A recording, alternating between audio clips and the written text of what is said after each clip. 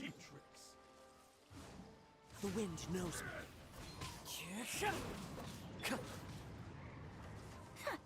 My apologies.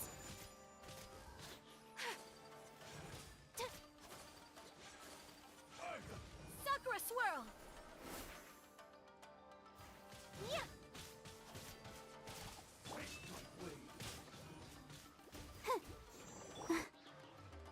Into the wind. Take flight. This isn't over. Cut down. I'll protect us. My apologies.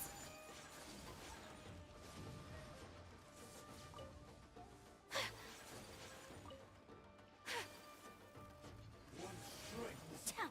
Yeah.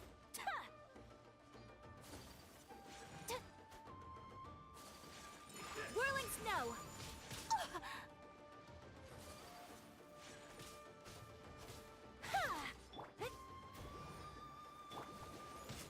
The wind knows me.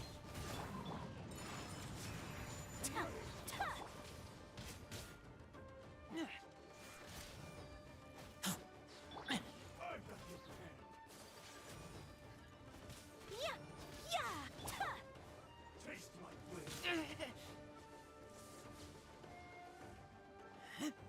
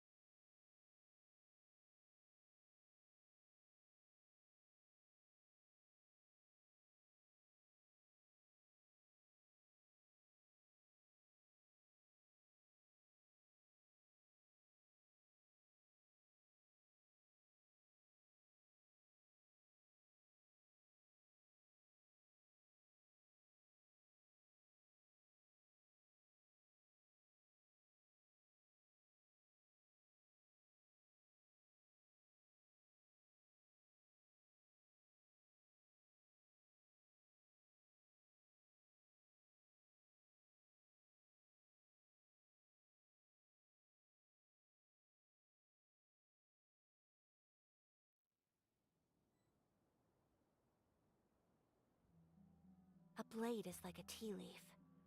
Only those who sample it many times can appreciate its true qualities.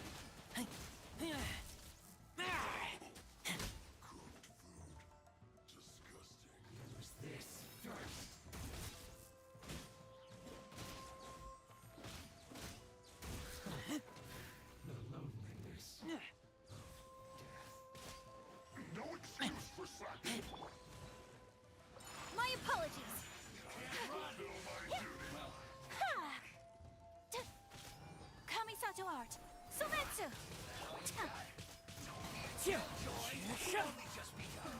dance. Looks like I went too far. Finished. La, la, la, la, la.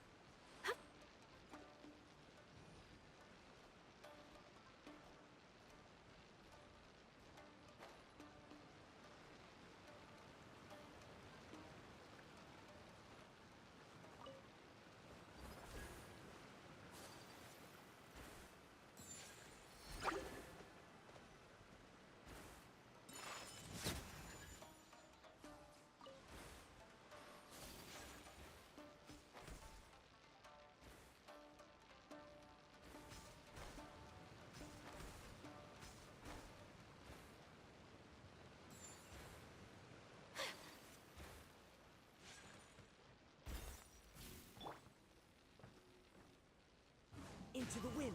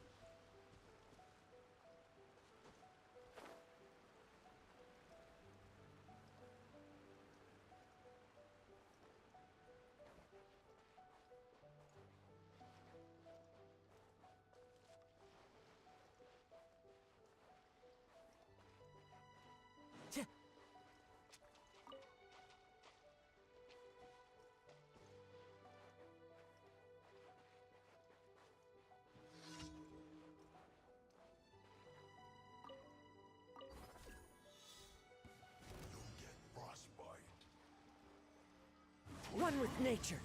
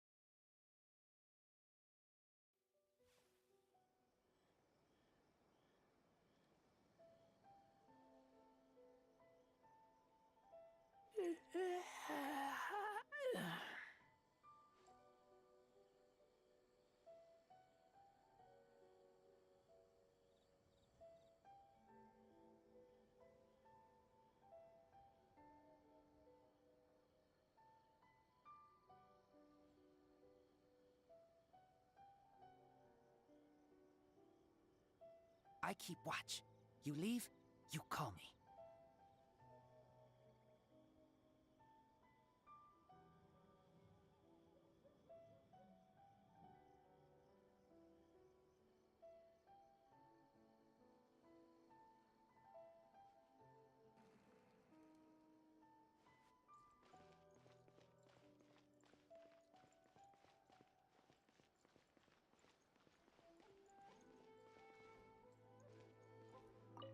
Ad Astra Abyssosk. Thank you for completing today's commission.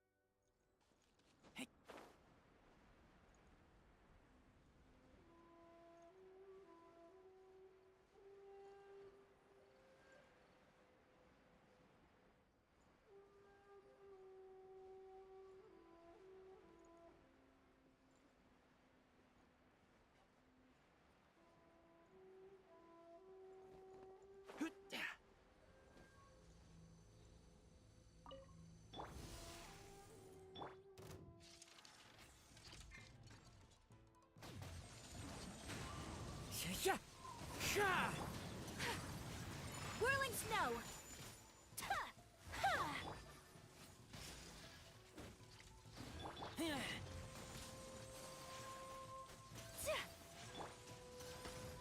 I'll protect us.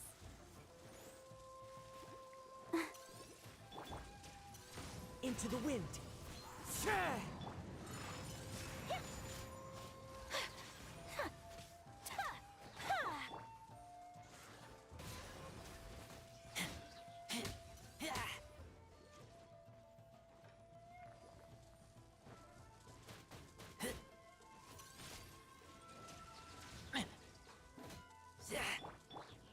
Take flight! Let the show begin.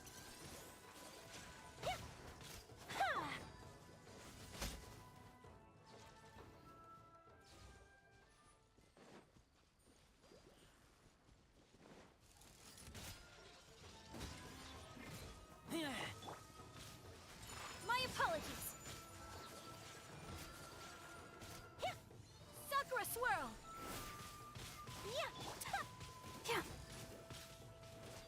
I'll protect us. One with nature.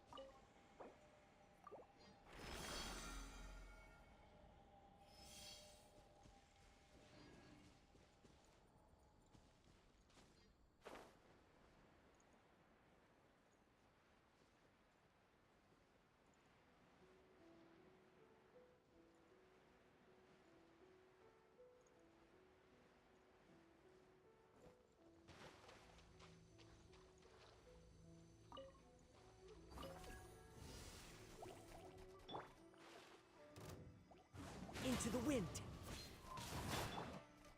Take flight! Ha! Yeah! Ta! Ha! Ha! Ta! Yeah!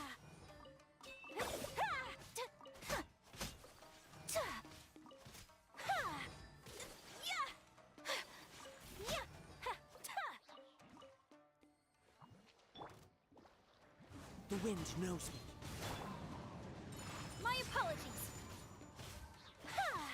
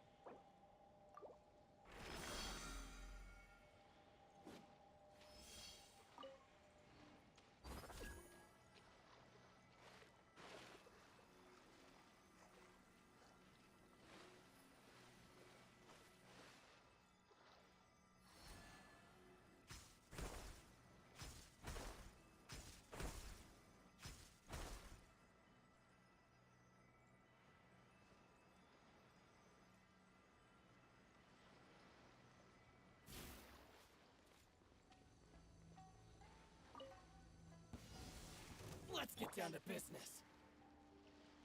Into the wind. Whirling snow! Ta!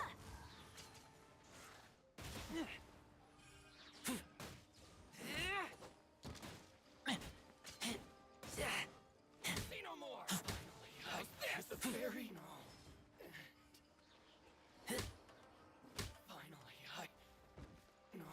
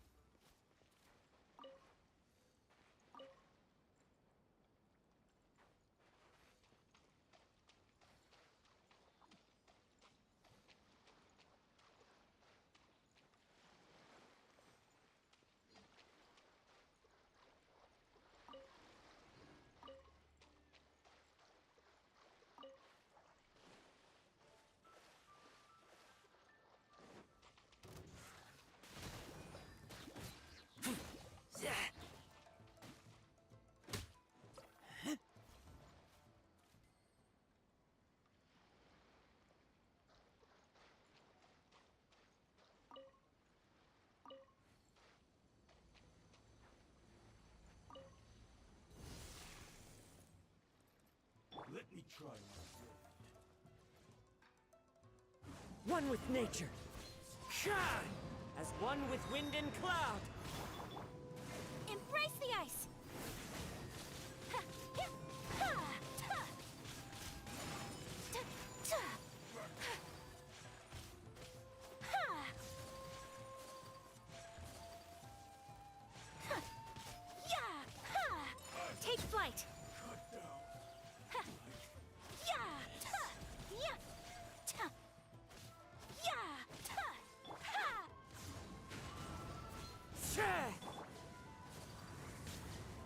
Ta! My apologies! Ha! Ya! Ya! I taste blood.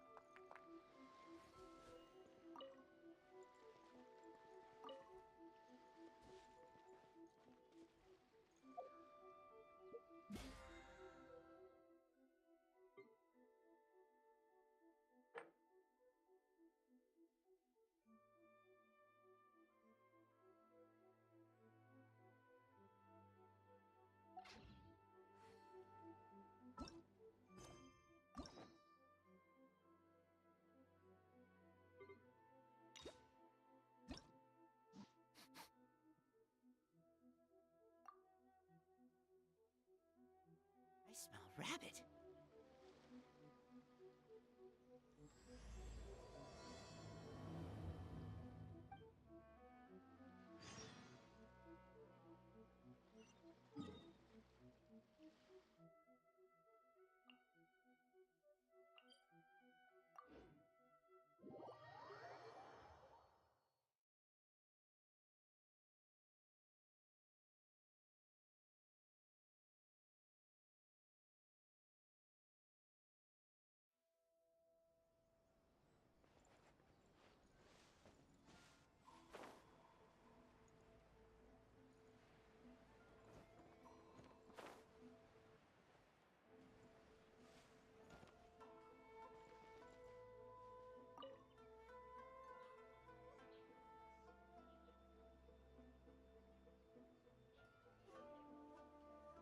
What if the Traveler is also unavailable? What am I supposed to do? Well, that's your problem. It was your choice to get into this mess. Oh, but fortunately for you, it appears your savior has just arrived. Hmm?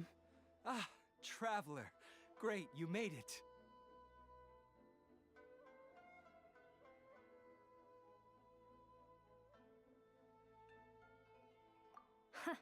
Well, it's not like you were ever really busy to begin with. Sango?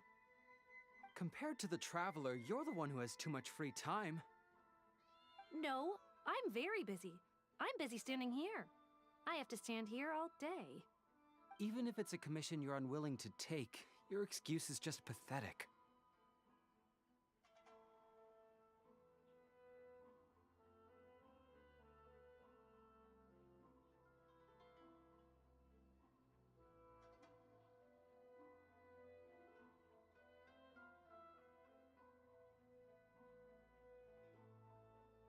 Yes, that's why I've asked you to come over.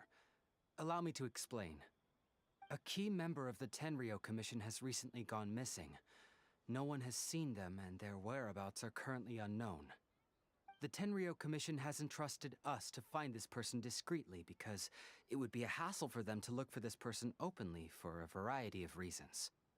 Their name is... Kujosara. That's right. The General has gone missing. If the General was really missing, the Tenryou Commission would have flipped Inazuma on its head by now. And do you think they would only commission us for a case like that? Please ignore Sango's nonsense, Traveler. In fact, the missing person's name is Shikanoin Heizo. He works as a special detective at the police station. Although his rank is merely a doshin, he is quite competent and held in high regard by the police station. Do they think he's more competent than me? We get that you don't want to help Sango, but could you at least try not to make things more difficult here? Sorry, Traveler. Even though I accepted the commission, as you can see, Sango's less than thrilled to be involved in this case. Nope, not even close. If you really want to know why, it's because I absolutely refuse to deal with that brat's nonsense. The only news that could make me happier than Shikanoin has gone missing would be Shikanoin has been missing for 100 years. Needless to say, Sango and Heizo have a bit of a history.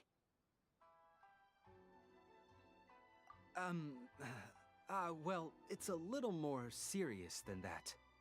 According to Sango, Heizo was an obstacle in her path to the Temple of Truth. Like a yappy dog that was constantly in the way. Even though Heizo has a unique personality, he's actually a nice guy. Really, I've learned a lot from him.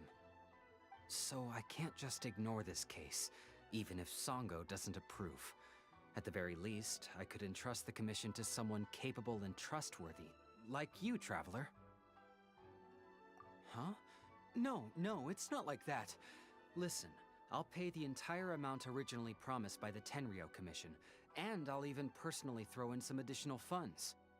I'm really hoping you can take this commission, Traveler. If Heizo truly is in danger, I know he'll be safer with you by his side.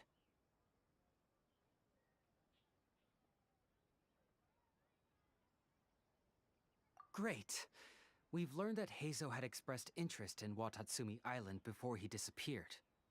During the war, he apparently carried out some mission on Watatsumi Island, and once the war ended, he made frequent visits to the island. I heard you have a good standing with Sangonomiya. I think it might be a good idea to use that as a starting point for your investigation. Well, that's about all I have to tell you. Oh, please take this commission letter from the police station. If you find Heizo, return there and report back to them.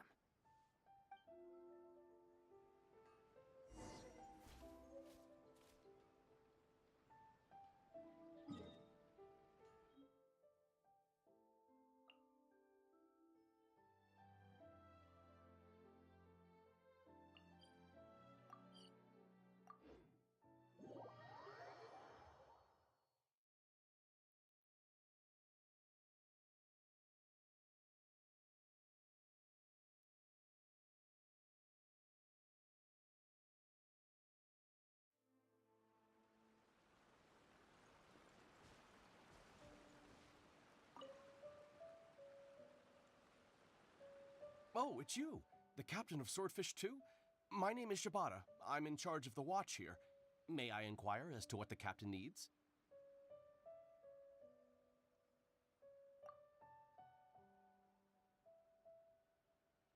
So his name is Shikano Heizo, huh?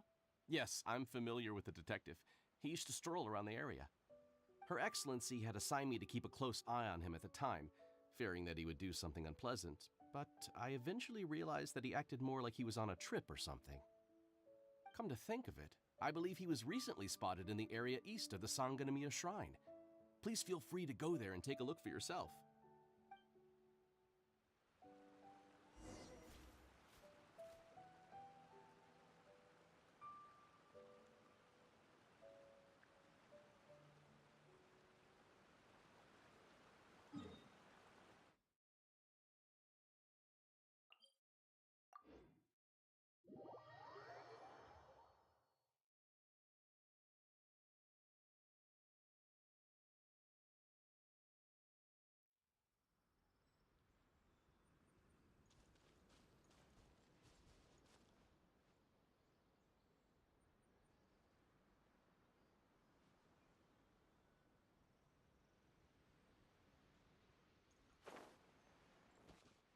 Come on, you guys. I'm nothing but a poor tourist with empty pockets. Please, you can just let me go. Just shut up and stay put.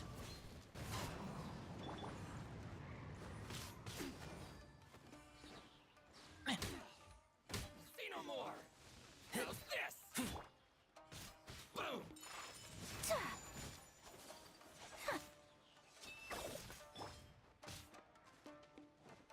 See no more! One with nature! To the fairy! Take flight! Ha!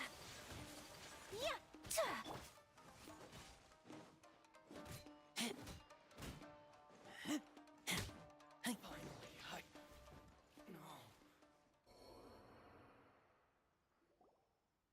Well, look who it is.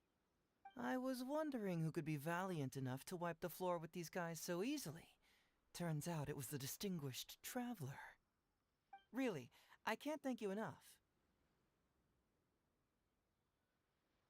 Of course I was aware of you long before you arrived in Inazuma. Though the Sakoku decree managed to keep the country locked up, it wasn't able to stop the incredible stories about you.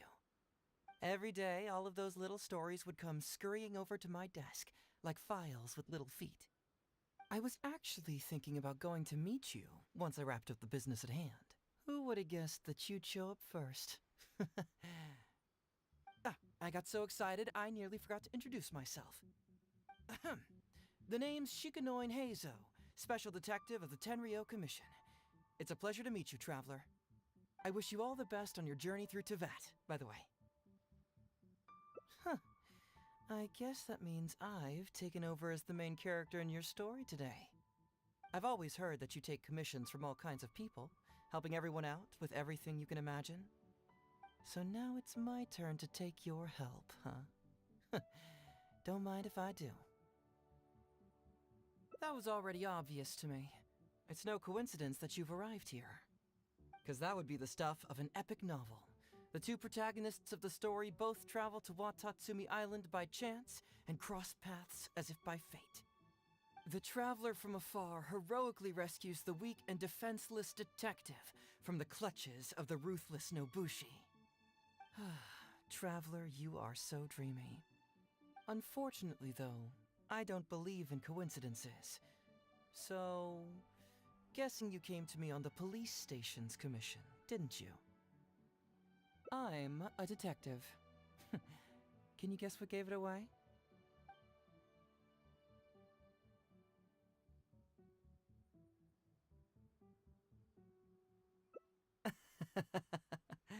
Sounds like you already have some ideas about the work of a detective. Let me ask you this. What's that your little sidekick is holding? If I'm not mistaken, it's a commission letter from the police station.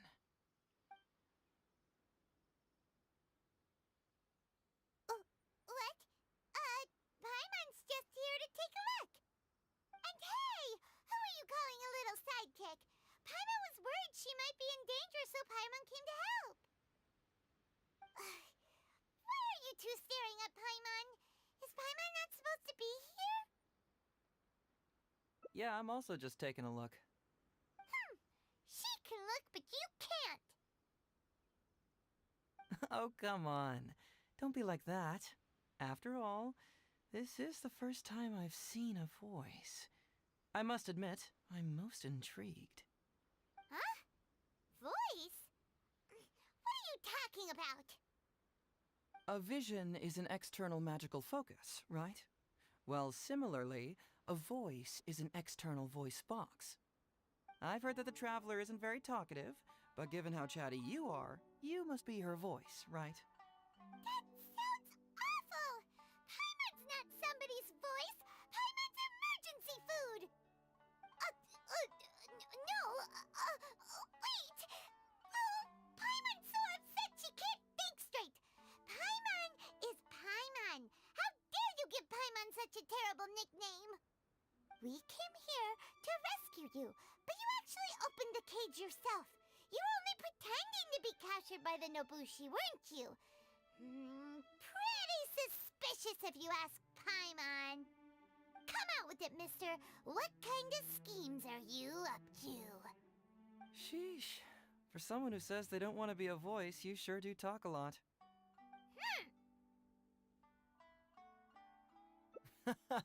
Well, let me think for a moment.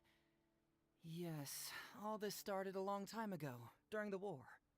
Kujo Takayuki, who was head of the Tenryou Commission at the time, had secretly asked me to investigate the military capabilities of Sangonomiya. But I had already grown tired of the guy for a while, so I simply treated the trip as a paid vacation. I had heard that Watatsumi Island is really beautiful. As for the mission, I thought I'd just come up with some random excuses or whatever when I reported back. But guess what? The first night I arrived on Watatsumi Island, I had a dream. The dream contained only one message, an echo resounding from the depths of the earth that kept ringing in my ears, saying,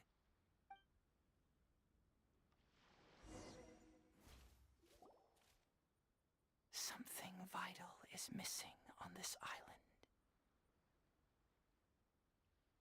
Isn't that bizarre? Something vital has gone missing on this island.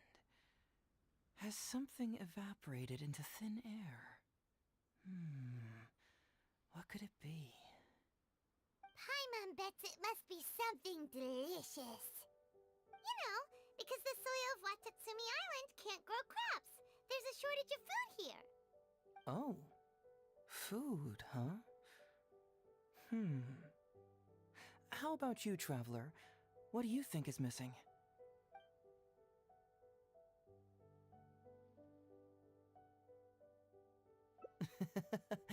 Perhaps Watatsumi Island doesn't value your little partner as much as you do.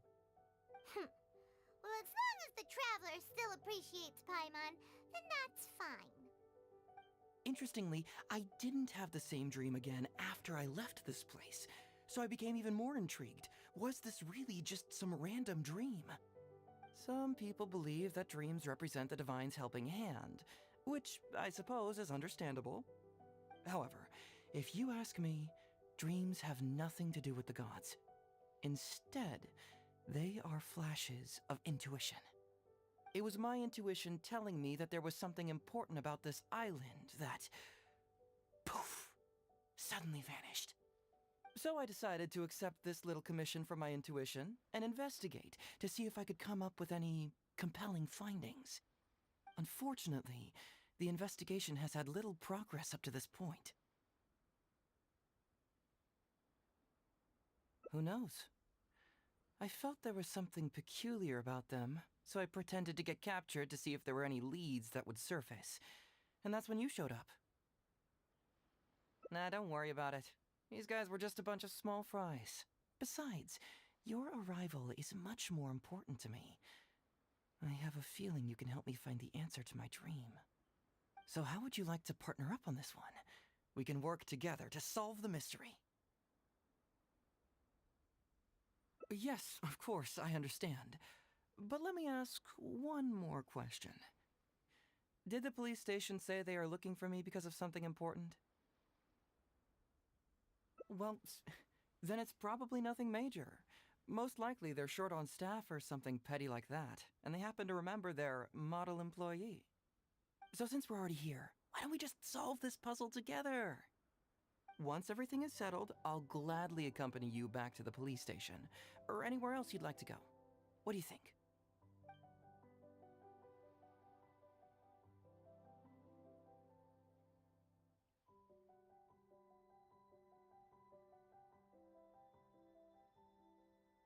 You really care about others, don't you? You'll make an excellent partner. Well, let's get started, shall we? First, we can search the camp for clues.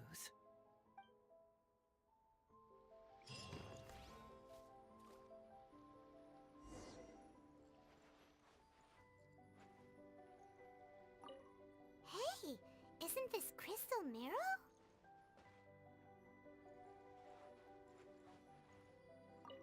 Ooh, what's the shiny thing? Oh, it's a Sango Pearl!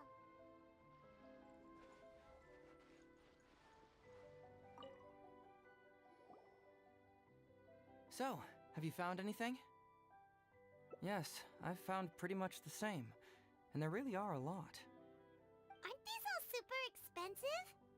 Oh, these must be the valuable things that went missing from the island! That's it! The Nobushi must have stolen them all! I don't know if I'd go that far. The Nobushi would be very hard-pressed to find many opportunities to get their hands on commodities like these. Huh? What do you mean? Did the Nobushi gather all this themselves? No, that's unlikely. Crystal marrow is a rare material for crafting weapons, and Sango pearls are an even more precious commodity. Here's what I think. Due to Watatsumi's poor soil, the island's economy is quite fragile and heavily reliant on the trade of these special resources. So, it's absolutely vital that they keep them under lock and key and well out of the Nobushi's reach. Which means they got lucky with a huge batch like this. My guess is they ambushed a caravan. If we go ask around the Sangonomiya Shrine, we can find out if there have been any recent instances of caravans being plundered. Perfect. I knew you'd be a huge help. Well, duh! The Traveler is Paimon's companion after all.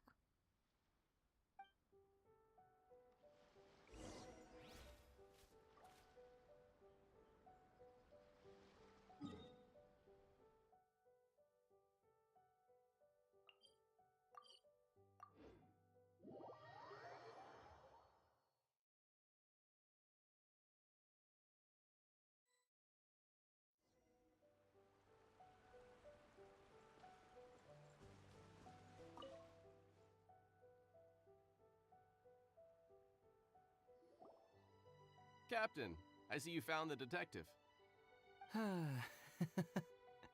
Watatsumi Island sure is a beautiful place. I don't think I could ever leave. You can stay as long as you like, granted you don't cause any trouble, that is. Her Excellency has stated that all friendly visitors are welcome. Incidents of stolen goods? Not that I'm aware of. Her Excellency has recently launched several measures to boost the economy, including the development of trade routes and establishing our own caravans. Troops have also been deployed to protect them, so it is only reasonable to assume that the current trade routes are already very safe. Any looting or theft would be practically unthinkable.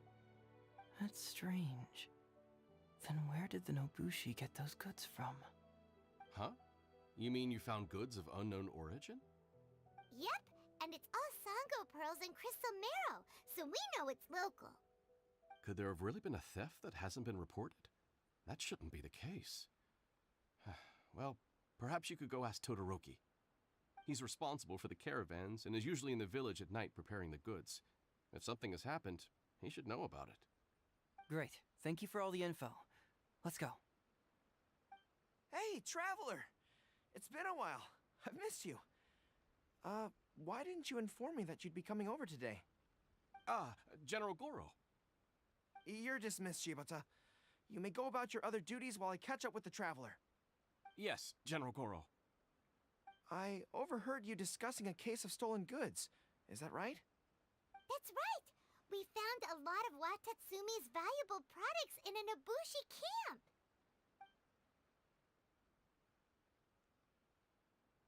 I see. So you've come to ask if we know of any relevant cases. Well, I'm ashamed to say that, yes, the caravans have been plundered. And not just once, I'm afraid. We had already dispatched additional forces to protect the caravans, yet the crooks still managed to get away with the goods. And you're concerned that if this kind of news were to get out, it would undermine the confidence of other caravans. So you didn't make it public, and instead kept the news to only a select few. That's correct. I never expected you to be so concerned about Watatsumi's affairs, Detective Heizo. Just a force of habit, really. As a detective, I notice these kinds of things. Oh, so you two already know each other? Actually, I've only heard of Detective Heizo from the soldiers' reports. We've never met in person. Ah, darn it. You're right. Now that you mention it, I've been on Watatsumi Island all this time and still haven't properly introduced myself. Man alive, please forgive me. It's a pleasure to meet you, General Goro. I'm Shikanoin Heizo of the Tenryo Commission. Yes, it's a pleasure to meet you too. I'd like to express my gratitude to you for stepping in and helping recover those goods. Ah, don't mention it. You never know what you'll find when you're out for a stroll. But if the source of the problem is not addressed, I'm afraid this sort of situation will continue cropping up for you. Yes, of course. Not only have we reassured the affected caravans, but we also dispatched personnel to investigate the culprits. The reports indicated that the stolen goods were being delivered to a merchant of the International Trade Association named Godot. It all seems pretty unusual. We suspect that there are bigger players behind Godot, and that their target is none other than Watatsumi Island's valuable resources. But unfortunately, it would be difficult for us to investigate further, given that... Given that, Rito, the island where the International Trade Association is located is not part of your territory, yes. They have cleverly picked their base of operations. I can see you catch on quickly, Detective Heizo. It's my guess that you're telling us this because you're going to ask us to assist you in finding who's behind all this, right? You're always thinking one step ahead. Yes, those were exactly my intentions. And of course, we will prepare a generous reward for you. The recent end of the war, trade and commerce have now become an important component of Watatsumi Island's development. Ensuring safety of the trade routes is critical, and we can't afford any further incidents. So, will you please help Watatsumi Island, Detective Heizo? I'm willing to assist, but it all depends on what she wishes. Great! With both Detective Heizo and the Traveler on the case, I'm sure it'll be solved in no time. The situation is now in your capable hands. I look forward to hearing your report when you get back. All right, we'll take care of it. Traveler, let's go discuss where to head from here.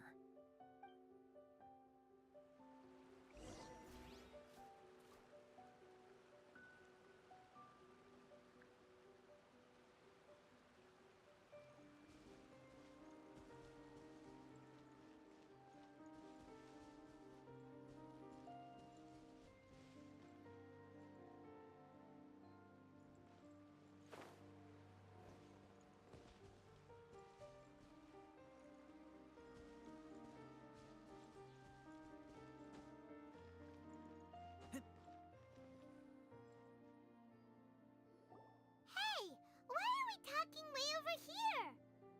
Oh, you're not trying to get away from Goro so he can't overhear us, are you? Very perceptive. Seems even Paimon has her moments. Let me ask you, do you believe in intuition? Huh? Intuition?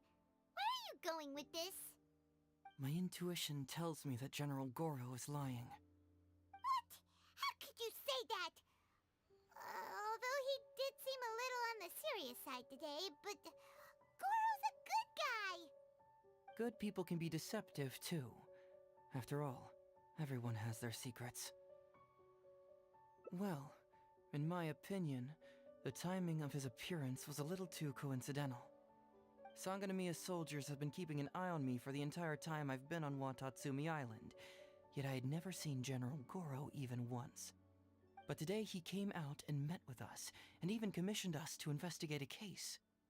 Maybe that's because the Traveler is here today, and Goro thinks she's more capable. Really? Huh. Then that makes things even more peculiar. If there are powerful players behind this case, and he needs to draw upon external support, then he should have taken action sooner rather than wait until today. A more plausible explanation is that the items we discovered are linked with some unspeakable secret, and he had to intervene to prevent us from digging any deeper. Then he put up a smokescreen to mislead us. I surmise that investigating the Merchant Godot on retail will yield no results. Whoa, are you serious? But this is all just a hunch you have, right? Actually, there is another key factor behind my reasoning, though you may not believe me. I sense something special about Goro. Something special? Yes, whatever is missing on this island, I sense it in him. Whoa! Hold it right there! Are you saying Goro's a thief? As in he took something valuable? It's not that simple. I can't fully explain it. It's just my intuition.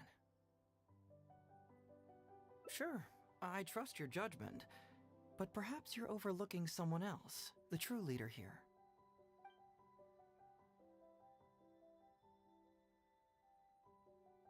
It's simple. We should just investigate whatever it is they're trying to hide from us. And what were we planning to do just before Goro showed up? Oh, we were going to talk to the leader of the caravans. Yeah, someone named Todoroki. Bingo. There's no time to lose. Let's go talk to this Todoroki.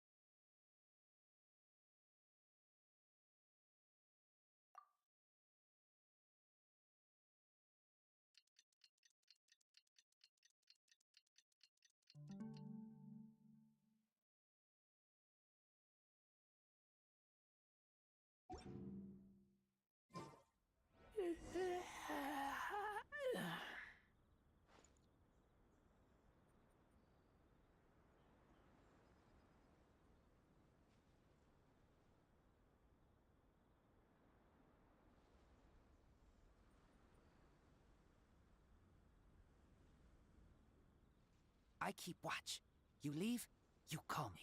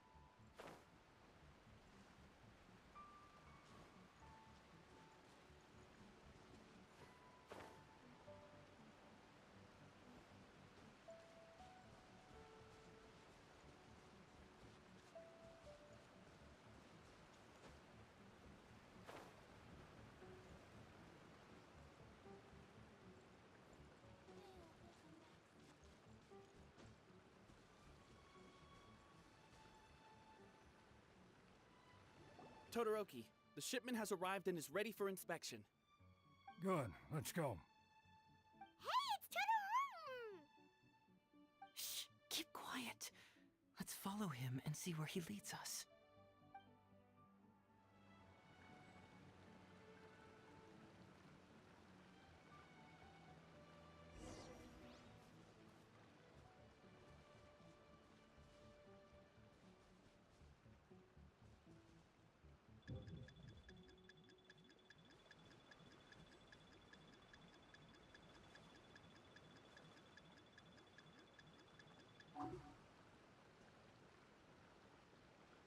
Man alive. We strayed too far and now we've lost him.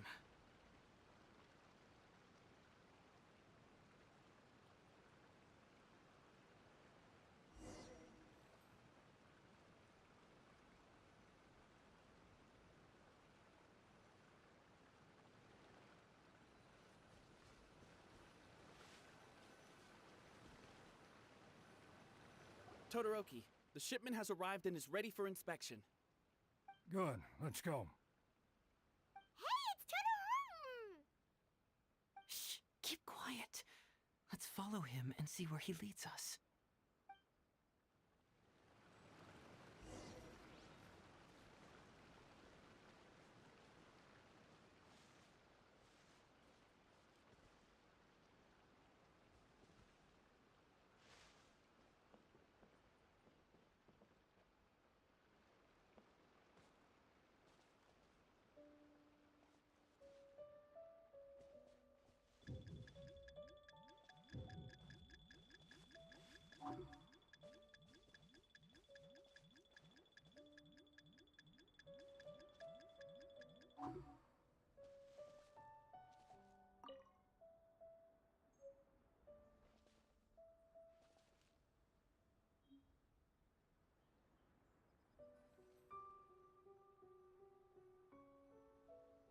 Your intel was spot on. When we arrived, the Nobushi were all still asleep. We captured them all, and the goods were retrieved and brought back here. I'll take a look. Everything seems in order. Good work. It's nothing. Thanks to the efforts of your caravan, the price of grain in the village has decreased. That's right. And who would have thought that the injuries we sustained during the war would have such a lingering effect on our bodies? But thankfully, you also brought back some life-saving medicine. Things are improving thanks to the help from those up top. Oh, by the way, what is the state of the village's inventory? Make sure that it's confirmed tonight. I have to leave tomorrow morning after I go to the Sangonomiya Shrine and get instructions from General Goro. Don't worry. We've already prepared the list. Just follow us. Huh? The soldiers from Sangonomiya seized the Nobushi's stolen goods? But didn't Goro say all the stolen goods were headed to the International Trade Association? And Todoroki said he'll get instructions from Goro tomorrow. Interesting. It appears these seized goods were never stolen. There's something else behind all this. Now's our chance to look around and see if we can find any leads. Glaze lilies? What are these doing here? Shouldn't it be crystal marrow or something?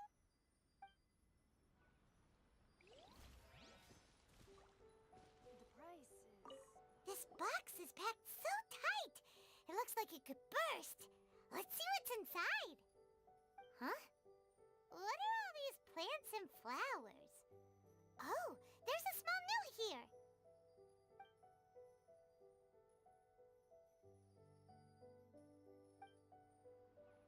General goods, handy and cheap. Whoa! Genshin? Paimon was expecting to find Sango pearls.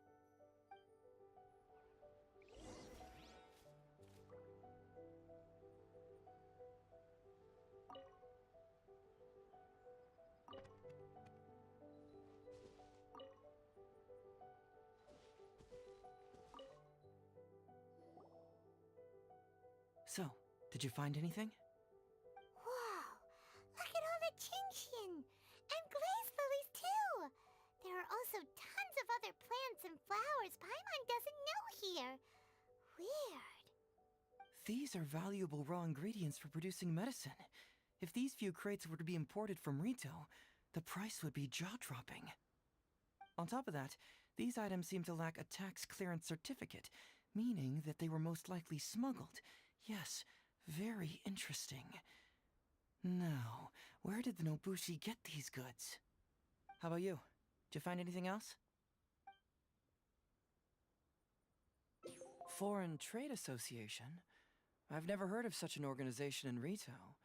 And if it's regarding foreign trade, then smuggling is an even more likely possibility.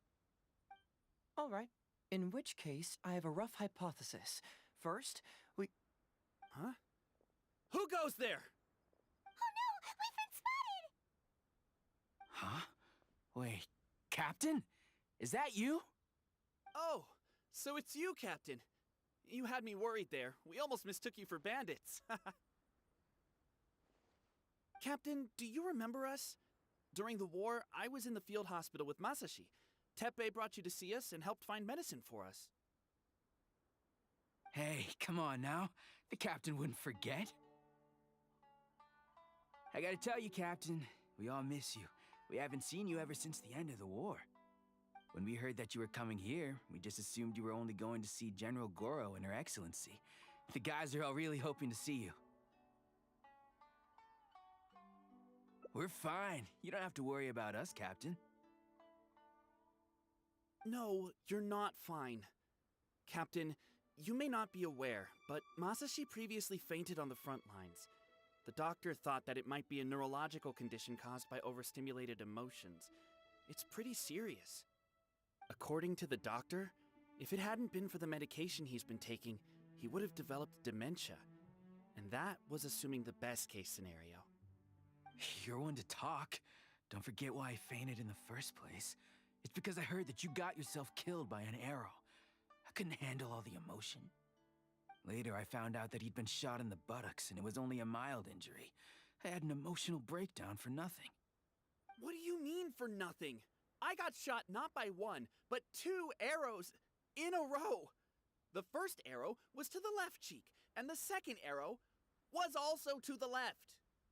And because the arrows were poisonous, the wound still hasn't completely healed yet. I have to apply ointment every day, and I'm constantly worried it might reopen while I sleep. Look on the bright side. At least we're still alive. Yeah, I suppose you're right. But enough about us. What brings you here, Captain? These goods were all seized from the hands of Nobushi and treasure hoarders. Todoroki was the one who provided us with the intel. He mentioned there were bandits here and there, so we went and took care of them while also confiscating the goods. By the way, Captain, you still haven't met Todoroki, have you? He's the one we're working for now. Her Excellency recently announced plans to stimulate the economy and created the caravans, with Todoroki at the helm. Yeah, he's proven to be quite capable. Even though he was just a farmer before, he's now successfully running the caravans. And his 2 sons are also our brothers in arms. Both received a special Medal of Honor from General Goro, which is quite remarkable, don't you think? So, as injured veterans, we've been reassigned to Todoroki. He's the one who gives us orders and pays our salaries now. What do they call that again? It's called changing careers, dummy. Ah, right. Changing careers. Anyway, I think the whole caravan thing is wonderful. Our region wasn't very prosperous to begin with, and the land can't grow any crops. We have to pay a hefty price just to get basic food from outside. I can't even imagine trying to maintain and feed an army like we did during the war. I see. I think I understand the general situation now. May I ask where the apprehended criminals are? Oh, and you are? Ah, I see. The captain's friend. It should be okay to tell you then. We apprehended all the culprits and escorted them to a temporary location not far from here. Unfortunately, Masashi and I have other duties tonight and won't be able to take you there. Why don't you wait for a moment and I'll find someone else to show you the way. I'm pretty sure I've already got a grasp on what's going on. All I need now is to confirm it with the apprehended bandits. Let's go.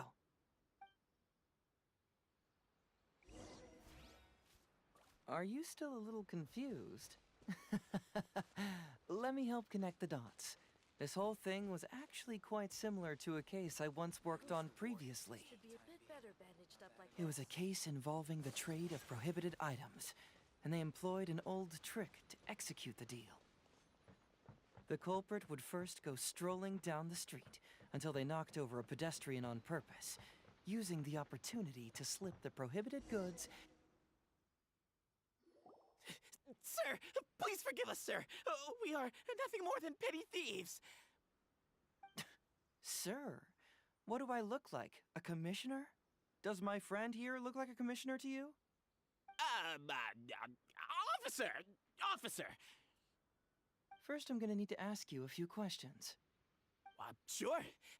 Go ahead, ask anything. The soldiers discovered many valuable goods in your camp. The goods don't appear to be from around here, so the question is, where did they come from? Oh, the goods? Right, we picked them up at the beach. You picked them up? Well, no, we, actually stole them. Be honest now. Tell me the whole story. Yes, sir. I mean, officer. We took those goods from a small merchant ship just off the beach, but we didn't exactly steal them. You see, the ship's guards all took off running the moment they saw us. They abandoned the goods, and we simply came and picked them up. But next thing we know, a group of soldiers arrives, and we're all apprehended. Talk about bad luck. We didn't even have a chance to stash away the goods before we got caught. You say that the merchant ship's guards fled without putting up a fight. You expect me to believe that? You just assumed they were scared witless and didn't have the guts to fight. I'm not bragging or anything, but our boss is pretty intimidating. With his massive muscle and strength, he could scare anyone. You really expect us to believe all this? No, you gotta believe me. Just the other day, we scared off an entire squad of soldiers. When they noticed us, they went running and dropped their goods. I swear. I still remember seeing tons of Sango pearls and crystal marrow in that load. All nice and shiny, too. Whew, it was amazing. Unfortunately, a bunch of pirates came later and snatched those goods. It just happened that our boss had diarrhea that day and couldn't hold off the pirates. This luck of ours. Wait a tick? Pirates? Yep, no doubt about it. They came on a massive ship, and their captain was a pretty lady with an eye patch. We had no idea how powerful she was. It was like boom, boom, thud. Only took 3 hits before she knocked out the boss. A pretty lady with an eye patch? Oh. Does this description remind you of someone, Paimon? No! anyone. Okay. And how about you?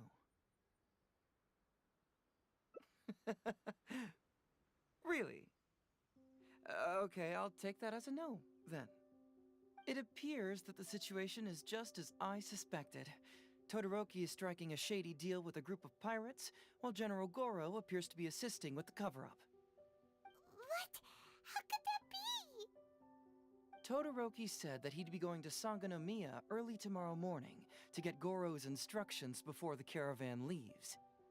Now is the time to address any doubts you may have. Tomorrow morning will be our moment to confront them. Hopefully, my final question will be answered then as well. The question of what important thing this island is missing.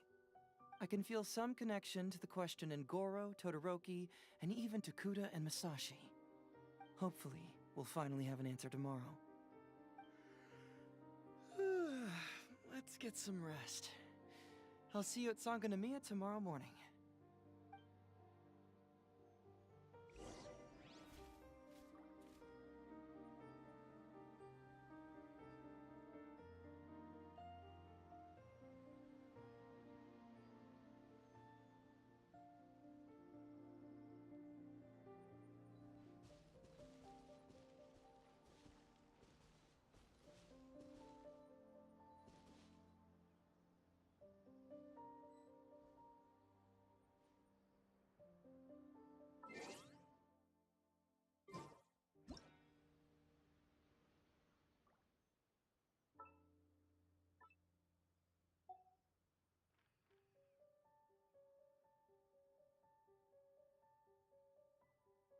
So this is a day in the life of the traveler. I'm learning more about you all the time.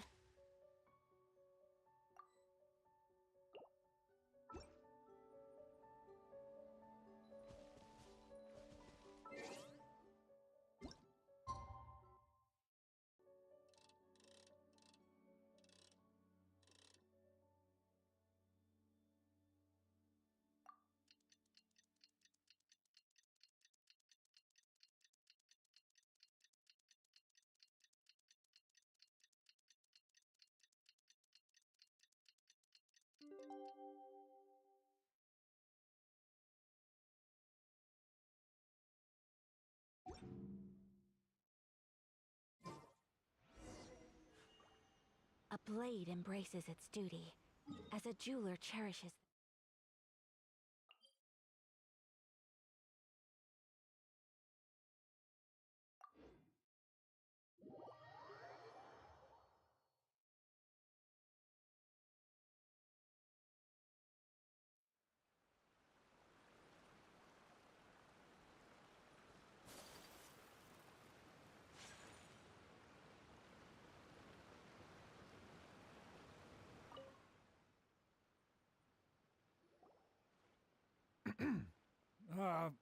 Who are you?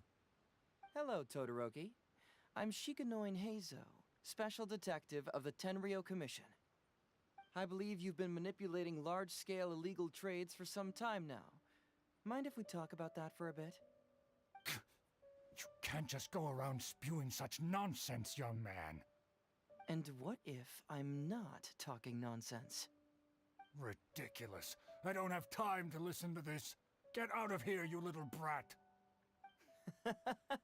I know I'm on the younger side compared to you, Todoroki, so I'm sure you must have heard the old saying. Off the scale, some goods only weigh a couple pounds, but on the scale, they weigh more than 1,000. So the question is, do you want to put your goods on the scale or not? What are you trying to say? Well, nothing. All I want to hear is you personally confirming what we already know to be the truth. Masashi! Tokuda! Arrest these people! Huh? Todoroki, what's wrong? Who dares to cause trouble at Sangonomiya Shrine? Huh? Wait, it's... Captain?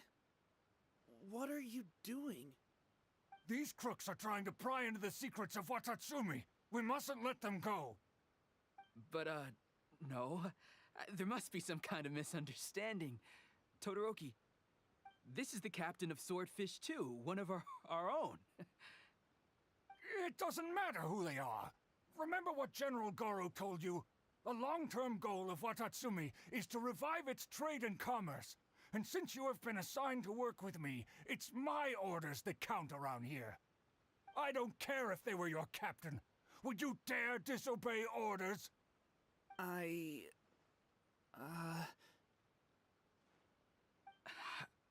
What do we do? Well, what are you waiting for? All right, I see how it is. If you two won't do it, I will. I really hoped it wouldn't come to this. But here we go. Wait! Everyone, stand down! General Goro! You're here. My apologies, Traveler, Detective Heizo. I wasn't telling you the truth. Todoroki, the Traveler here is the hero who saved Watatsumi Island. Without her, Watatsumi Island would never have found the peace it has today. We mustn't raise our weapons against her. How could you be so naive, General Goro? If we let them go free, then who's to say the Shogunate won't come after us tomorrow? If the Shogunate decides to investigate, we won't be able to hide the truth. I wouldn't allow them to take you, Todoroki. Let's not kid ourselves. If going to jail could solve the problem, I would go and turn myself into the Tenryou Commission right now. The question is, what are we going to do with the goods? Will you be able to keep them? Not to mention the chance of astronomical fines. Can you afford that? Goro, we both know that Watatsumi Island is a barren land. Plant 100 radishes here and maybe only 3 would grow. And those 3 combined would still be smaller than just 1 carrot imported from elsewhere.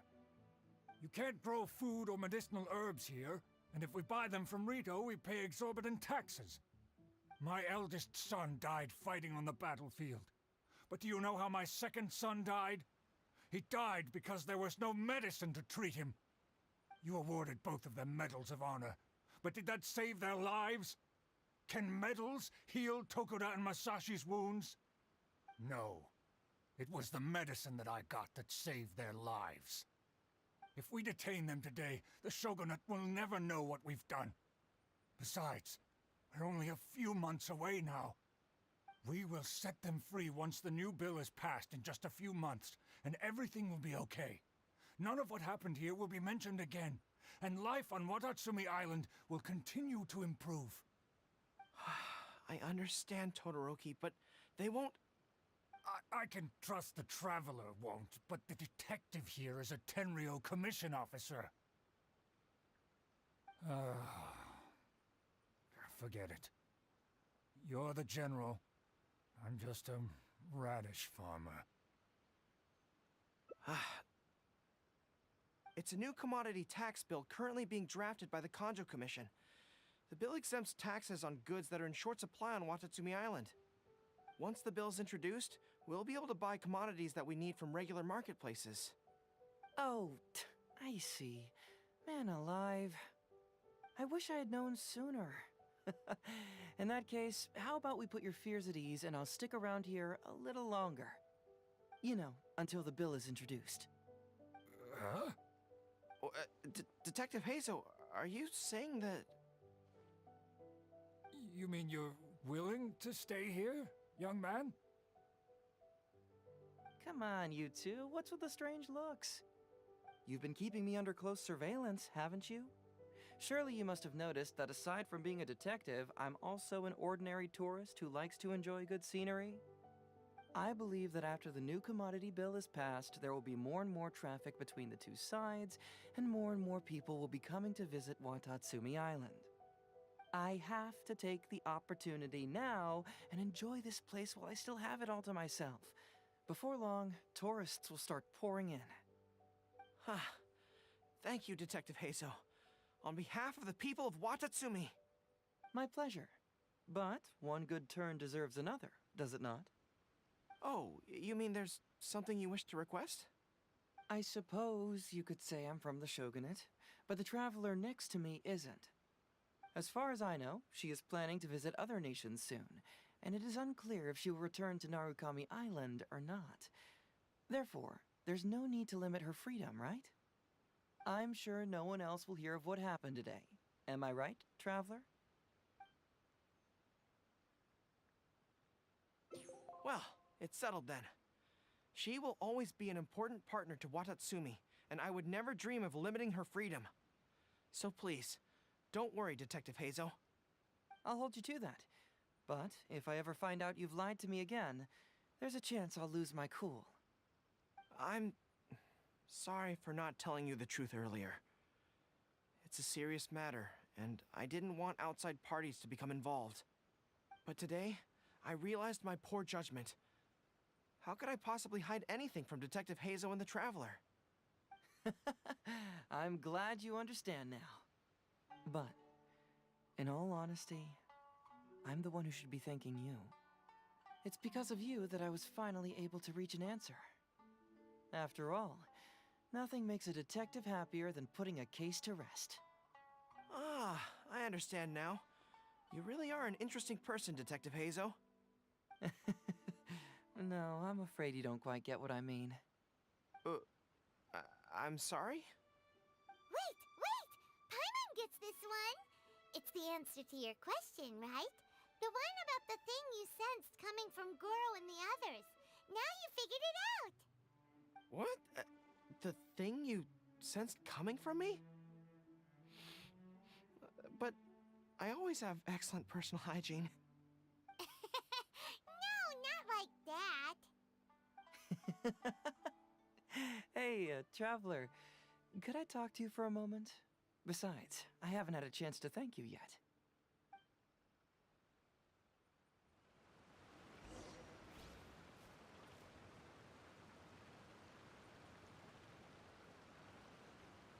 Is Her Excellency recharging again?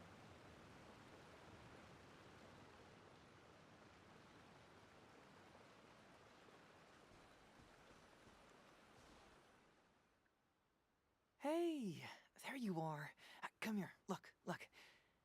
It's beautiful, isn't it? Watatsumi Island. It's remarkable how such a barren land can give life to such wonderful and stunning scenery. To be honest, I am grateful to you for this trip. Before you arrived, I was running around like a headless chicken. Even if I happened to find out what was going on here, I wouldn't have been able to uncover any concrete information without you present. I'm just sorry that I promised I'd accompany you back. It appears that I won't be able to do so for the time being. So please, cover for me in the meantime, okay? It's all in the past now. Let's just chalk it up as an intriguing experience I had on my trip here. Besides, that's not what I wanted to investigate anyway.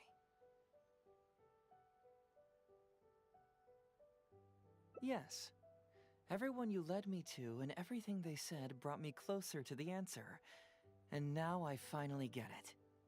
Watatsumi Island is an ancient land where the soil is poor and many crops do not grow because it's lacking a certain thing.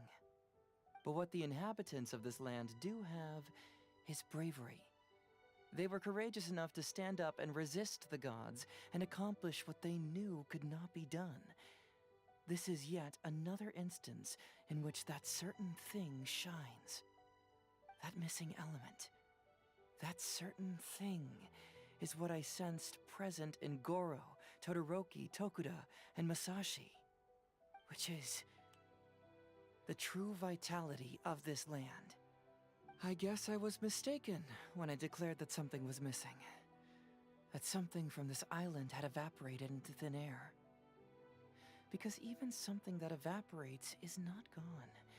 It's still there, just in a different state of being. When water is heated by fire, it evaporates and eventually finds its place in the sky. Similarly, when the land was harmed, its vitality evaporated and eventually found its place among the inhabitants. This is the final answer I've been searching for. Anyway, thanks again. You know, even though we just met, I wish you could be my partner all the time. Call me greedy, I guess. Of course, I know that's impossible. You have your own journey to complete. So I'll just keep doing what I can, hopefully keeping my memories from evaporating safe and sound in my mind. That way, I'll always be able to remember these beautiful things. The beauty of Watatsumi Island, the people who are full of life and vitality. And you two, who were by my side.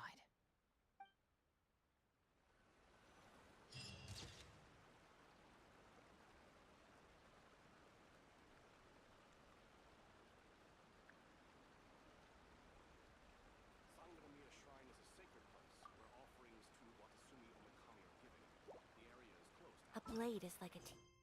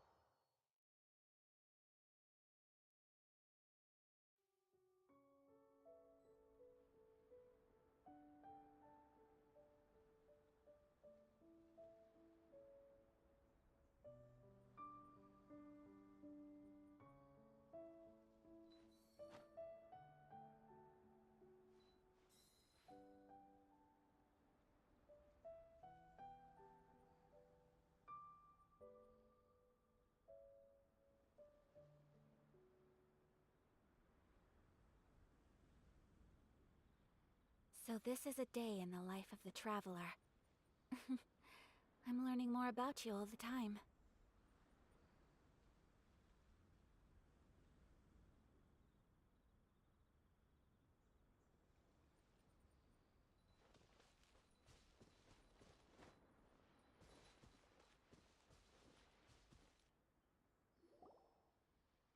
Something vital is missing on this island. Isn't that bizarre?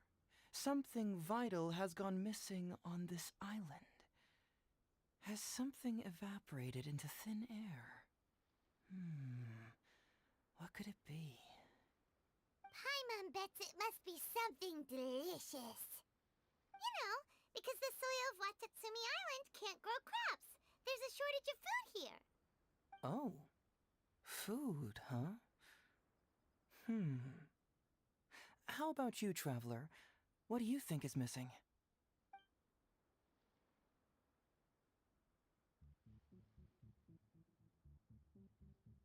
See, no, I thought so too. But after that, I had the same dream over and over again. Interestingly, I didn't have the same dream again after I left this place. So I became even more intrigued.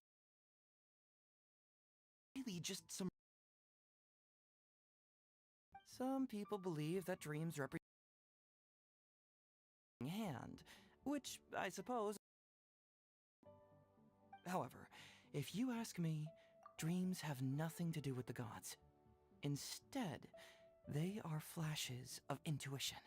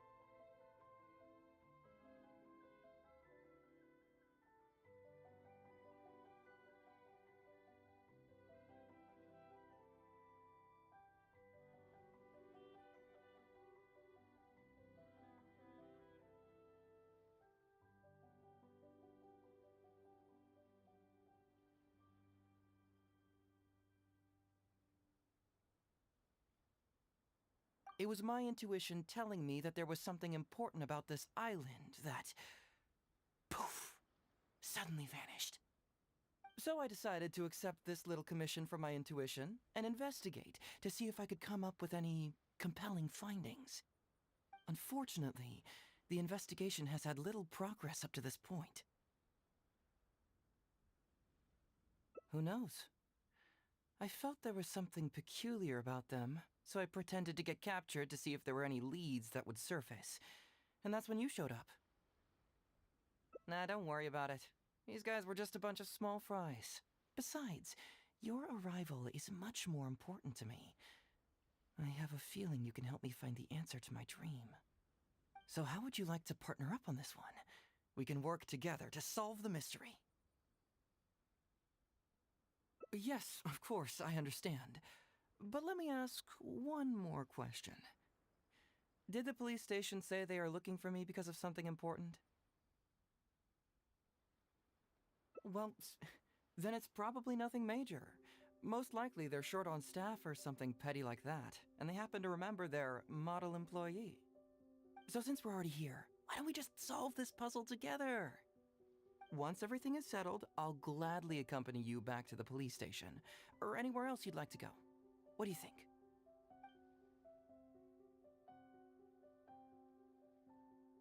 Ah, what a sterling example of dedication.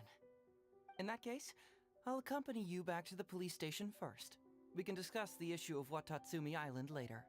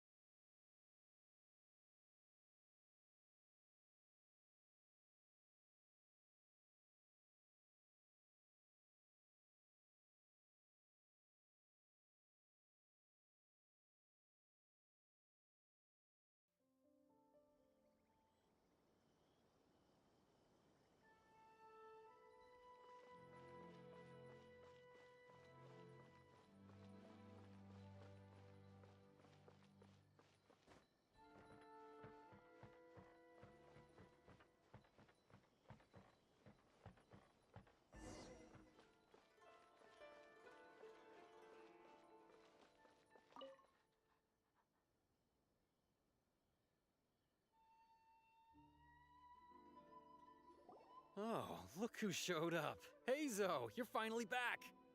Listen, if you took any longer to come back, everyone at the police station would be toast. You say that every time I come back, Uesugi. However, something does feel a little unusual about the police station this time. Come on, would I ever lie to you? Madame Kujo-Sara is here, and she's on the warpath, so be on the lookout. What's that lady doing here? Doshin Shikanoin, I see you finally returned. Please, enlighten us. What have you been doing recently? Okay. I was just out investigating a case. Don't give me that. I checked the records here. You didn't take any cases. Actually, it's a case of personal relevance to me. These two can attest to that. Traveler? Paimon, what are you two doing here? We're the ones who brought Hazel back. Brought him back? Can someone please explain? Well, Madame Kujo-Sara, because we couldn't locate Doshin Shikanoin, we commissioned Detective Ryuji from the detective agency. Shortly after, Ryuji returned to tell us, that he had given the commission to the Traveler, and then... Ugh, it used to be that the Tenryo Commission assisted others with disappearances, but it seems these days others are now assisting us. You've done it this time, Shikanoin. I think I've really seen it all. I mean, is it really so unusual for officers and citizens to assist one another? kind of weird, but it was definitely an investigation. He even pretended to be captured by Nobushi and treasure hoarders. Oh? Is that so? Well, since you are testifying for him, I suppose I won't ask any more questions. But since you're here, I have an extra favor to ask. I'd like you to be Shikanoin's temporary supervisor. It'll be your duty to ensure that he handles his case properly, and that he doesn't disappear and neglect his work again. I'll be sure that the police station prepares the appropriate compensation. Oh, yes, Traveler. I'm sure we'd all really appreciate it.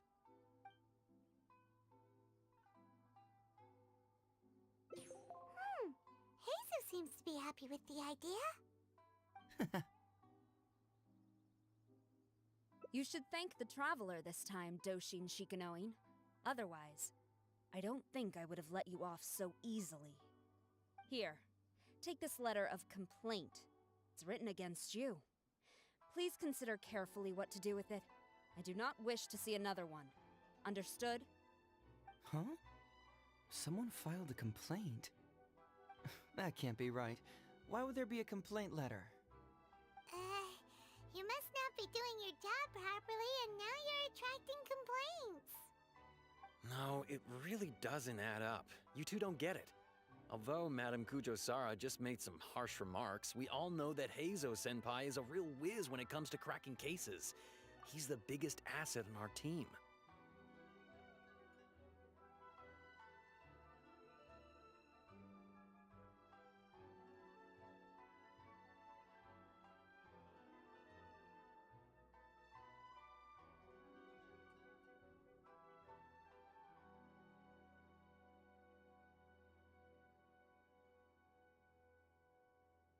Several leaders have risen through the ranks as a result of his achievements. He's definitely no slacker. Then he must have gotten himself into some kind of trouble. Well, let me see what's the deal here. Oh, and since you agreed to be my temporary supervisor, you'll find the desk where new case files are kept right over there. Would you mind helping me check what cases I need to deal with?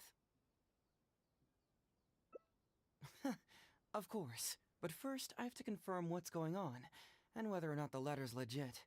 Please, have a look at the case files first.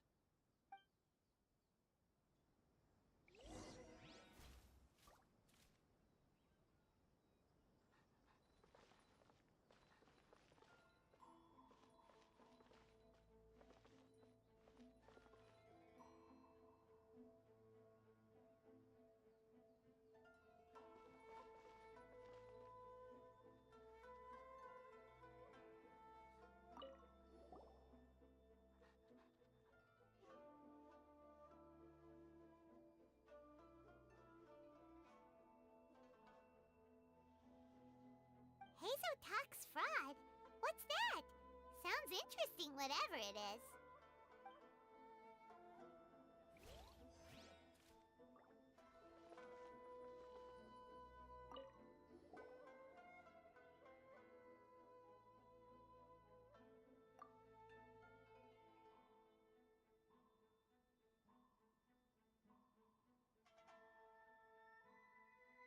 What? Not him again.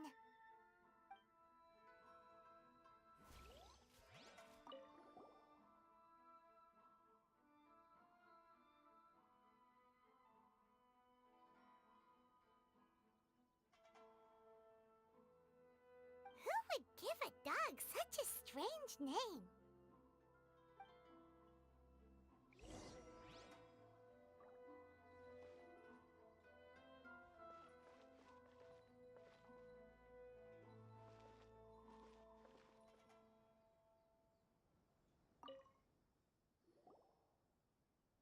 So, have you gone through the case files?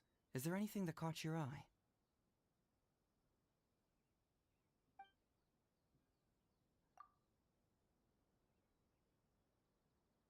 Oh, have they approved it already?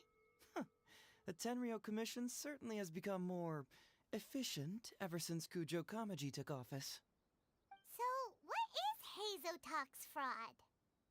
It's an anti-fraud public awareness event. Basically, Think of it as a short play about fraud. We'll get a few people to perform an entertaining drama in order to raise public awareness about the issue. Ooh, so it's a play? Paimon likes the sound of that.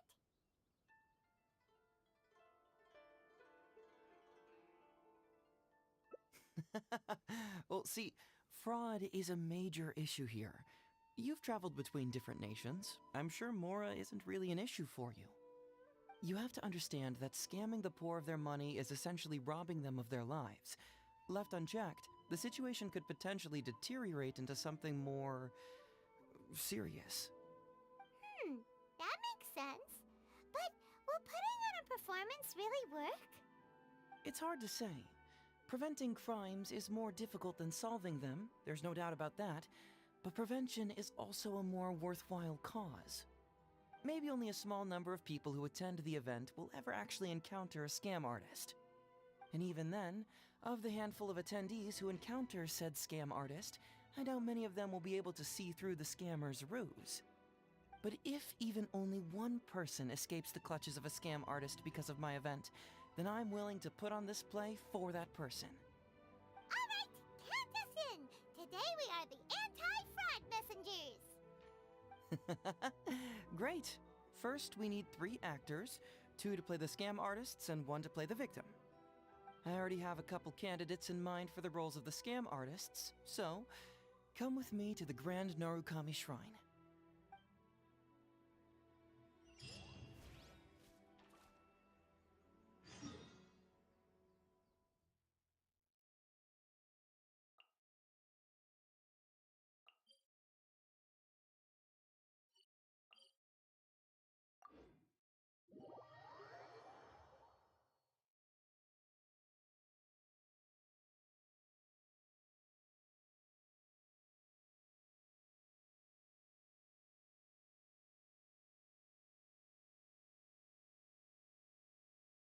Ooh, if we're going to the Grand Narukami Shrine, are you planning to recruit Miko for your play?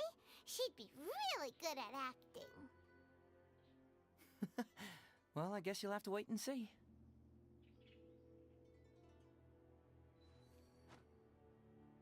Talk to the Electro Archon whenever you are troubled. What? Another bad one? No, let me try again.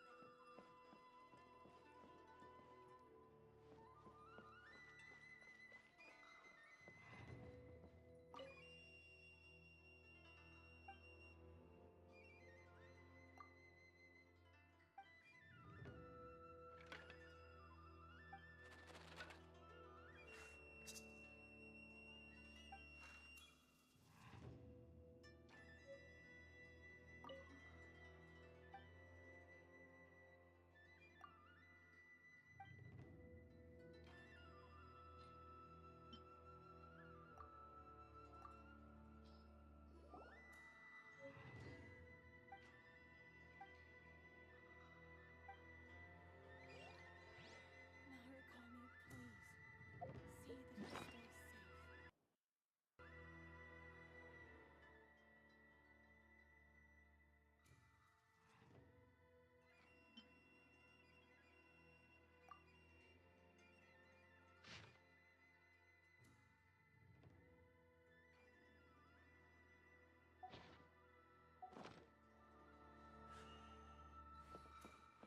Protection of the Electro Archon. May the blossoms of the sacred Sakura bloom eternally.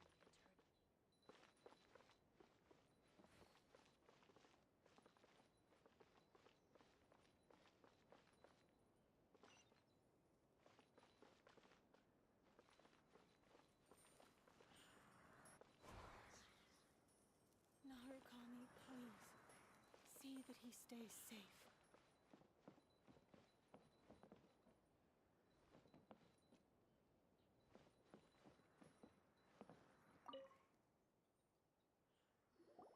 Hey, Zoe, what are you doing here, you little brat? Oh, and the Traveler, too. So, I assume you're here to see Lady Yae? Hey, come on, cuz. Maybe I'm just here to see you. play your little games with me.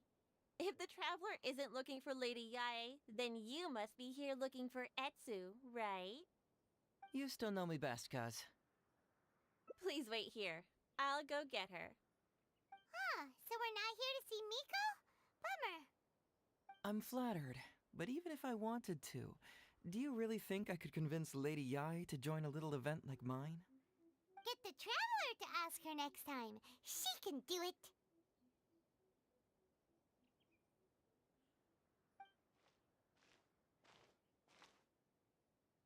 Well, hello, Detective Hazo.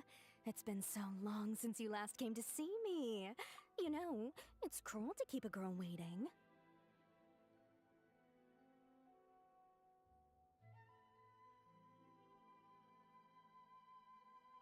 Hey, community service isn't all bad, is it?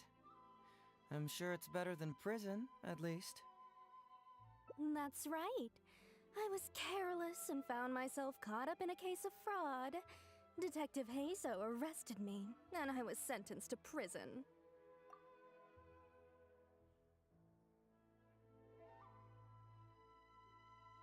For the record, I'm not the one who technically arrested you.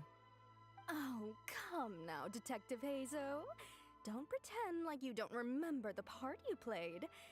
You have a cold heart, Detective. Colder than an icicle in the middle of winter. How would those Doshin have nabbed me if you hadn't provided evidence of my involvement and whereabouts, They were so bland and functional. Not like you, Detective. When you took me down, you knew exactly what you were doing.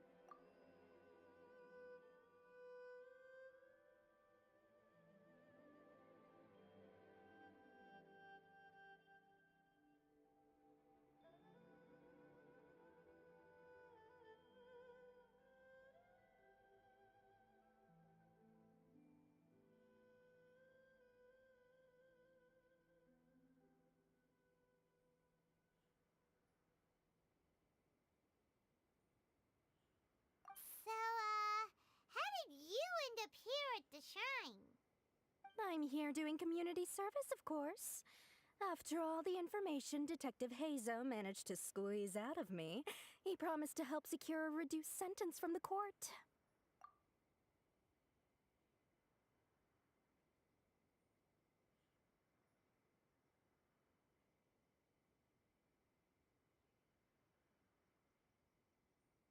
But in the end, they hardly reduced my sentence at all. Even after serving a lengthy prison term, I am still required to perform community service. I have to spend the entire day sweeping leaves or wiping floors.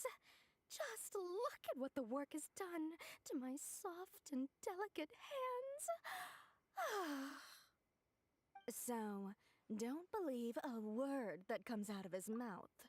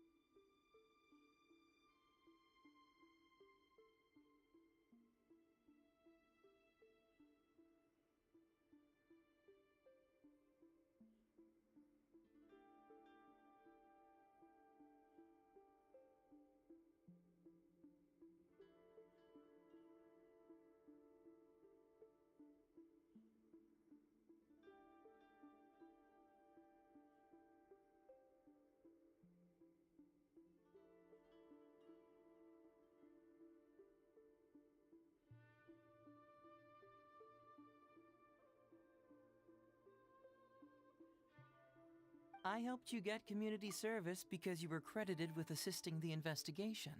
But If you find it too exhausting, I can always send you back to prison again. Oh, come on, Detective Hazo. Now you're just toying with me. Don't give me that. Listen, I'd like to invite you to the anti-fraud event I mentioned last time. It's tomorrow night, and you'll be a VIP guest. Let's see. Appearing in the event would be equivalent to, what, 5 days of community service? How does that sound? Only 5 days? That's hardly anything. 5 days not enough? Okay, how about 4 days? Hey! That's a day less than what you just promised me, Detective Hazo. Oh, my mistake. 3 days. All right, I'll go. Just stop playing with my heart. And may I ask, will they also be coming as a guest tomorrow night? No wonder you're treating me so coldly today, Detective Hazo. Looks like you found someone else to keep you company. And what a charmer they are. I get what you see in them. I mean, you'd have to be blind not to.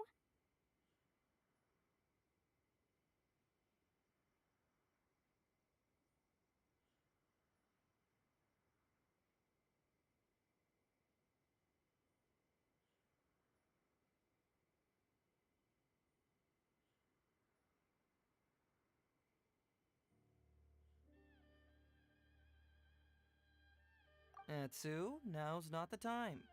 If I hear you talking like that to my friend again, I'll make your community service even more unpleasant than your time in prison.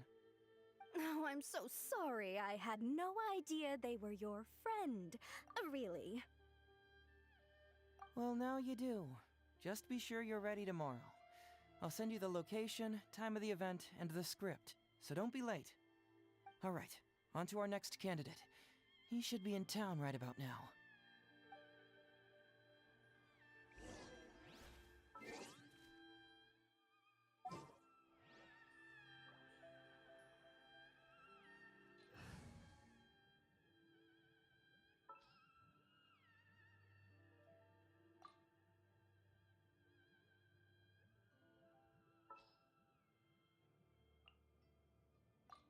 Got a problem you can't solve? Clue me in. Just what will we come across this time?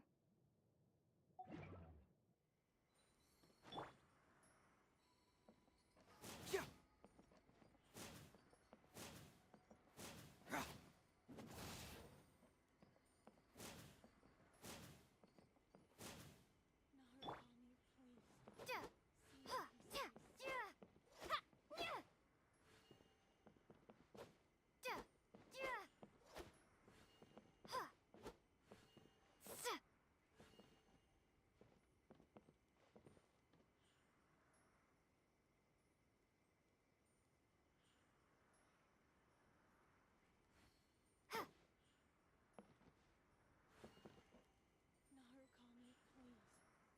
See that he stays safe.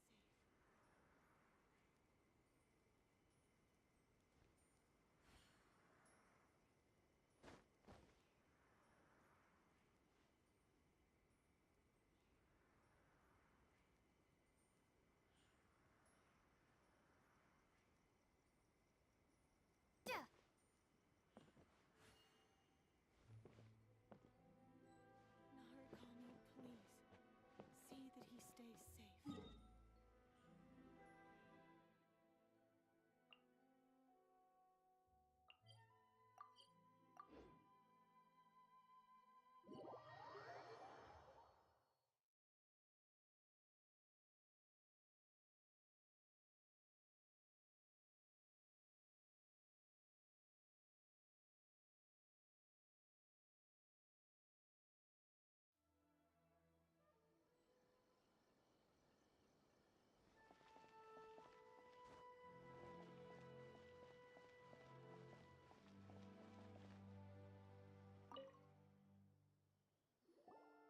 Mr. Iba, how are you doing?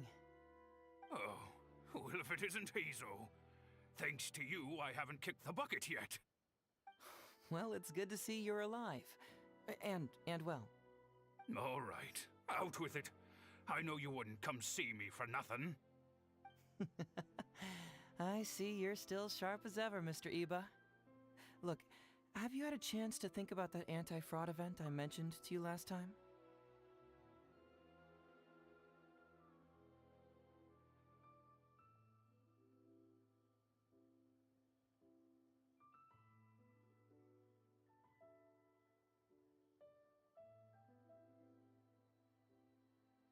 You can forget it. I'm pushing 71 this year. You think I want to make a fool of myself?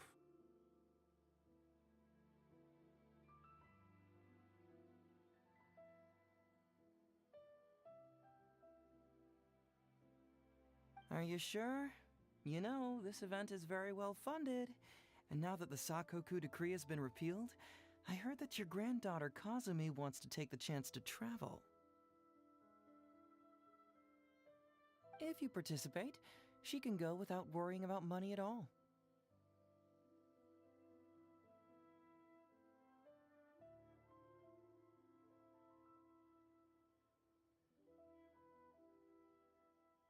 Huh? How did you know? Sure, I paid a hefty fine at the time, but I can still afford her travels.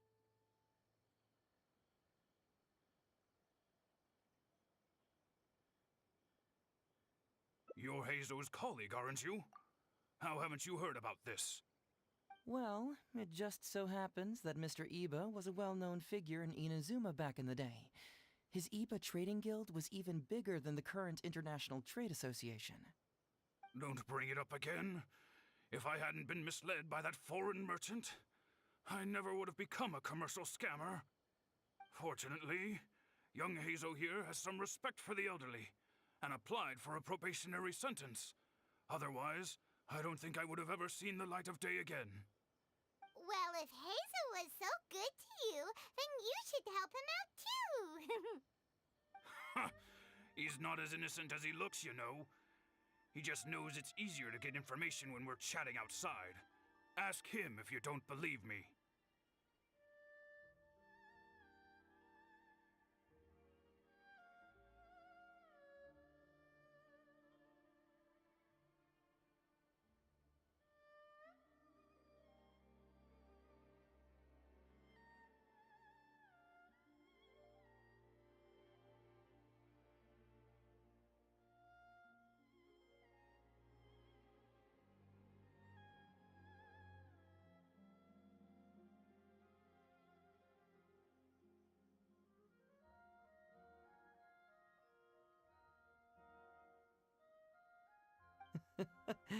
Those are some pretty harsh words, Mr. Iba.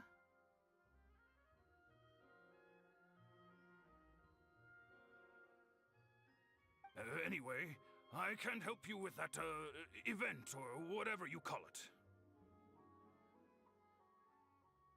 Ah, man alive. What should I do now? I already told Kazumi that you'd show up and caution everybody about avoiding fraud.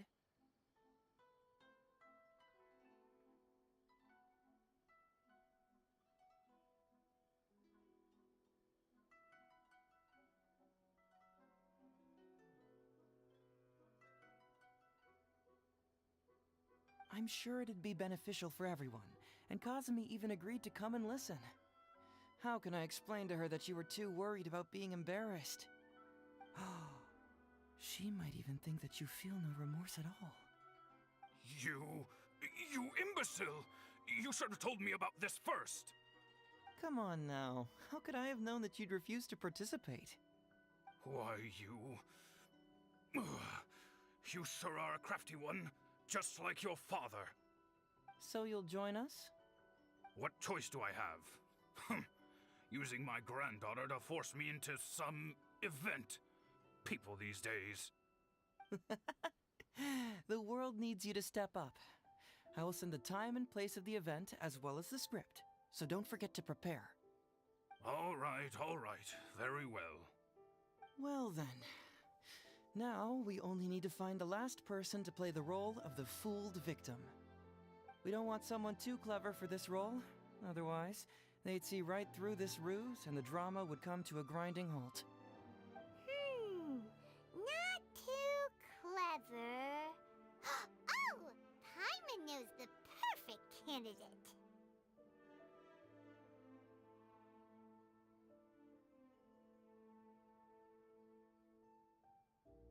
Oh yeah, I know that guy. I've seen him in the police station a handful of times, though I've never actually spoken to him before. Do you know where we can find him? Well, we did just see a file called the Prince of Mischief in Hanamizaka. That's gotta be Ito. He must be in Hanamizaka. All right then. To Hanamizaka we go. Oh, but knowing his reputation, I'll need to bring a little something along just to guarantee we can secure his participation. You go ahead. I'll catch up.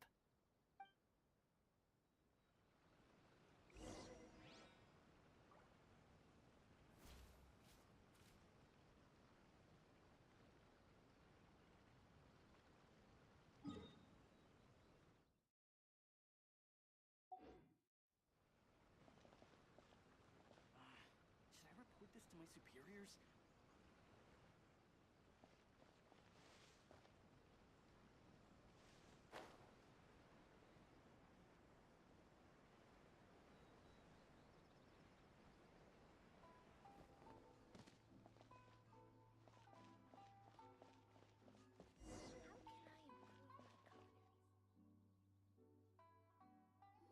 How about that, kiddo? My little Prince of Mischief's got some moves, huh? Guess that means your Onikabuto is now my Onikabuto. Ito! What are you up to? Huh? Oh, Paimon, my compadre. This is a nice surprise. What brings you out this way?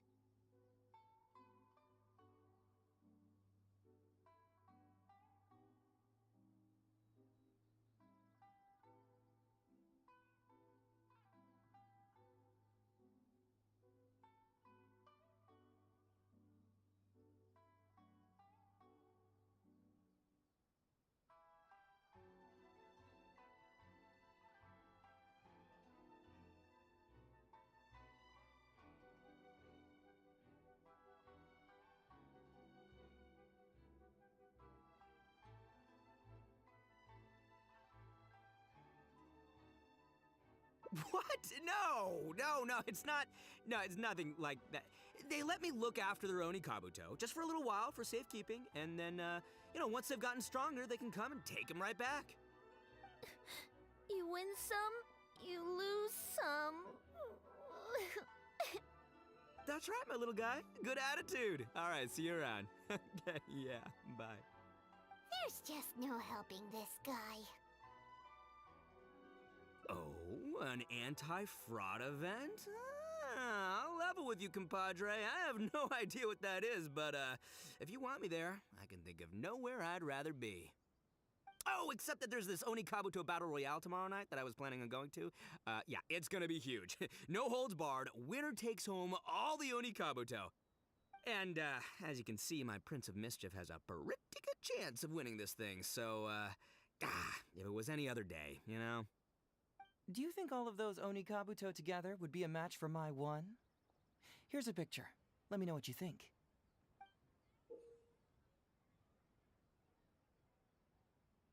Huh?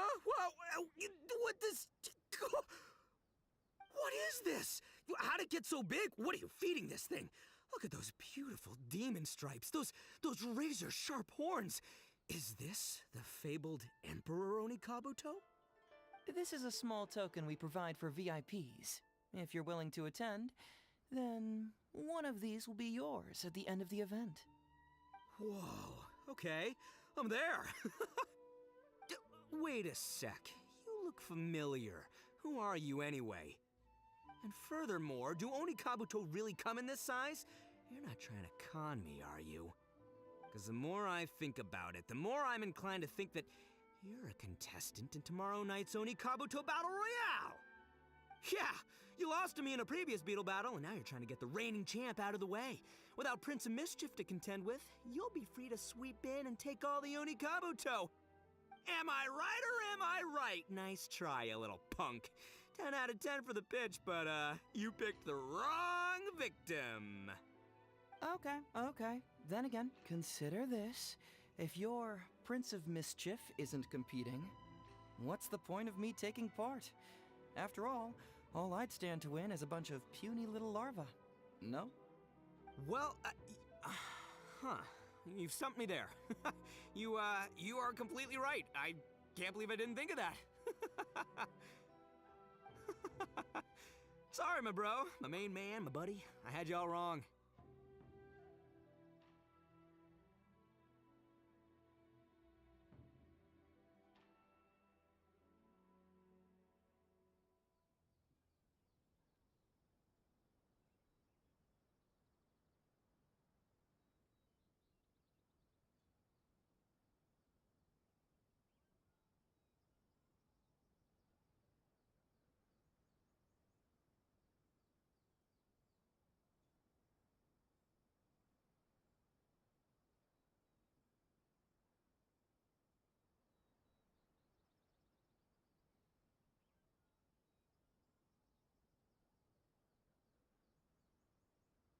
So, you're sure this guy's our best choice? Yeah, see? He was already wondering if you were trying to con him. Then allow me to introduce myself. I'm Shikanoin Heizo. I've seen you around a few times before at the police station. Huh? Oh, yeah, I remember now. No wonder you looked so familiar. You were that guy who was in for stealing other people's Onikabuto, right? Listen, Heizo, hombre, did you apologize to them? You can lose like a man, you can win like a man, but you can never steal like a man. And that's a little Ito nugget. Ito! He works there, for crying out loud! He's not one of your fellow inmates. What? Oh, jeez. What's wrong with me? How could I forget? Of course I know you. I remember you now. For real, this time. You're the guy who sells lavender melons at the station, aren't you? A lavender melon seller? At the police station? Don't be ridiculous! I know what I saw, okay? Several times now I've been sitting there starving in jail when this guy comes and slips me a few lavender melons on the sly. Didn't even want payment. Solid guy. Yeah, that was me. But it was only because your assistant, Kuki Shinobu, asked me to look out for you. What? So Shinobu was behind it? Wait, so hombre, you're not a lavender melon seller? Look, we're getting hung up on all the wrong details here. The important detail right now is that I am the host of tomorrow night's event. And if you show up, the Oni Kabuto in the picture is yours. Deal?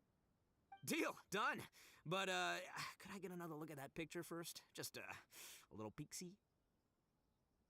You'll have all the time in the world to inspect the real article once the event's over. Okay, sure. I can wait. So, hombre, is there anything I need to do to prepare? Because if I'm doing this, I'm bringing my A game, all right? No half measures here. I'm gonna do this right. He sure picks his moments to start acting responsibly. Okay, so for this event, you, my, bro, will be participating in a short anti-fraud play along with 2 other VIP attendees. The main thing we ask is that you just relax. Try not to be nervous. I have the script, right here, if you want to take a... Script? What? It sounds like someone's never seen the Arataki gang perform before, huh? Don't you worry, hombre. The Arataki gang is a little beyond the need for scripts. You'll see, this Onikabuto will be well worth your investment. You, don't need a script? Wow, well, now I'm excited. See you there tomorrow night. You bet, I'll be there. I'm gonna tell the gang about this too. They'll all be there to support us.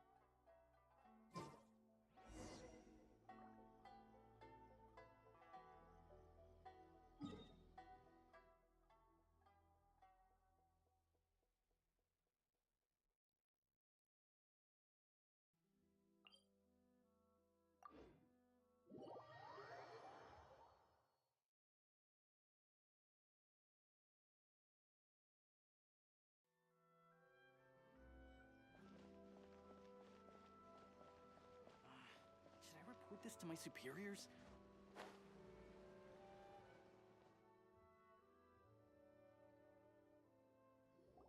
It's almost time. Everyone ready? All right, then let's get this show started. Oh, I can't wait, Mr. Hazo. Let's get going, Hazo. Emperor Oni Kabuto, hang in there, Your Highness. I'm coming for you. It takes years to make a fortune, but only a moment to lose it all to a scam artist. Welcome to the first Hazo Talks Fraud. I am your eponymous host, Hazo.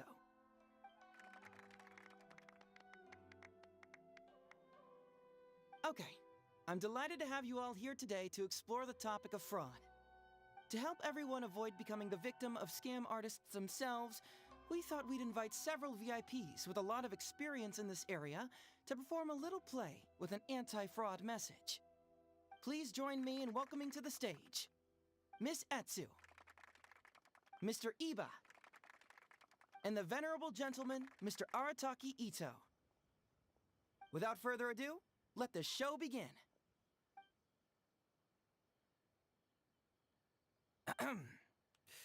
It was just another bright sunny day when a distressed Miss Etsu brought her elderly grandpa, Iba, into the police station to report a crime. There, they were greeted by a kindly Doshin, surname Arataki. Doshin Arataki, please help us! My poor grandpa has been defrauded! Doshin Arataki? You talking to me? Perhaps for want of familiarity with the script, a confused look creeps over Doshin Arataki's face, and he asks himself that age-old question. Who am I? Yes, you are Doshin Arataki! You're Doshin Arataki! Oh, so I'm in the play. Right, yeah. Okay, got it. I'm a Doshin, of course. Okay, I got this. Ma'am, can you tell who it was that defrauded your grandfather? Rest assured, the Tenryo Commission and I are here to bring them to justice. I don't know. It was too late when I found out. They took all of my grandpa's money, and all they left was this note. Doshin Arataki frowns as he realizes this is more complicated than he thought. He takes the note in his hand and reads it out loud. I am the Raiden Shogun. I am currently being held hostage by the Crux fleet and urgently need 200,000 mora to secure my release. Please place the ransom mora on the north coast of the deserted island. When all of this is over, I will promote you to General of the Tenryo Commission. It's the almighty Shogun! We cannot let Her Excellency come to harm. But this is a scam, surely. I mean, 200,000 mora? Kinda lowballing it for the Electro Archon, don't you think? Shouldn't it be like, 300,000 at the very least? Well, I sure thought so, but Grandpa's already parted with the money.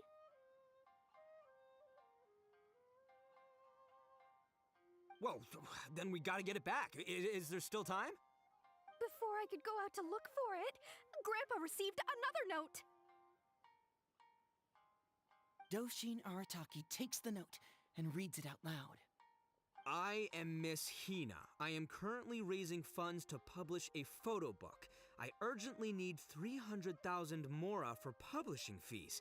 In return for your support, you will receive a limited edition signed photograph. It's Miss Hina. We can't leave poor Miss Hina in a tight spot. You're right, Gramps. Is 300,000 mora enough? I can spare some too if we need to make up the difference. Maybe I can get a photo of Miss Hina too. We gotta help Miss Hina out here. It's a scam, Doshin Arataki! Snap out of it! Oh, right, yeah, because if Miss Hina needed funds, she'd come to me first, as her #1 fan. Why would she go asking this old geezer for help? These con artists don't know who they're up against. Well, anyway, not long after Grandpa handed over the money, he received yet another note. Doshin Arataki grabs the note and reads it aloud.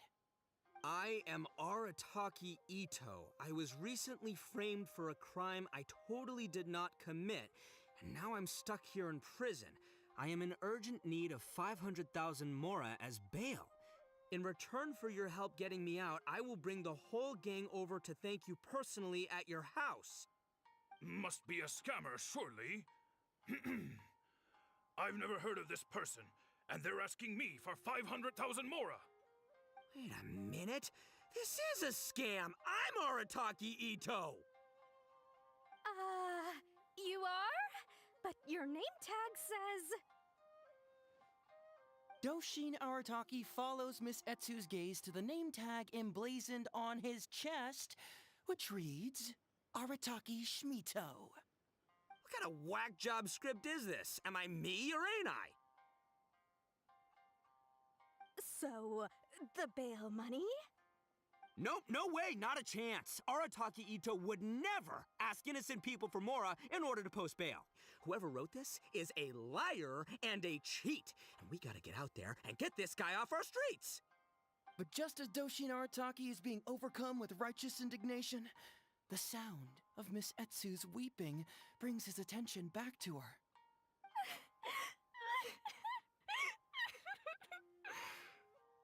Miss Etsu, don't you worry. We're gonna catch the people who did this. Even if you do catch them, how are we ever going to get Grandpa's money back? Oh, whatever are we going to do about all those Onikabuto?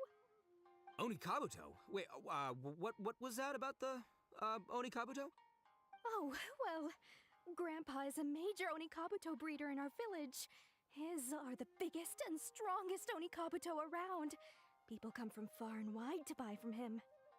We recently received an order that was too big for our current capacity. We were planning to expand Grandpa's facilities, but then we were swindled out of all of our money. Right after we'd signed the contract, too. If we don't deliver these Onikabuto on time, Grandpa will have to pay huge damages. Oh, what are we going to do? Man, what's that saying? It's like, it never rains, but it snowballs. Exactly what we're dealing with. Etsu, my dear, don't worry. I'll sell the house if I have to. We'll find a way through. But then where will we stay? Please help us, Doshin Arataki. All we need is the 500,000 mora that was taken from us. Can you help us raise it? Or maybe you could lend it to us? Grandpa's business is going very well. We just need help getting over this hurdle. Doshin Arataki, please. If you lend us the money, I'm sure I can make it up to you by... I won't hear of it. As a public servant, I would never dream of taking advantage of a person in need. I was going to say, by giving you part ownership of the Onikabuto farm. Oh, so that's what you were, yeah. That's not as enticing an offer as I was... wait, an Onikabuto farm, how many Onikabuto did you say you have? Because if it's more than, say, 10... 10,000. What? 10,000? Well, that's more Onikabuto than I've seen in my whole life. Please help us. As long as we get through this, those 10,000 Onikabuto are yours to keep. 10,000 Onikabuto? Hey, if I looked after them, they'd have little baby Onikabuto. And then the little baby Onikabuto would grow up and have little baby Onikabuto of their own. Doshin Arataki is struck by a sudden wave of pure elation. His face breaks into a big, beaming smile. But what does he do next? Miss Etsu, don't you worry. I'm gonna help you out. But 10,000 is too many. I can only accept 1,000. Wait, no, what am I saying? 500 Onikabuto. As a Doshin of the Tenryou Commission, it is my duty to serve. How could I abuse my position to take advantage of you? That's great news, Master Arataki. What a wonderful person you are. So strong and handsome and committed to doing the right thing. It's rare to find these days. Yep, that's me. All right, there's just one final question that needs answering. What question is that? The question is, where's my Mora? Huh. Yo, Hazel, my hombre, question for you. What's my character's salary in the script? Oh, also, any inheritance or other lump sums I should know about? Basically, can I afford this 500,000 Mora? I mean, Schmito. I can afford it. Can Schmito? Ahem. Faced with a damsel in distress, Doshin Arataki fights to remain level-headed and asks that other age-old question. Where's my Mora? Suddenly, he feels a strange compulsion to slide his hand into his pocket where, it turns out, a bank check has been quietly nestled all along. He draws the check out and inspects it. Today is payday, and this is his salary. The amount? 500,000 Mora. Whoa, check it out! A check for 500,000 Mora! Where'd you come from, buddy? Misatsu, get this. Turns out I just got paid 500,000 Mora today. Well, here's your Mora. Thank you so much. Master Arataki, what's wrong? Doshin Arataki stretches out his hand. But wait! Just as he is about to hand over the check to Miss Etsu, he hesitates, tightly pinching one end of the check betwixt his two fingers. All he needs to do now is release the check, and it will fall into Miss Etsu's eager hands. But let go of the check he does not. Master Arataki, let go! Wait. Something's not right. Doshin Arataki is having second thoughts. Has something caught his attention? Has it aroused his suspicion? Has he finally realized the truth? So, this is an anti-fraud show, right? Huh? A spark of intuition bursts to life in Doshin Arataki's mind. Since this is an anti-fraud event, I have a question. Is he about to ask the most critical question of all? I gotta ask. This is it. Here it comes. Does a Doshin really get paid this much? 500,000 Mora.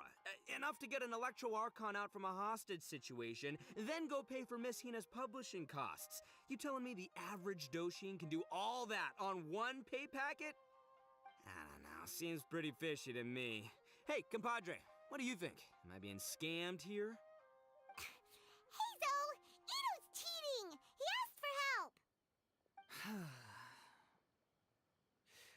As the spark of intuition flickers and threatens to fade, Doshin Arataki clutches around in desperation, hoping to find a source of fuel to feed the flames of enlightenment. Traveler, are you going to help this poor man out of his predicament?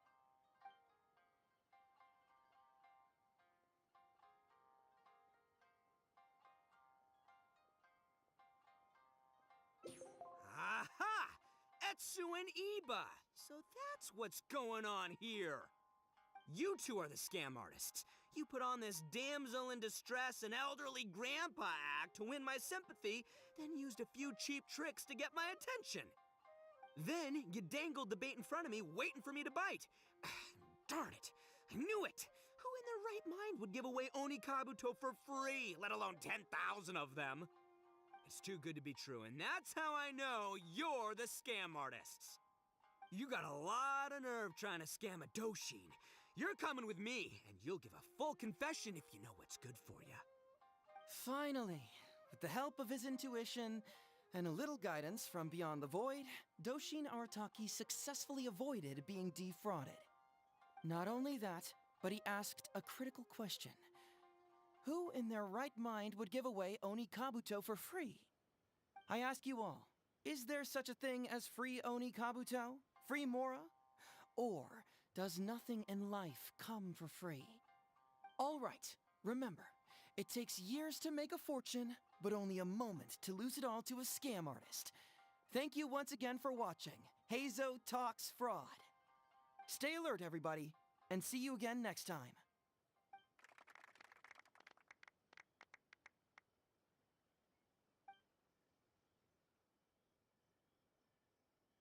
So, how's my acting? I think I did just fine without a script. Those two would-be scam artists need to up their game if they want to have a chance of taking me down. Hello? Without that hint from the Traveler, you would have handed that cash away without a second thought. Right, yeah. I should thank her for the timely hint. But I pretty much knew off the bat that something fishy was about to go down, so, it was just a matter of time before I saw right through their scam. Seriously, oldest trick in the book. Who's gonna fall for that? Old tricks they may well be, but the reason they've stood the test of time is that the ideal victim is always out there somewhere. People who are behind on the times, naive, socially isolated, or have cognitive deficiencies. Just because they don't always get noticed doesn't mean they're not there. Scammers cast a wide net.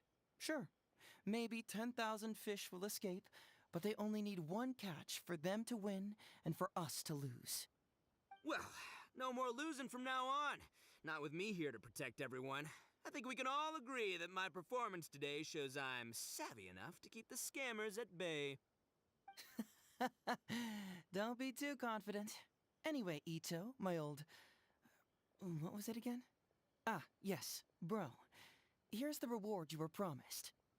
Ah, music to my ears. Emperor Oni Kabuto, come to Papa!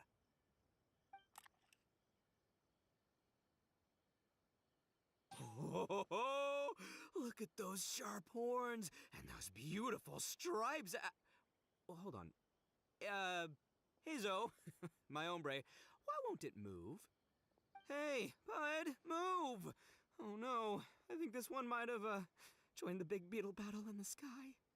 It's a figurine, so not the moving kind. What? A figure? So, it's a fake? Man alive, you seem a little surprised. Wait, you didn't actually think this was a real Oni Kabuto, did you? No, surely not. Ito, old chap, you must have seen from the photograph that it was a figurine. Don't tell me you didn't notice. Really? You little punk! Give me my Emperor Oni Kabuto now!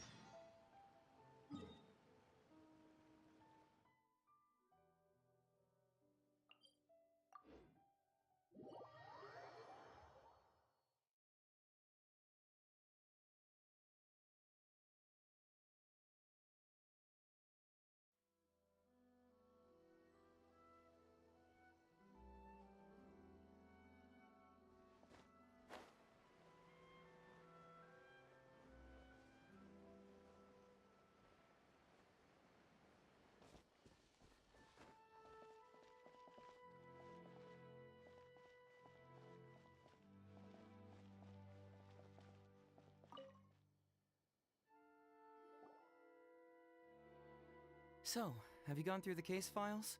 Is there anything that caught your eye? I'm afraid this won't be an easy task. I was hoping I wouldn't have to drag you into this, but it's just occurred to me that with your help, I might be able to wrap up this problem. Alright then, tell us about the complaint letter. It's from Sango, the president of Bantan Sango Detective Agency. I assume you've met her before? You can say that. Sango's complaint letter accuses me of abusing my power for personal gain and blatantly concealing the truth behind the Ryuji case from years ago. Seriously, do I really seem like the type of person who'd do that? Concealing the truth? That definitely sounds like something you would do. Hey, don't judge a book by its cover, alright? Let's just go to the detective agency and talk to Sango. We'll need to speak with her to get to the bottom of this.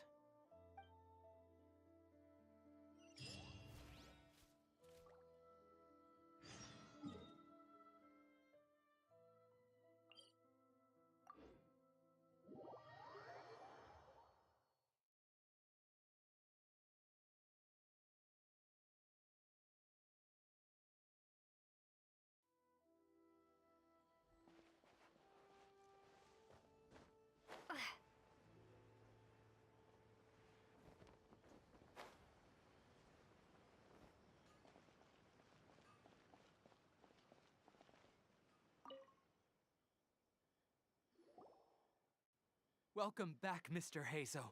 I'm glad you're all right. How about some tonkatsu? You must have missed the taste of home after so long. Maybe next time, Ryuji. Seems like somebody's been expecting me. And I'm afraid they're only gonna be disappointed once again. Well, look who it is. The great Detective Hazo. What nonsense were you talking about just now? I've been worried about you, you know. So much so that I took the trouble to write that heartfelt letter to the Tenryo Commission. Well, was it sufficiently flattering for you? Uh-oh, they're at it again. Let's not waste the traveler's time, Sango. Just tell me, what do you want? Fine by me. My request is simple. Disclose all the details of the Ryuji case. It's time you stop hiding the truth and let me investigate it thoroughly. First of all, that case has already been solved. Second, I've disclosed everything the police station has on the case. And third... Enough! You can only fool Ryuji with that. If you don't want to cooperate, I can assure you that I will write more letters to the headquarters of the Tenryo Commission. I will not give up on this case. Wait! Hold on! Can someone please explain what's going on here? Paimon doesn't have a clue what you two are talking about. All right, let me explain. Several years ago, a terrible murder took place in the police station. I was still working at the Tenryo Commission then, and the victim was actually my dear boss. Due to various factors, I was deemed to be the top suspect, which is why it's called the Ryuji case. Also, Hazo wasn't a part of the police station back then. He was a detective at the agency. Which at the time was called the Bonton Sango and Hazo Detective Agency. Huh? That's crazy! But, wait. Then why did Hazel leave? After the incident, I was quickly convicted and sent to prison. Fortunately, Sango then promptly proved my innocence and caught the real murderer. But that murderer was actually just a dummy to throw us off, am I right, Detective Shikanoin? Sango thought that everything went smoothly, so much so that she suspected the real murderer was someone else. Of course, Detective Hazo was also helping with the investigation, but after a long time, he still came up empty-handed. Later on, he decided to join the police station to continue his investigation on the inside, which is why he left the detective agency. Ha! That's what I thought too. I was foolish enough to believe that Detective Shikanoing and I shared a common goal. But I was wrong about him.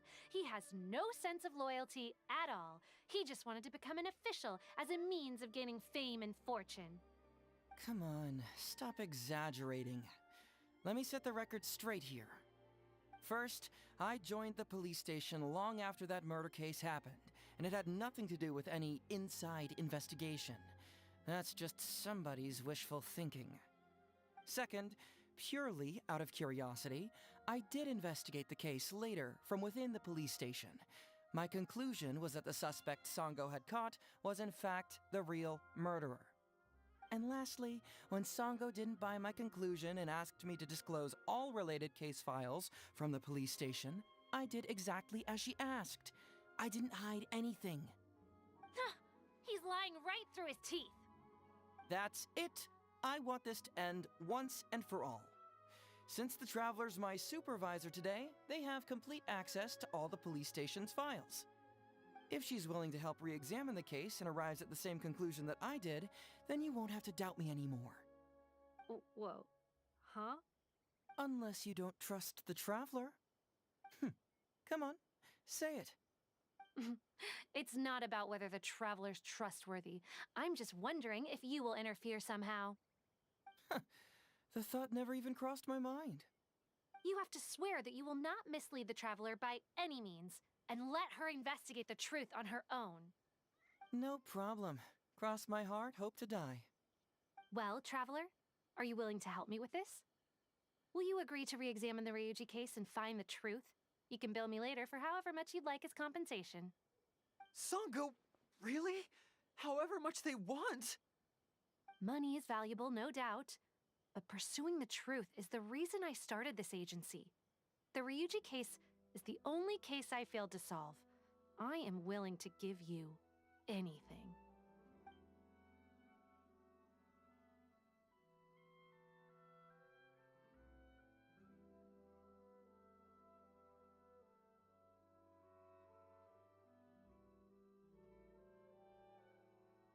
All right. I'm counting on you, Traveler. You hear that, Detective Shikanoin? Ha! Now we just need to wait and see. All right, I got it. No need to keep yammering like that. You'll scare the kids next door. Come on, let's go back to the police station.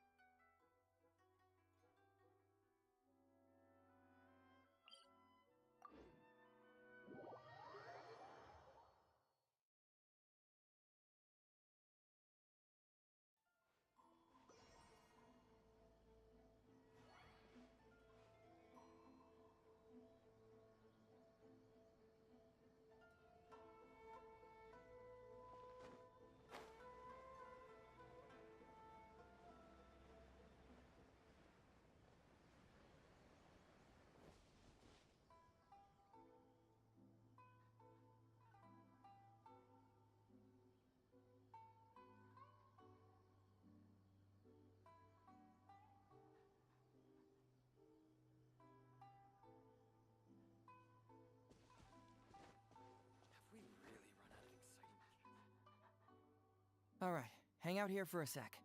I need to go to the archives to get the case files. For now, why don't you go and chat with Yoriki Owada over there?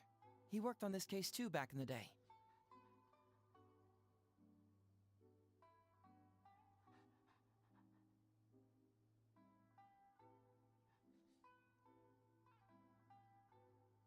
No, you misunderstand. It's not that I want you to look into this. It's just that you're the only one who can.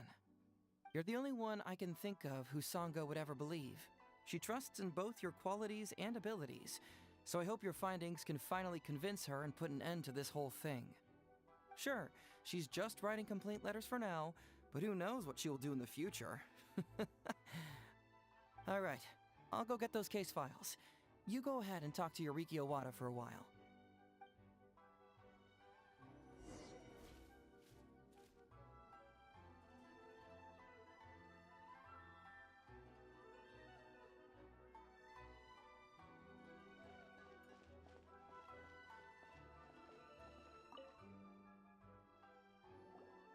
Oh, hello there.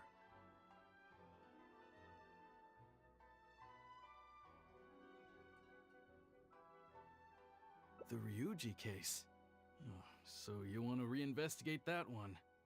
That was several years ago now, but I still remember it clearly. It's pretty hard to forget something like that. Especially when the victim was the head of this police station. His name was Takatsukasa Isamu, the younger brother of Takatsukasa Susumu, head of the Takatsukasa clan. He was really one of a kind.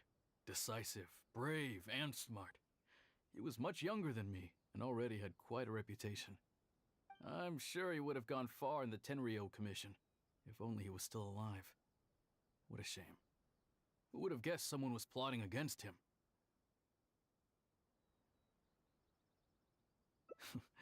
People will believe anything they hear. Everyone in the police station knew that Ryuji saw Takatsukasa Isamu like a father. Ryuji was an orphan, you know. Before he joined the station, he had been taking odd jobs here and there. It was Isamu who really took him under his wing. Ryuji was simple and not particularly bright, but he was very loyal to those who treated him well. He's also hardworking. Isamu must have seen these qualities in him and decided to keep Ryuji by his side. Ryuji worked with him for years after that, and was even promoted to be his personal assistant. Do you really think Ryuji would do anything to harm him?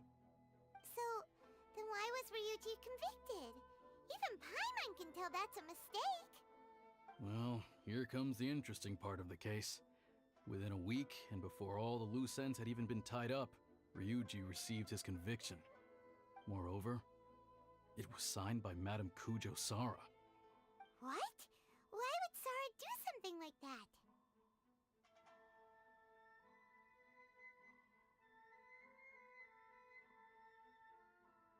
I'm getting older now, and my eyesight is poor. I can't see too clearly anymore. Hey, come on, Yoriki Owada, there's nothing to see. It's obvious that the Kujo clan did it. You can't just go around saying things like that, Wisuki. Those were just hearsay. There was no evidence. That's not true. Traveler, you may be unaware that the Takatsukasa clan has always been assisting the Kujo clan in the Tenryou Commission. But who doesn't want to be the boss, right? And Takatsukasa Isamu was the key figure for the Takatsukasa clan to bring down the Kujo clan. At that time, no one was held in higher regard than Isamu. So, naturally, the Kujo clan saw him as a potential threat. Kujo Takayuki must have been planning it all along, that rascal. Takayuki is able to control the Takatsukasa clan as long as he's in power. But by the time he retires, Isamu would have been at the apex of his political power, while Masahito and Kamaji of the Kujo clan would still have been too young. The two of them wouldn't stand a chance against Isamu. You think Kujo Takayuki would simply sit back while Isamu gained traction? So he decided to strike first. You youngsters and your conspiracy theories. No, it's true. It's the only way to explain it. Otherwise, why would an impartial person like Madame Kujo Sara sign Ryuji's conviction so quickly? They had to find a scapegoat to pacify the Takatsukasa clan, so Kujo Takayuki must have told her to sign it immediately. I'm not accusing Madame Kujo Sara of anything, mind you. I respect her very much, but maybe she had no other choice. What do you know? I'm sure Madame Kujo Sara must have had her own reasons.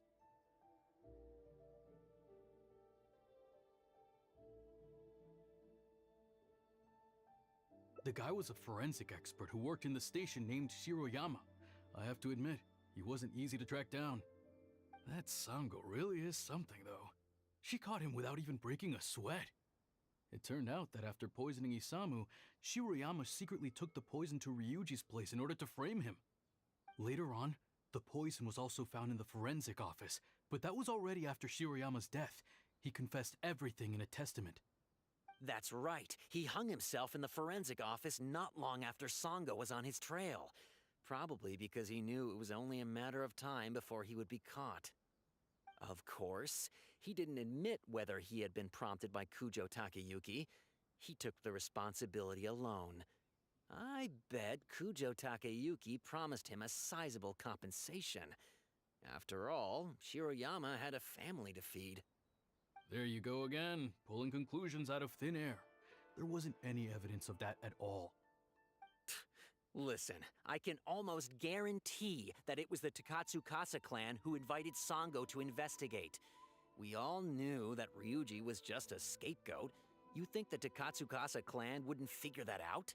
They're not stupid. So, they were suspicious of the Kujo clan and invited Sango to take the case. However, the Kujo clan were still a step ahead and were able to remove themselves from the situation before the whole thing blew up. They drove Shirayama to take all the blame as well as his own life. A perfectly clean cut for the Kujo clan. With Shirayama dead, there was no one left to testify. Even the Electro Archon herself wouldn't be able to do anything. You make up stuff faster than a politician. It's a wonder nobody's asked you to be an advisor yet. Hey, that's their loss. The whole thing is starting to sound complicated. Hey, I brought the files. I bet you got quite an earful just now, huh? But don't believe everything they say. After all, people can tell you anything, and it's hard to separate truth from rumors without facts. So what really matters is the case files. Everything laid out here is all that the police station has about the case. Please, take a look. Remember, you may find many clues during an investigation, but not all of them are useful. And in some cases, the clues you will find will not only be useless, but downright misleading. Also, if a clue cannot corroborate anything on its own, you can always compare it with other clues, and maybe then you'll find what you're looking for. Okay, that should just about do it. I'm looking forward to your results. Hold on. What actually counts as a result? Usually, you need to find two things from these clues: a proven motive and proven means. Once you can confirm these two things, the criminal can be proven guilty.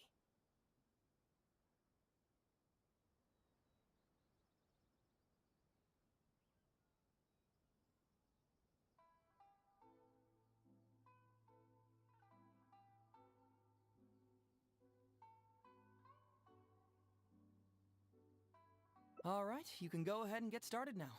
I look forward to hearing your verdict.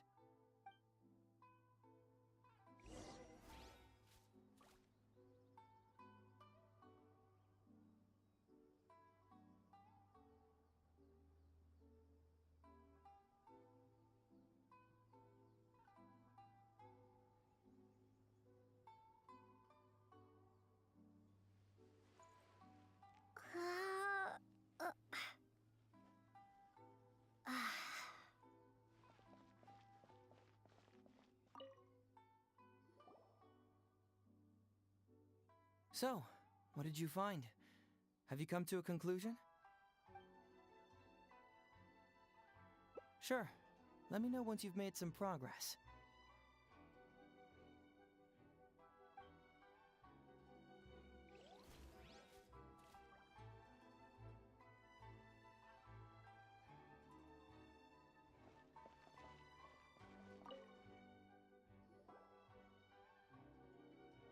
So, what did you find?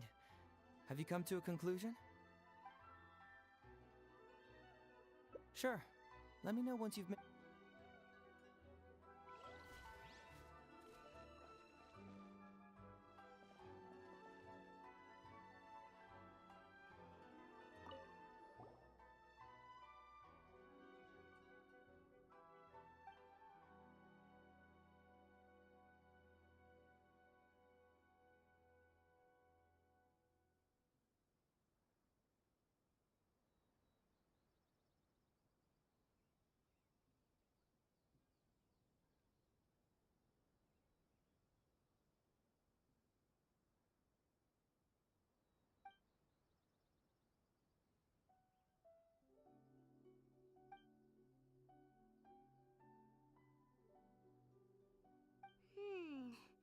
Come to think of it, Shiroyama was a forensic doctor.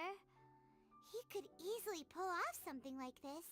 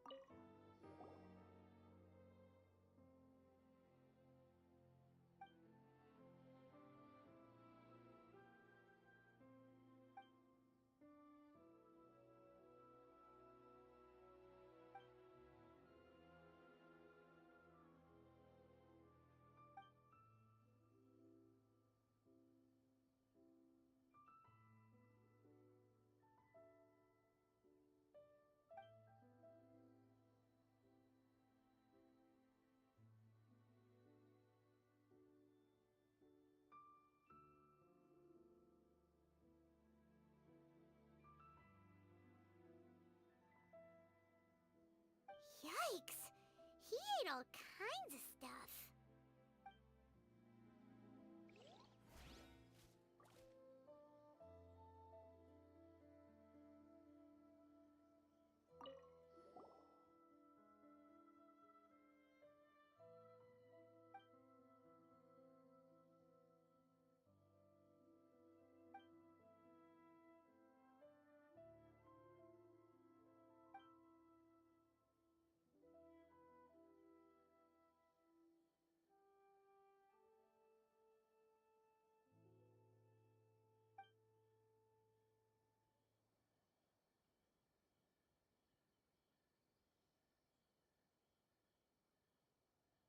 Hey, this is the key to proving that Shiroyama was the murderer, right? That is, if he was telling the truth, of course.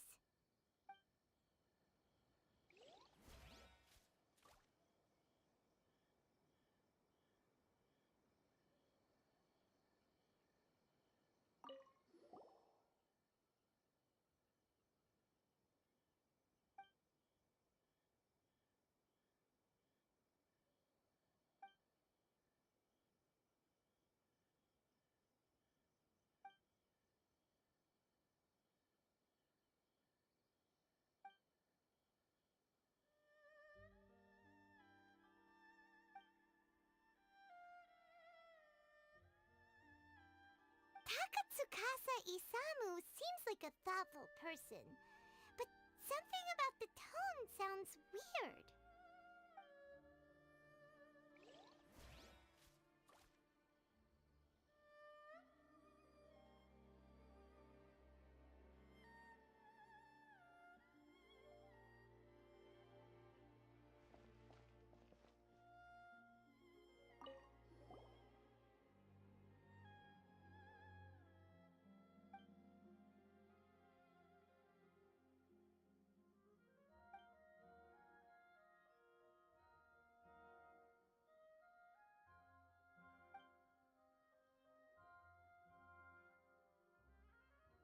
Wow, Ryuji's conviction really was signed by Kujo-Sara. But now we know she had it wrong.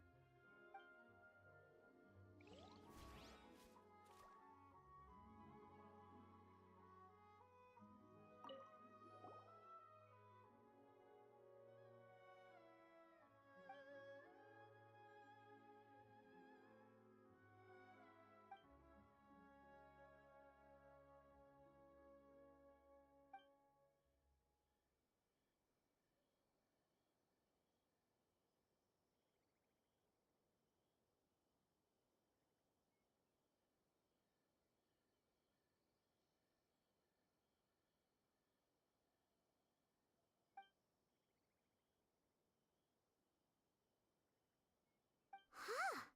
So Shiroyama's conviction was also signed by Kujo-Sara, just like Ryuji's.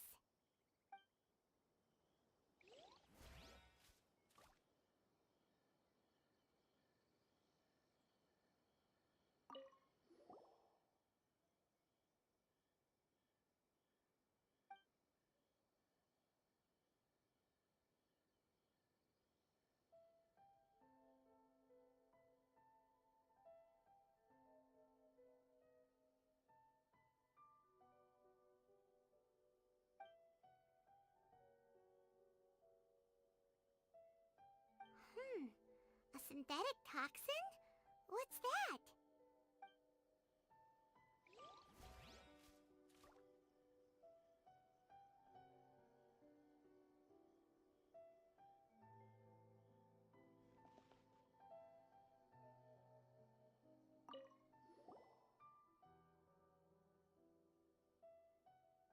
Huh? That's weird. There's nothing here. This must be some of the false information that Hazel told us to look out for.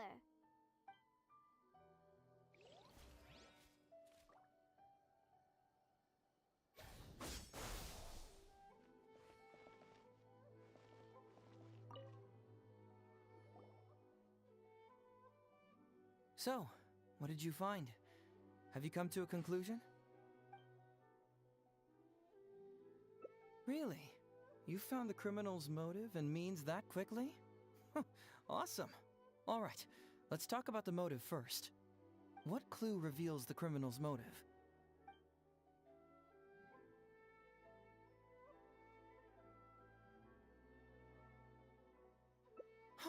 Excellent work.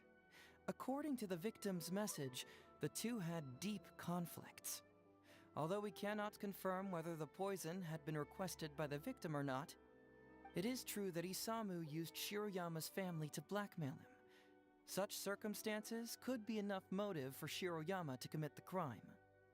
But wasn't Katsukasa Isamu good to Shiroyama? He even went to Shiroyama's house to bring health supplements. But maybe he didn't really bring health supplements. Maybe it was something bad. Is that what you think, Paimon? Well, we later found out that what Takatsukasa Isamu sent to Shiroyama's house was indeed health supplements. But if you consider the circumstances, what he sent wasn't important. What was important is that sending the supplements was actually a dangerous signal. Isamu was essentially implying, I can put anything in your wife's supplements at any time.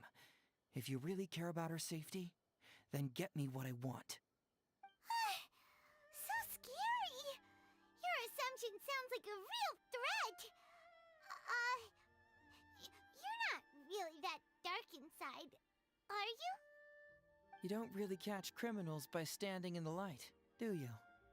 Basically, these two clues work to verify each other, and the murderer's motive is confirmed. Now, all that's left is the means of the crime.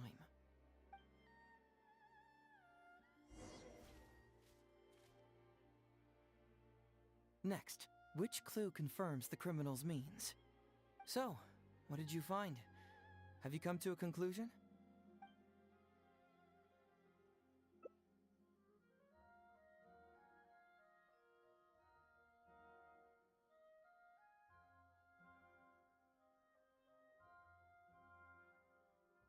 Bingo! The autopsy report confirms that the cause of death was a special toxin. The testament indicates that Shiroyama used his position as a forensic expert to mix the toxin into the cold medicine taken by the deceased. But is that really the truth? Is it not possible that the toxin was mixed into the fish liver paste? Well, according to the toxicology report, this white powder only dissolves in water. Neither rice nor the fish liver paste could be used as a carrier of the toxin. The cold medicine was the only option.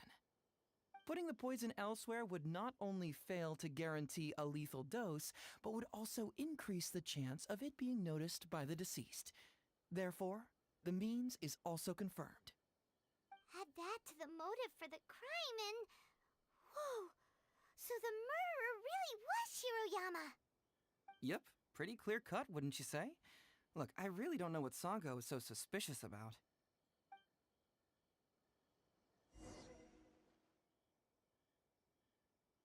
Yeah, it's pretty clear cut.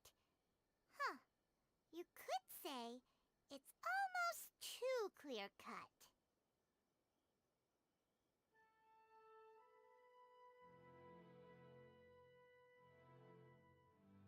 Oh? Well, let's hear them. Maybe I have answers. What's bugging you?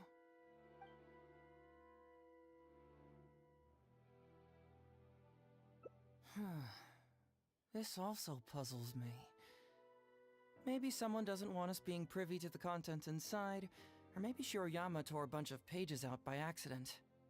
But regardless, this isn't essential to the case.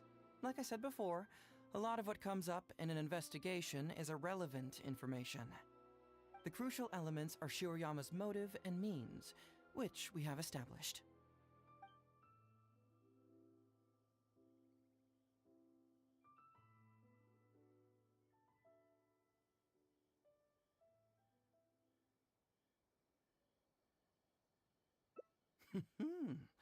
Very nice. Top marks for attention to detail. It doesn't have any real bearing on the case, but let me explain how that works for you. So, why would Madame Kujo-Sara sign one conviction sentencing Ryuji to temporary incarceration awaiting trial, and another conviction sentencing Shiroyama to death. You may have heard some rumors back at the station that when this case first came up, the Kujo clan higher-ups were in dire need of a scapegoat to keep the Takatsukasa clan off their backs. And poor Ryuji became the successful candidate. In less than a week, the conviction was drafted, sent to Madame Kujo Sara, and signed. Allegedly, she knew what it was about as soon as she saw it, and signed it with no questions asked. But anyone who buys this story clearly doesn't know that much about Madame Kujo Sara. She's the most principled person in the entire Tenryo Commission, for goodness sake. So, how would she respond to a case filled with unanswered questions and no confession from the suspect?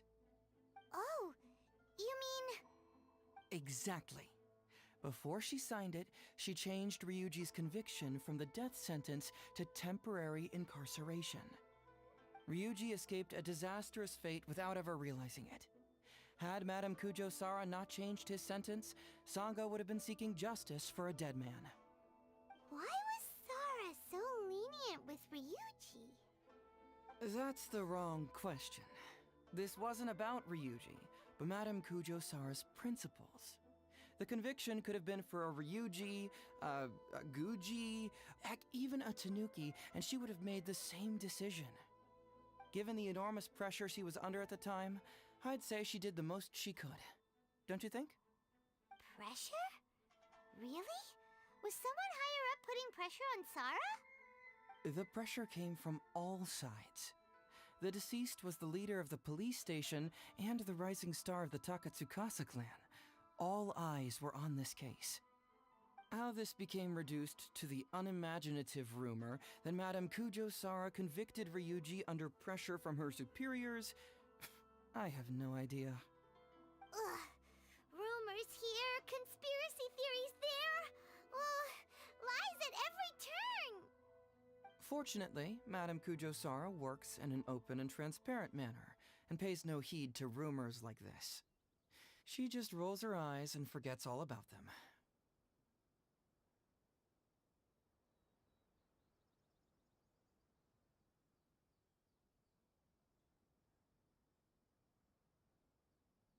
Just because she has never publicly clarified the truth doesn't mean she was hiding anything. So when I asked her about it, saying it was relevant to a case I was working on, she just told me how it was. Believe me, in this case, more than any other, I have checked every last detail.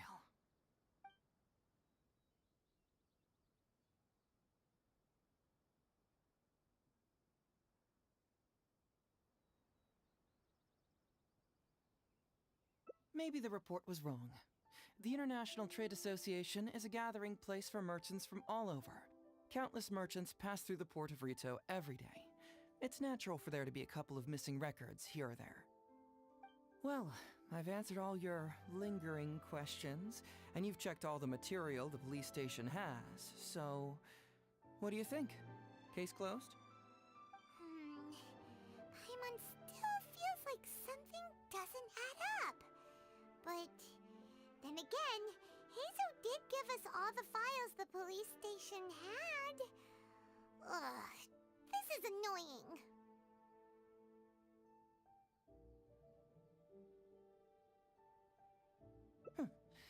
I don't follow. Enlighten me.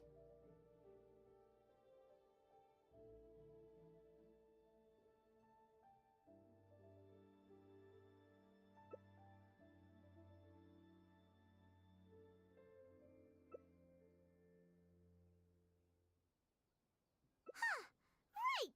Why do you keep emphasizing police station every single time? You tell me. Why do I keep emphasizing police station every time?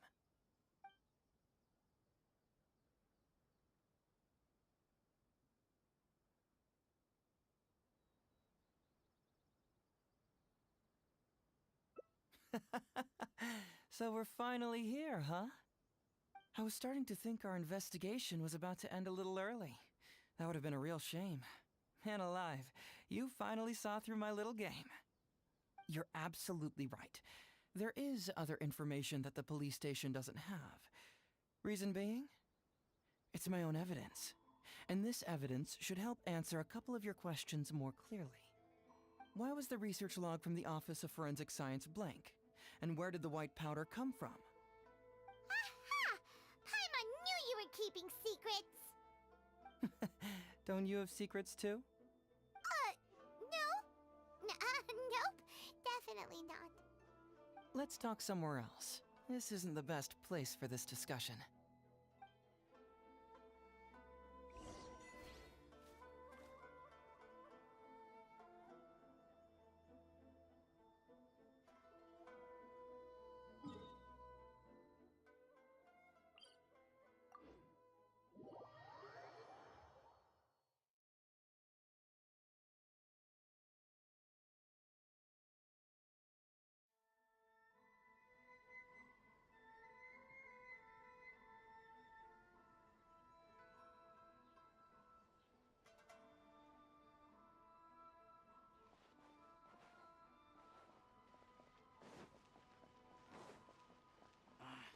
Did I report this to my superiors?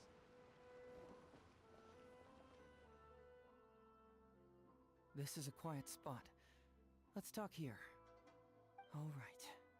Here's the secret I've been keeping all along. The torn out pages from the research log of the Office of Forensic Science. Great!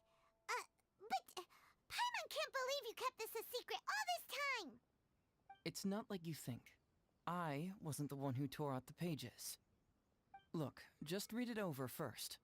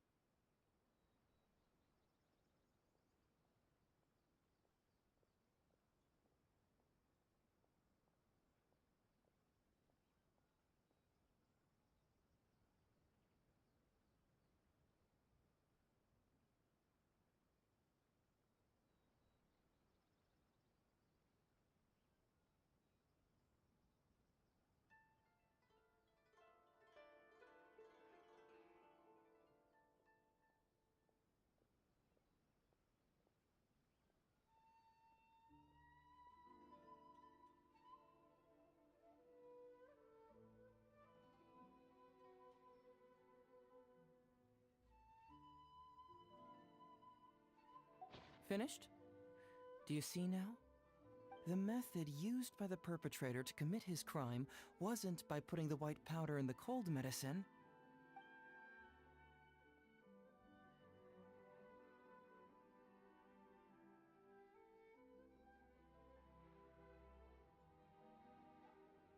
That's correct. The white powder was Shiroyama's invention. As a forensic doctor, he provided a special cold medicine for Takatsukasa Isamu. The autopsy report showed that this medicine contained a high volume of acidic fruit and vegetable extracts. Then, he tricked Ryuji into sending fish liver paste to Takatsukasa Isamu. When the two substances were taken together, a toxic dose of the substance formed in his body. This is the real modus operandi. Oh, that's awful! One was medicine, and the other was an expensive nutritional supplement. Both completely harmless. True, both are harmless on their own, but when combined, poof, that's it.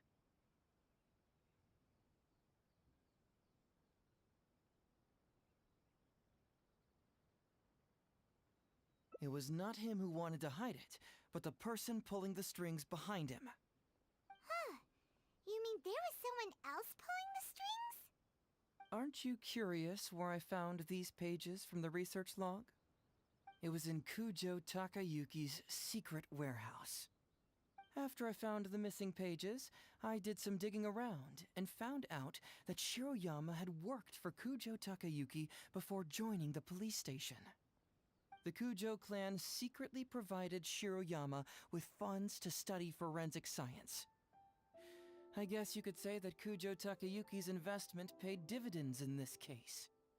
Of course, I had only learned all of this after the Vision Hunt decree came to an end. Kujo Takayuki had lost his grip on power, and the Tenryou Commission was undergoing a general reshuffle. To avoid coming under suspicion, Madame Kujo Sara put me in charge of building a case against Kujo Takayuki. I found a huge stash of fish liver paste in his secret warehouse. Nothing hugely incriminating about that, of course, but I still took the trouble to open each and every package until finally, I had to concede that this really was just a huge stash of fish liver paste. But then, underneath the floor tiles, where the fish liver paste was stacked, I found a secret compartment with this torn-off research report lying inside. So it was him who wanted to frame Ryuji all along. What a nasty piece of work. Let's review the whole case from the top. First, Takatsukasa Isamu, for whatever reason, noticed Shiroyama's talent as a forensic doctor and asked him to develop a special poison on his behalf. But Shiroyama was already working for the Kujo clan, so he refused. Takatsukasa Isamu wasn't about to take no for an answer, and that's where things took a dark turn. He twisted Shiroyama's arm by making a veiled threat to harm his family. All Shiroyama could do was to secretly report everything to Kujo Takayuki. When Takayuki learned what was happening, he instructed Shiroyama to pretend to cooperate with Takatsukasa Isamu, then kill the latter with the white powder once it was fully developed. Meanwhile, Ryuji's only role in this case was to deliver the fish liver paste to Takatsukasa Isamu on Shiroyama's orders, completely unaware of the fact that he was being used as a pawn and that this was a key ingredient needed to create the poison. After the incident, Kujo Takayuki hoped to make Ryuji the fall guy, until the death sentence was stalled when it reached Madame Kujo Sara. In the meantime, Sango had begun her own investigation. Kujo Takayuki grew nervous that the truth would get out, so he threw Shiroyama to the wolves, hounding him to death and erasing all traces of contact between the two. And yet, he wanted to keep this secret formula, so he hid it. Greedy guy, that Takayuki. He must have wanted to have it on hand just in case he needed to employ it again in the future and make someone else disappear. This Kujo Takayuki is an evil lunatic. We've got to report this to A. Whatever his current punishment is, it needs to be 10 times worse. That would be practically impossible. One research log found in his warehouse doesn't prove anything. Even I can think of 100 excuses. Besides, Ryuji directly contributed to Takatsukasa Isamu's death by delivering the fish liver paste to him. The fact that he was unaware of the true nature of the situation doesn't matter. But he's still innocent, right? Isn't it just a coincidence? Paimon really doesn't get how the law works. Legally speaking, the judge would most likely rule that it was accidental. But in practice, Ryuji may still have to end up shouldering some responsibility. So basically, you've been hiding the truth all this time to protect Ryuji. Mental trauma doesn't heal as easily as physical wounds. My biggest worry is that Ryuji would struggle to cope if he knew the truth. He's like an innocent child. He freely gives his trust and his love to everyone that treats him well. That's why he thought of Takatsukasa Isamu as a father figure. I'm pretty sure that to this day, he has never paused to wonder whether Takatsukasa Isamu was actually a good person, or if Sango just hired him as a gopher, or why I left the detective agency. If he found out the facts about Takatsukasa Isamu, I'm afraid it would crush him.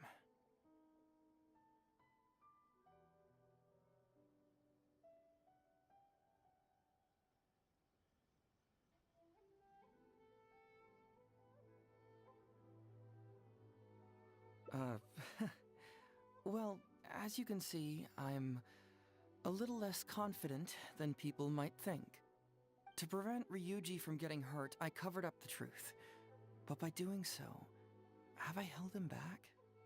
Did I do the right thing? I couldn't turn to anyone for help, and everyone around me thinks I'm so smart that I should just be able to handle every case on my own. Even if I tried to discuss it with them, they'd just say, "Don't be ridiculous, Mr. Heizo, no problem's too difficult for you." But you're different. Unlike them, you don't have that kind of prejudice towards me. You've traveled far and wide and have had all kinds of experiences. It must have taught you a lot. Most importantly, My intuition tells me that you're someone special, that I can trust you and that you can help me. Right? So, I'd like you to be the one to decide whether we should expose the truth or not.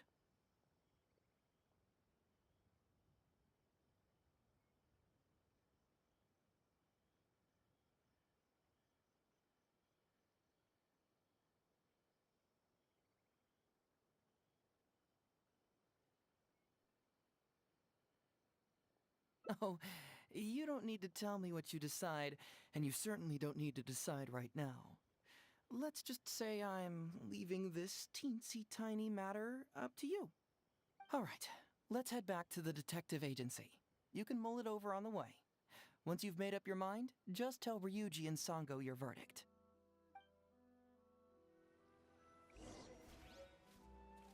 Archons, please. These are all the snacks I have. Please let me grow up faster.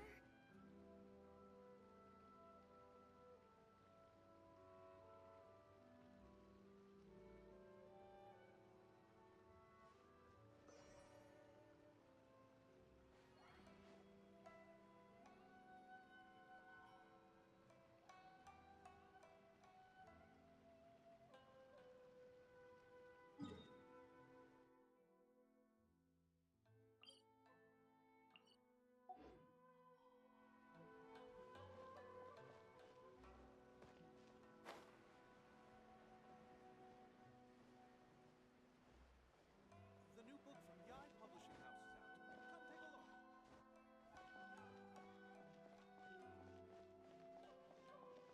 Come take a look. Hey, Traveler. Hey, Detective Hazo. You're back already, huh? I bet you're tired. Well, I just bought some tonkatsu. Care to join me? There's plenty for everyone. We'd love to. But wouldn't you like to hear the results of our investigation first? No matter what you were able to find, it's all in the past and won't ever change. So I think we'd better chow down first. Besides, if Sango's not happy with the results, we might not have anything to eat later. Come on, Ryuji, pipe down. Let's hear the Traveler's conclusion first. Okay then. Over to you, Hazel and Traveler. Don't worry, just tell us your findings. Everyone trusts you, as do I.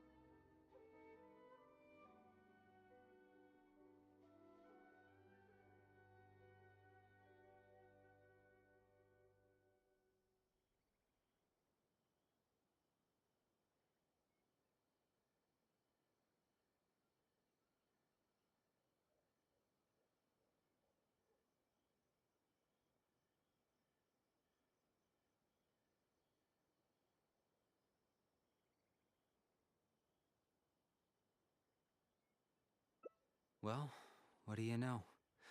I suspected that was the case. Please rest in peace, Master Takatsukasa.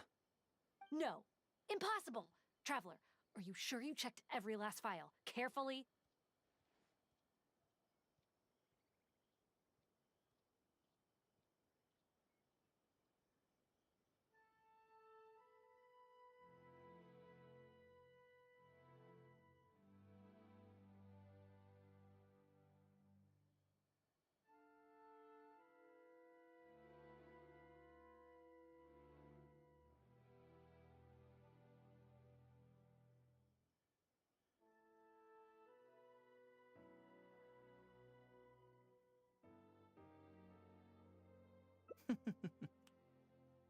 Ugh!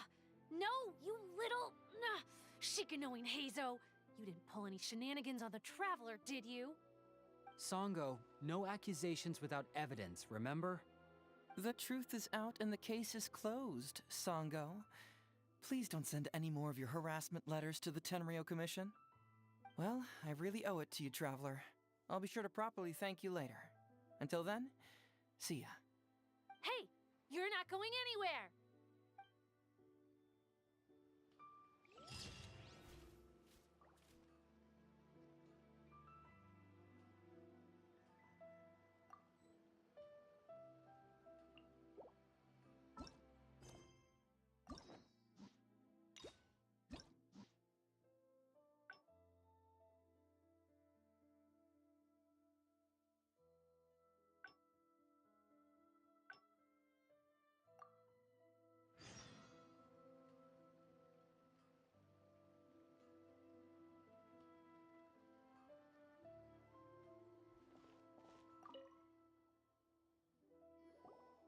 Hey, Traveler!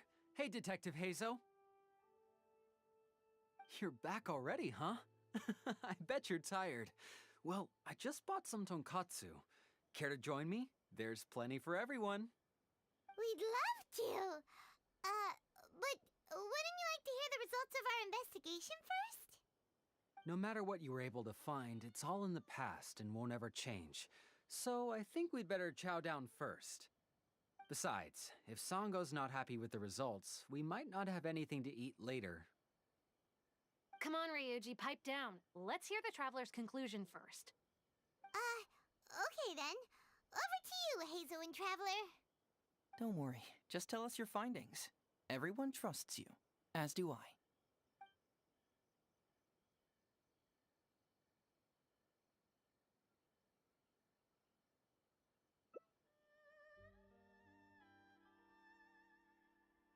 But how? How could this be? Huh. So, that's what really happened? Ryuji, I know it's hard to accept, but... Wait a minute. Sorry, I have quite the stomachache. Sango, can I take the day off? Sure, of course. Take the week if you need it.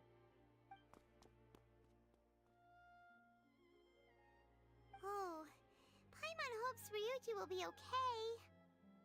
I didn't expect things to turn out like this. Just give him some time to himself. I think he'll eventually come to accept it. I'm still a little worried, though. What if he doesn't come to work tomorrow? Then we'll go to him. Don't you worry about that, Sango. You need some time to process all of this, too.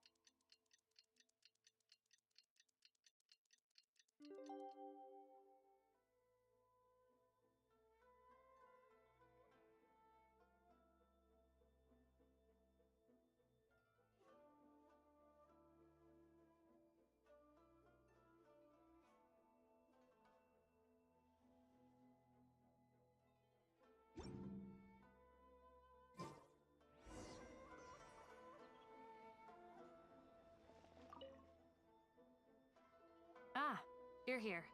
Don't worry, Ryuji came earlier this morning.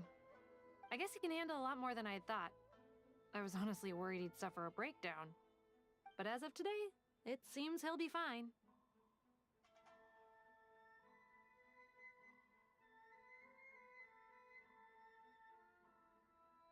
He went over to Natsuke Nogen Crafts to buy something. Let's go find him then. Shall we? Before you go, Heizo, I kind of understand now what you meant when you left. Oh, really? I'm happy to hear you say that. All right, time to find Ryuji.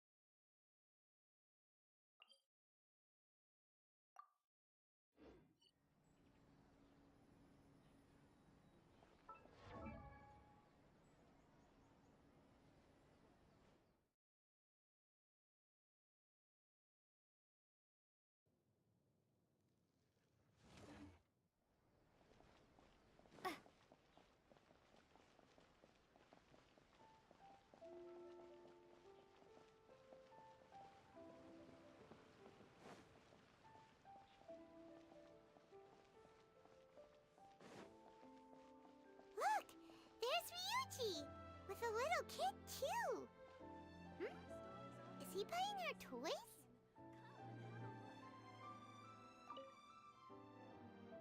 Uncle Ryuji, was my daddy handsome? I've never seen what he looked like. Of course. Takatsukasa Isamu was a very handsome man. Also, it's not uncle. Call me brother. But you look so old. Well, I'm still your brother. Huh? How come? Because he treated me like a son.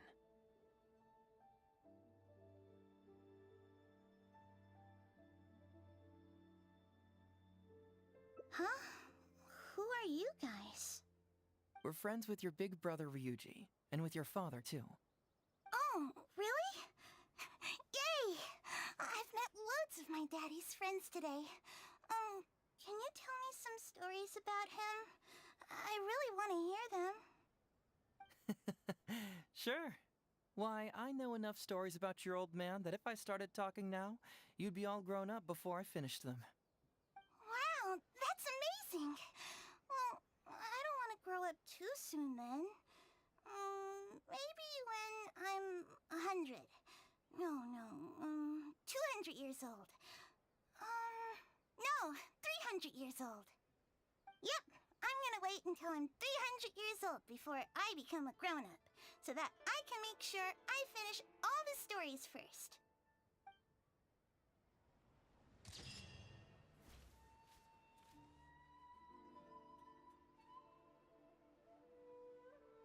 Welcome to Netsuke no Gen Crafts. We can make things other than sculptures as well.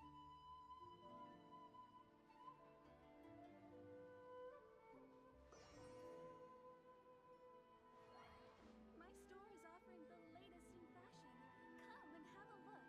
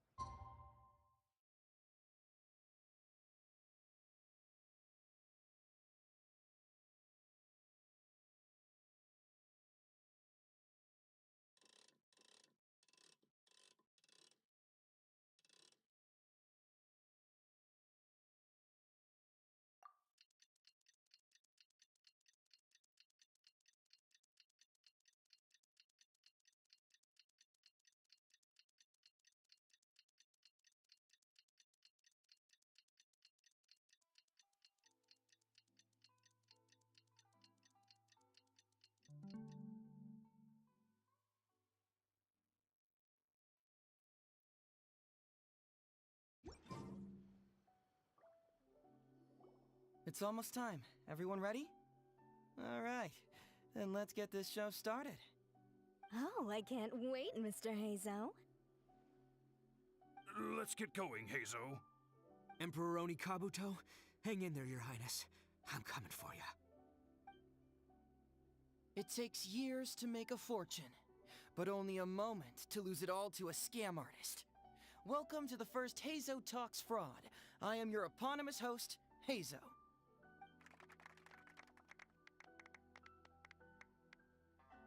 Okay, I'm delighted to have you all here today to explore the topic of fraud. To help everyone avoid becoming the victim of scam artists themselves, we thought we'd invite several VIPs with a lot of experience in this area to perform a little play with an anti-fraud message. Please join me in welcoming to the stage Miss Etsu, Mr. Iba, and the venerable gentleman, Mr. Arataki Ito. Without further ado, let the show begin.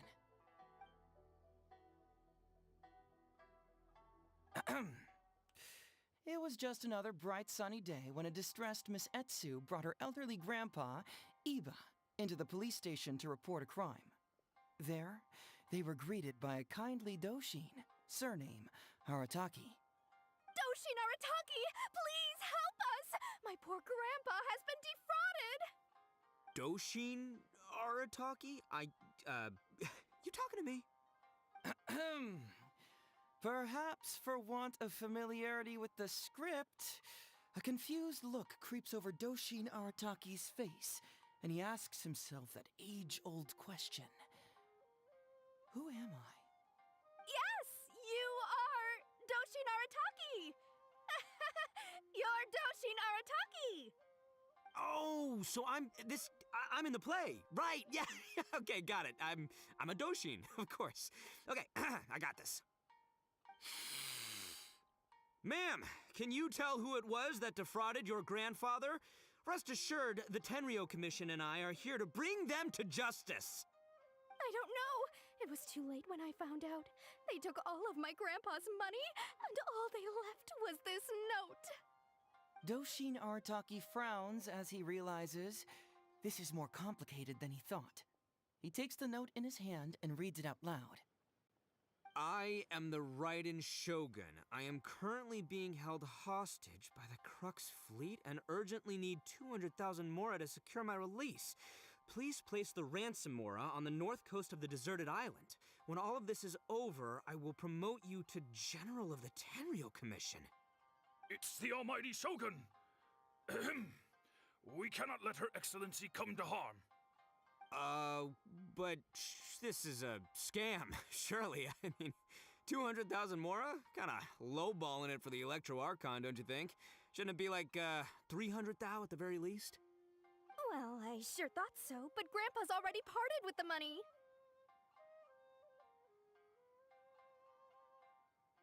Well, then we gotta get it back. Is there still time? Before I could go out to look for it, Grandpa received another note. Doshin Arataki takes the note and reads it out loud. I am Miss Hina. I am currently raising funds to publish a photo book. I urgently need 300,000 mora for publishing fees. In return for your support, you will receive a limited edition signed photograph. It's Miss Hina. We can't leave poor Miss Hina in a tight spot. You're right, Gramps. Is 300,000 mora enough? I can spare some too if we need to make up the difference.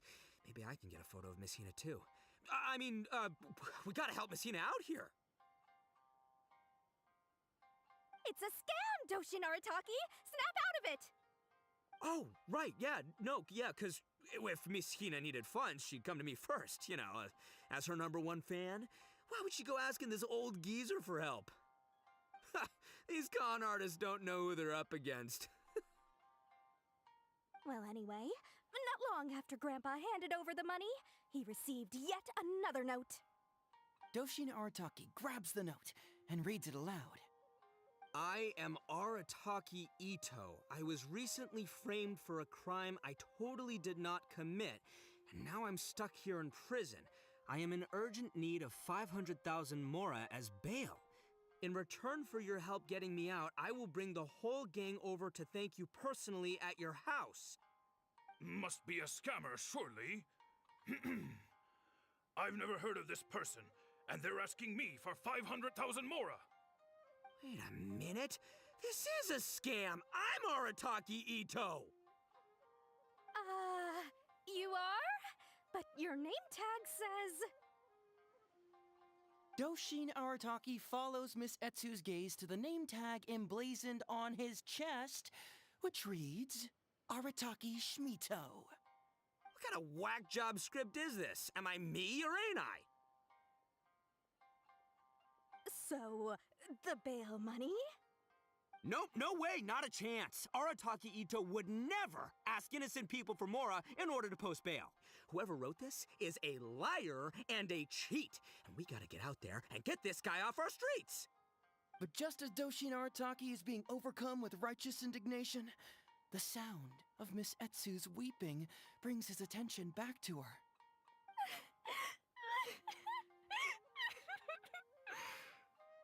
Miss Etsu, don't you worry. We're gonna catch the people who did this. Even if you do catch them, how are we ever going to get Grandpa's money back? Oh, whatever are we going to do about all those Onikabuto? Onikabuto? Wait, what was that about the, Onikabuto? Oh, well, Grandpa is a major Onikabuto breeder in our village. His are the biggest and strongest Onikabuto around. People come from far and wide to buy from him. We recently received an order that was too big for our current capacity. We were planning to expand Grandpa's facilities, but then we were swindled out of all of our money. Right after we'd signed the contract, too. If we don't deliver these Onikabuto on time, Grandpa will have to pay huge damages. Oh, what are we going to do? Man, what's that saying? It's like, it never rains, but it snowballs. Exactly what we're dealing with. Etsu, my dear, don't worry. I'll sell the house if I have to. We'll find a way through. But then where will we stay? Please help us, Doshin Arataki. All we need is the 500,000 mora that was taken from us. Can you help us raise it? Or maybe you could lend it to us? Grandpa's business is going very well. We just need help getting over this hurdle. Doshin Arataki, please. If you lend us the money, I'm sure I can make it up to you by... I won't hear of it. As a public servant, I would never dream of taking advantage of a person in need. I was going to say, by giving you part ownership of the Onikabuto farm.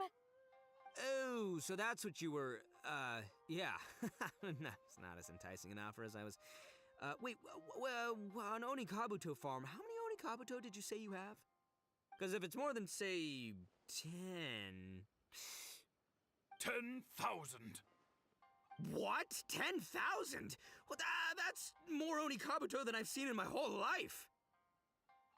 Please help us. As long as we get through this, those 10,000 Onikabuto are yours to keep. 10,000 Onikabuto? Hey, if I looked after them, they'd have little baby Onikabuto. And then the little baby Onikabuto would grow up and have little baby Onikabuto of their own. Doshin Arataki is struck by a sudden wave of pure elation. His face breaks into a big, beaming smile. But what does he do next? Miss Etsu, don't you worry. I'm gonna help you out. But 10,000 is too many. I can only accept 1,000. Wait, no, what am I saying? 500 Onikabuto. As a Doshin of the Tenryou Commission, it is my duty to serve.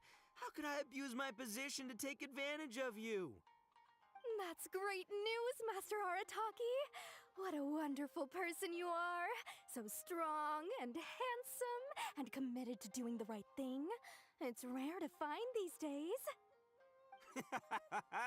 Yep, that's me. All right, there's just one final question that needs answering. What question is that? The question is... Where's my Mora? Huh. Yo, Hazel, my hombre, question for you. What's my character's salary in the script? Oh, also, any inheritance or other lump sums I should know about? Basically, can I afford this 500,000 mora? I mean, Schmito, I can afford it. Can Schmito? Ahem. Faced with a damsel in distress, Doshin Arataki fights to remain level-headed and asks that other age-old question. Where's my mora? Suddenly, he feels a strange compulsion to slide his hand into his pocket where, it turns out, a bank check has been quietly nestled all along. He draws the check out and inspects it. Today is payday, and this is his salary. The amount? 500,000 mora. Whoa, check it out! A check for 500,000 mora! Where'd you come from, buddy? Misatsu, get this. Turns out I just got paid 500,000 mora today. Well, here's your mora. Thank you so much. Master Arataki, what's wrong? Doshin Arataki stretches out his hand. But wait! Just as he is about to hand over the check to Miss Etsu, he hesitates, tightly pinching one end of the check betwixt his two fingers. All he needs to do now is release the check, and it will fall into Miss Etsu's eager hands. But let go of the check he does not. Master Arataki, let go! Wait. Something's not right. Doshin Arataki is having second thoughts. Has something caught his attention? Has it aroused his suspicion? Has he finally realized the truth? So, this is an anti-fraud show, right? Huh? A spark of intuition bursts to life in Doshin Arataki's mind. Since this is an anti-fraud event, I have a question. Is he about to ask the most critical question of all? I gotta ask. This is it. Here it comes. Does a Doshin really get paid this much? 500,000 mora. Enough to get an Electro Archon out from a hostage situation, then go pay for Miss Hina's publishing costs. You telling me the average Doshin can do all that on one pay packet? I don't know, seems pretty fishy to me. Hey, compadre, what do you think? Am I being scammed here? Hazo! Ito's cheating! He asked for help! As the spark of intuition flickers and threatens to fade, Doshin Arataki clutches around in desperation, hoping to find a source of fuel to feed the flames of enlightenment. Traveler, are you going to help this poor man out of his predicament? Follow my heart. All right, then. There's no way a Doshin makes 500,000 mora in a single pay packet. Two innocent victims, Miss Etsu and Mr. Iba, come to a Doshin for help. And the Doshin, whips out a 500,000 mora check? Yeah, likely story. There's only one possible explanation. Who's got two horns and carries around a fake checkbook? Yep, this guy.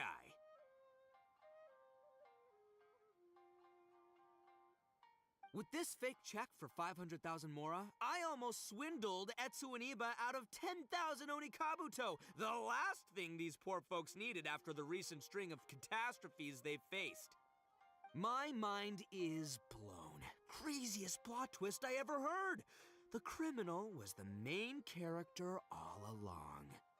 Miss Etsu, I'm afraid I can't let myself give you this fake check. But I will do everything in my power to raise 500,000 genuine mora for you. So don't you worry. What the? Oh, jeez. In the end, Doshin Arataki listened to the voice of his heart and narrowly avoided being defrauded in his own unconventional way. But regrettably, he failed to ask the critical question: who in their right mind would give away Onikabuto for free? I ask you all, is there such a thing as free Onikabuto? Free mora? Or does nothing in life come for free? Thank you all for watching Hazo Talks Fraud. Don't get greedy and you won't be needy. Stay alert, and you won't get hurt. You never know where scammers may lurk. See you all next time.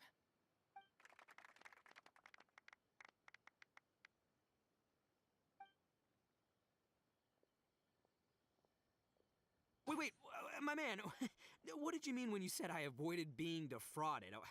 I thought I was the fraudmeister here. Maybe someone should have read the script. Miss Etsu and Master Iba were the scam artists. Duh! You were the one they were trying to scam. What? Huh? I was being conned? Darn, I can't believe they got me. Well, you still managed to protect your money. In the end, they didn't succeed. Yeah, but that was a happy coincidence. They scammed me, and I fell for it. Guessing it wasn't your first time either, huh? It was such a cheap trick, too. This is killing me. The trick is a common one for a reason, but don't underestimate it. That's how you end up being a victim. But how am I gonna protect my gang if even I get fooled by such cheap tricks? Don't blame yourself, old chap. In fact, you know what? I was also conned today. Yeah, me, of all people. Does that make you feel better? You too, hombre? No way! No, that's impossible. You're just trying to cheer me up. Oh, no, it's the truth. Please, just take a look at the present I got for you.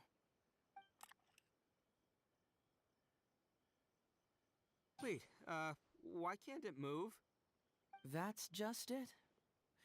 I'm sorry to say, it's just a figurine. What? A figure? You mean it's a fake? Yeah, and it's all my fault. I was duped by the Onikabuto vendor's false advertising. What a colossal fool I am. Taken in by a common street vendor? Ugh. So you really were conned, dude! Let me take a second to let that sink in. Gotta say, although I didn't get my Emperoroni Kabuto, somehow, knowing that even Hazel got conned kinda puts me back in a good mood. It's, strange. Maybe I'm sharper than I'm giving myself credit for. Great minds think alike, so, me and my hombre here, kinda equally matched. Hey, by the way, compadre, looks like you're the only one out of the three of us who didn't get conned today. But you better watch out. We got fooled not because we were stupid, but because those scam artists are some crafty dastards. I want you to have this figurine as a reminder of the fact that today, Hazel and I both got conned, but we both grew a little wiser too. I hope that whenever you see it, you'll remember how cunning those con artists were, and how difficult it was for Hazel and I to see through their schemes. Then, you'll always keep your wits about you, and you'll never become a victim yourself. Yep, that's right. No one will ever manage to con you.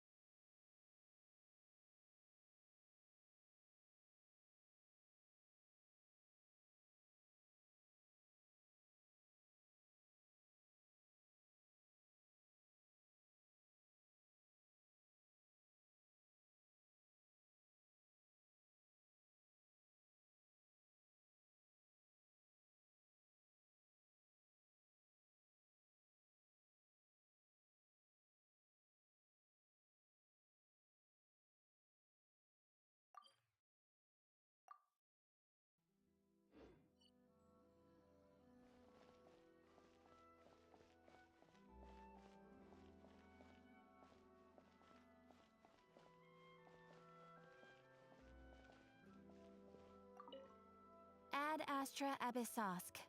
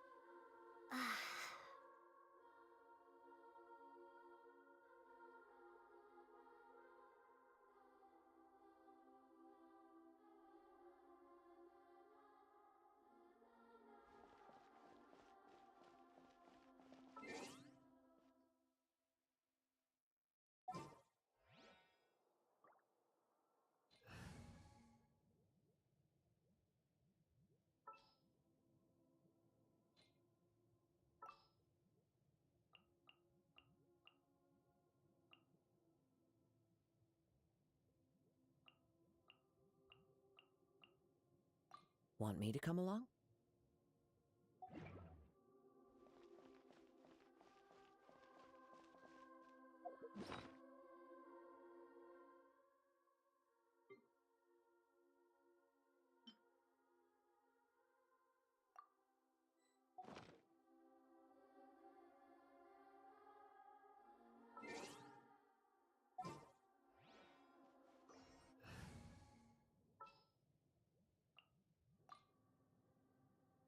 Wish me luck. Ready, steady, go!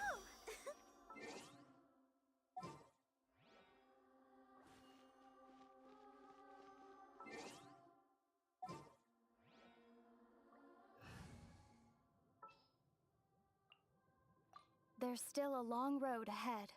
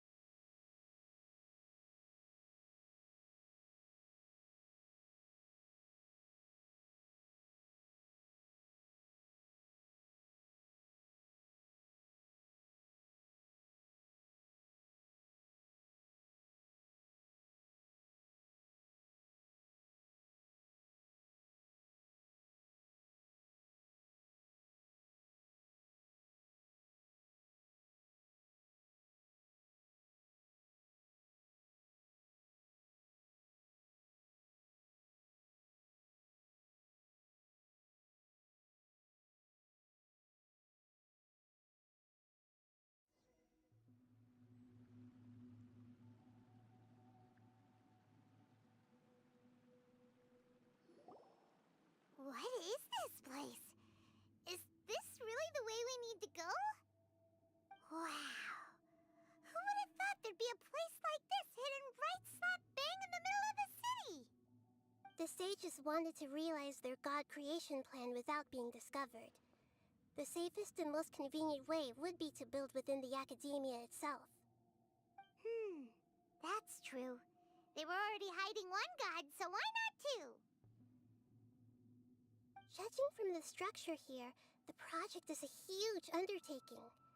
The sages really saw the god creation plan as their ultimate goal. But this place doesn't look like it could have been constructed by the academia alone. The Fatui under the Doctor sure didn't hold back. They provided a lot of technological support.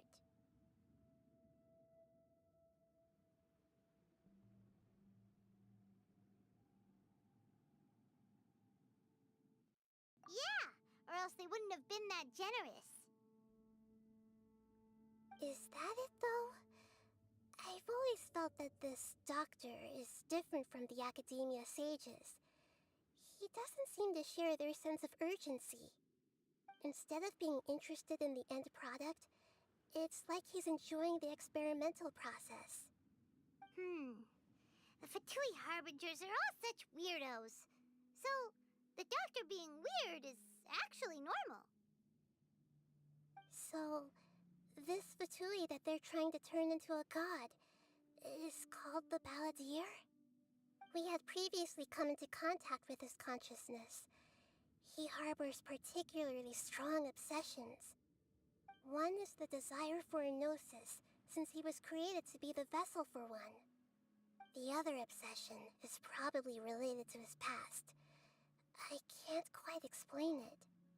Paimon knows that he was a prototype puppet for the Raiden Shogun before he became a Fatui Harbinger. That's why he wants a gnosis so badly. There's no way he'd willingly be a test subject. Now with that temper and ego of his. It sounds like you know the Balladeer quite well.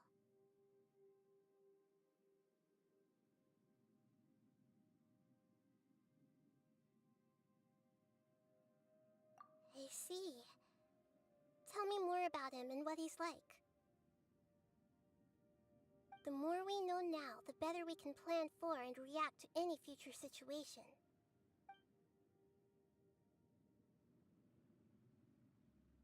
Ah, I see. How fascinating. Alright, time to go. Let's get through here and meet him in person.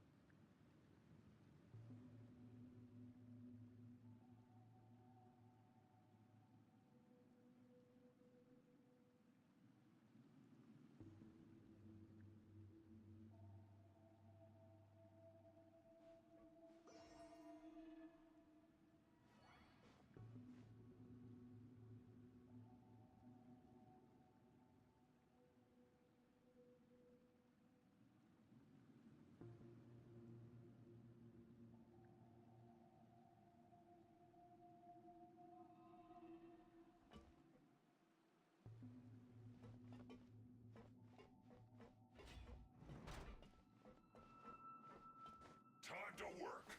Let's begin. Spring forth! Put your back into it. Into the wind. Let go. Quickly go. Time to fulfill my duty. Whirling snow! No slacking off.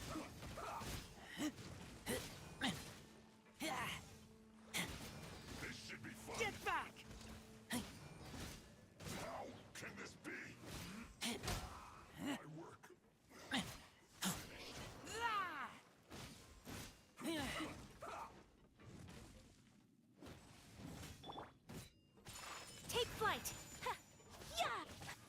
The wind knows me. Let's end this quickly! I slipped up. Whirling snow! Propagate!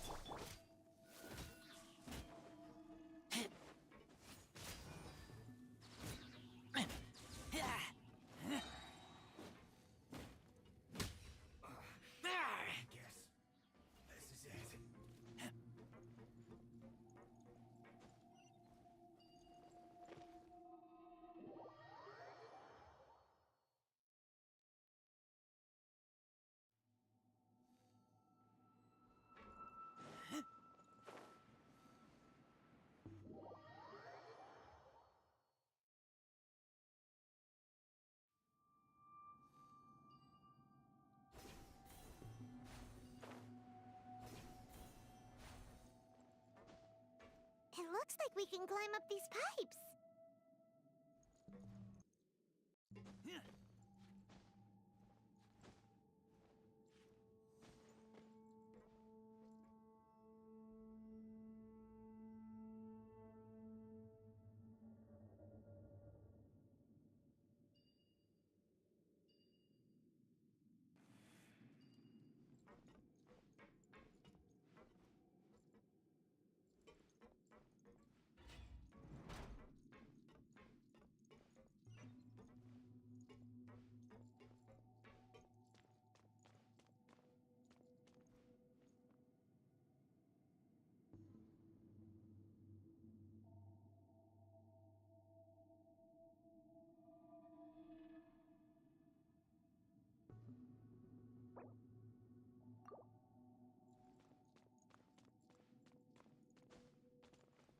The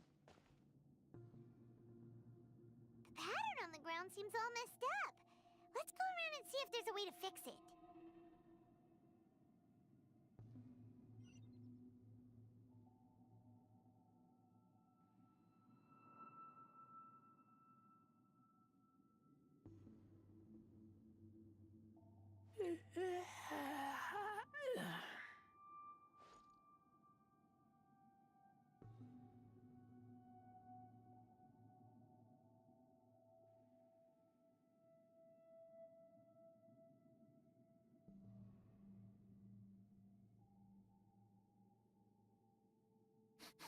I smell rabbit.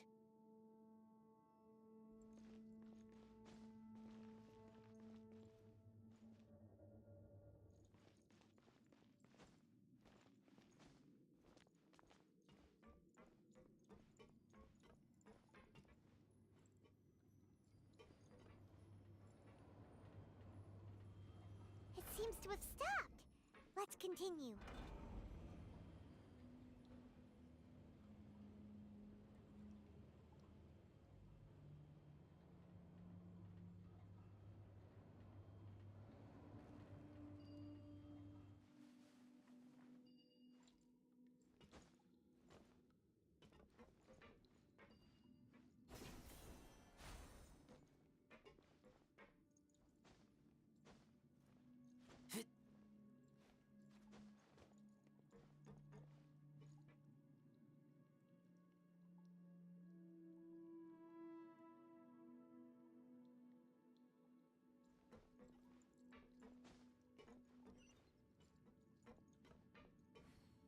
Let's begin.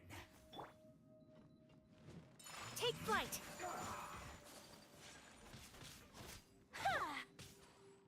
Into the wind. Scatter!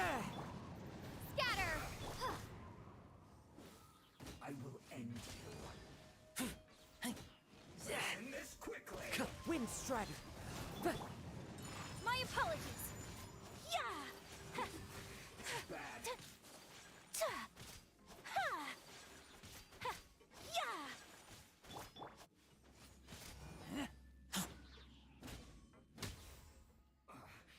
I guess this is it.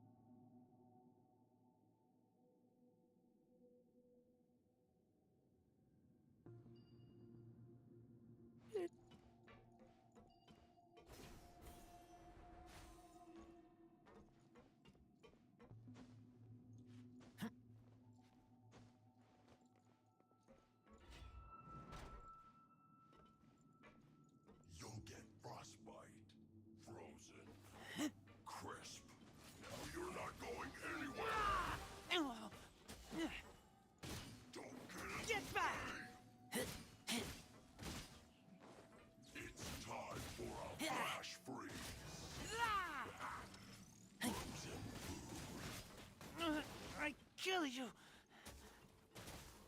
Take me back. Oh.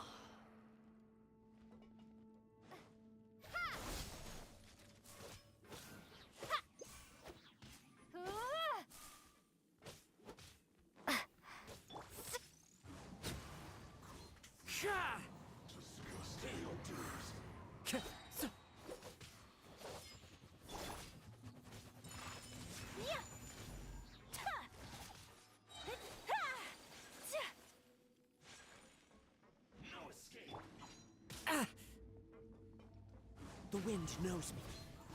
Scatter! Germinate! Take flight!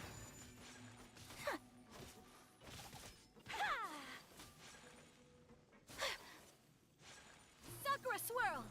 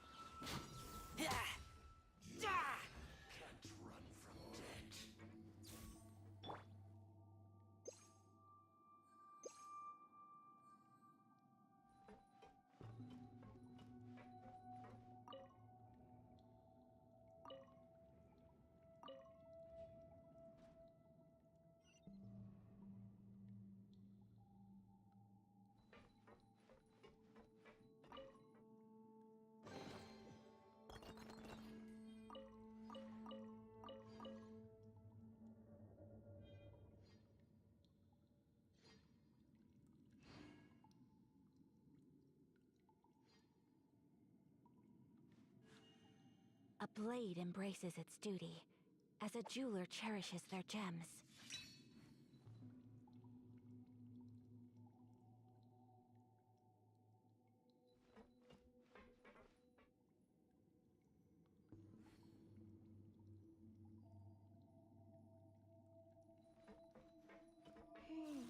The cart is stuck.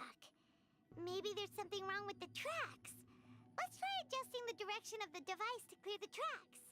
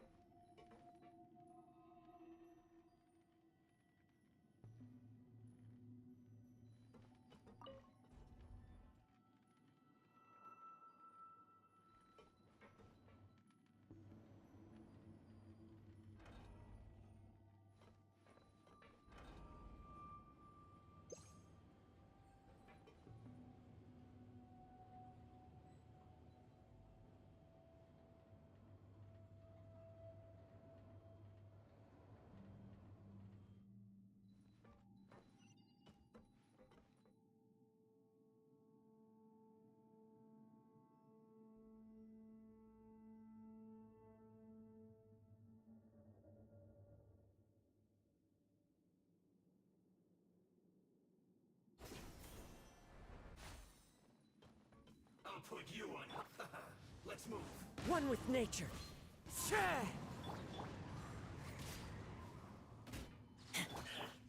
Whirling snow!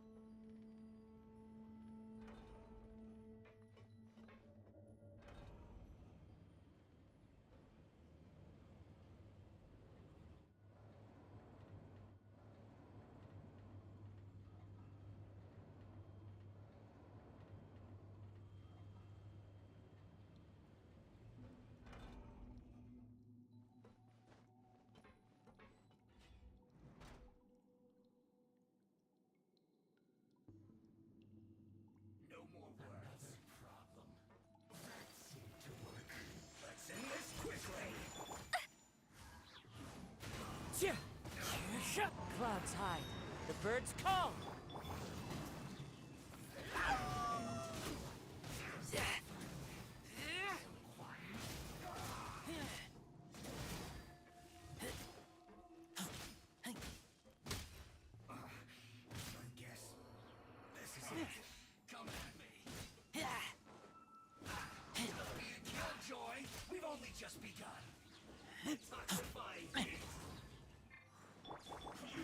Take flight!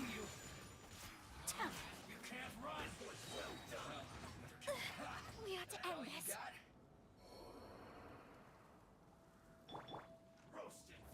Into the wind!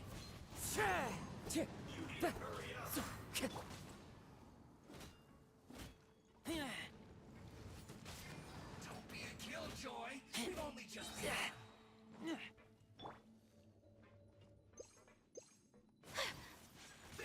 Whirling snow! Miscalculated. You need to hurry up. Roasted. Take flight!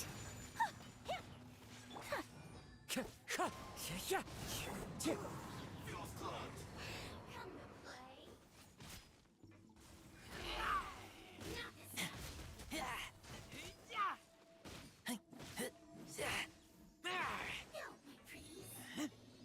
Get back!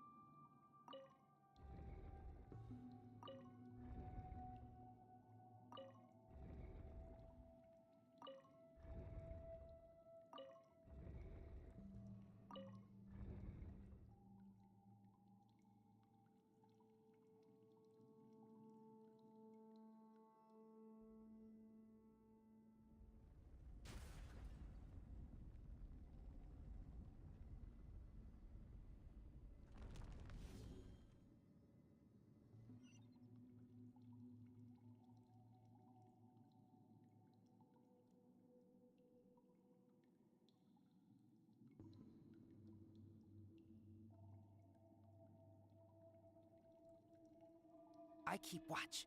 You leave, you call me.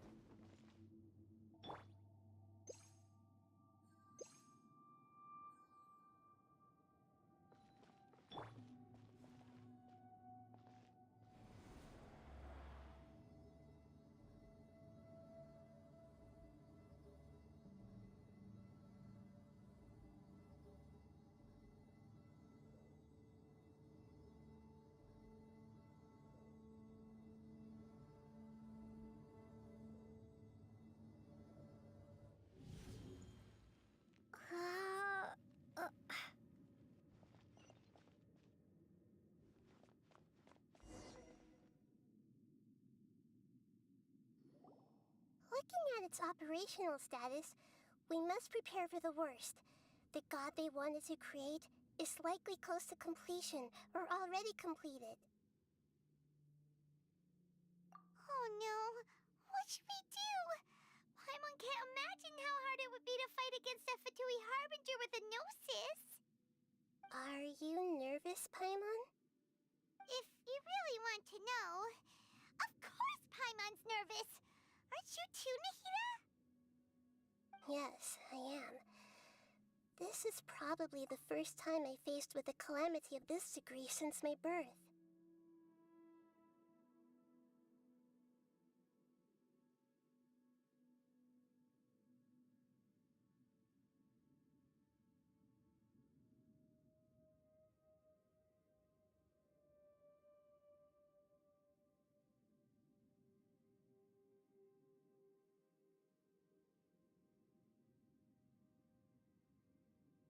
I feel not just nervous, but curious as well. Curious? Curious about what? Curious about our fate. To me, everything we perceive in this world, everything we learn, and everything that happens to us is considered knowledge. And if it's a form of knowledge, then it can be understood. However, only fate is about that which has yet to occur, so it has always drawn my curiosity. So to me, fate is the ultimate knowledge. That's also why I love observing humans and all the things that happen to them. It all brings me great satisfaction. And now, at long last, I'm not just an observer anymore. I will personally experience my own fate with you by my side. Isn't this such a wonderfully exciting thing? Ah, so that's what you mean. Paimon thinks she understands what you're feeling. Agreed. Okay, let's continue on. I can sense his aura from here.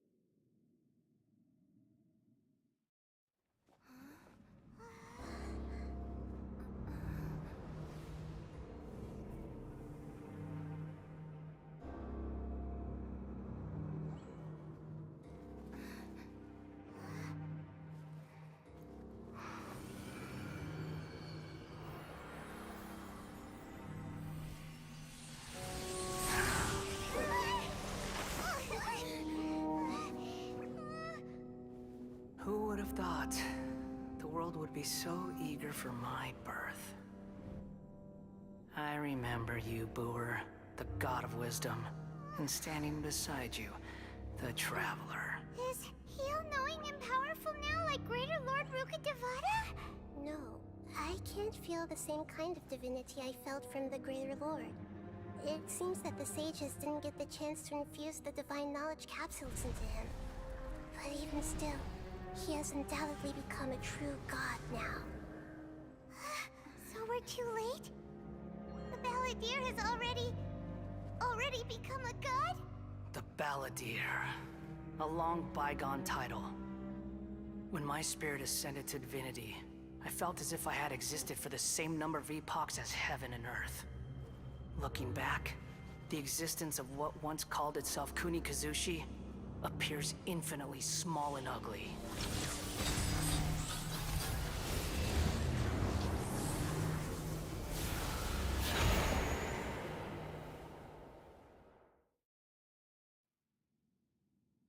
This imposing aura. It really feels like a god's. A body that capitalizes on the Balladeer's original construction as a mechanical puppet, with the Gnosis serving as a constant power supply. How much effort and resources did the sages put into this? From a purely technological perspective, it's a commendable achievement indeed. It's no exaggeration to say, this is the culmination of human wisdom. You sure are something! Dishing out compliments at a time like this? But I don't think he's reached the spiritual height of a god.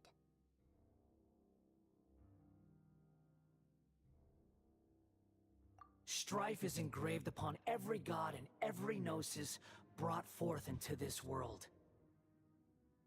Can you feel it? The exhilaration of such power, and the thrill of anticipation for our contention. Nahida wouldn't feel the same things as you!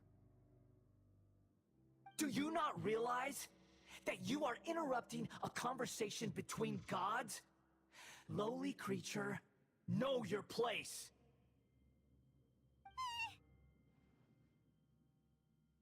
The strife engraved upon a gnosis. You're talking about the Archon War. Tevat's current peace was not easily won. I didn't personally participate in the Archon War, but the way I see it, all those losses were meaningless, driven by the demands of the laws.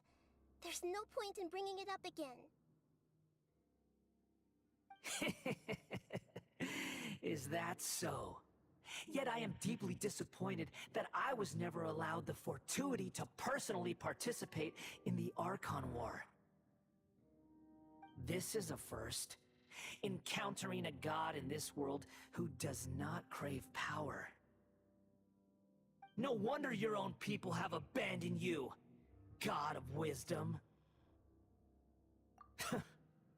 Your judgment is as your existence, unsubstantial. This is where everything ends, Booer, the God of Wisdom.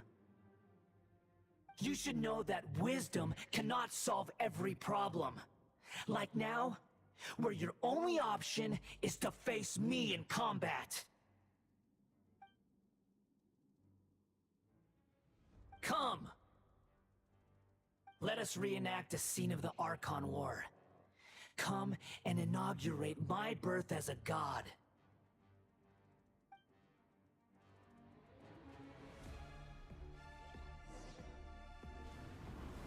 Churn!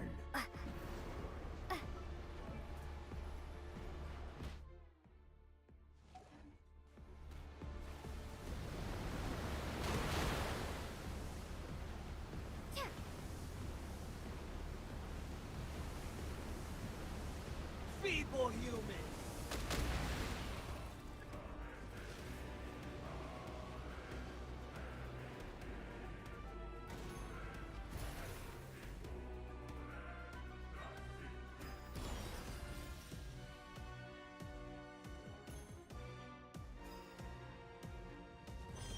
Insignificant pest!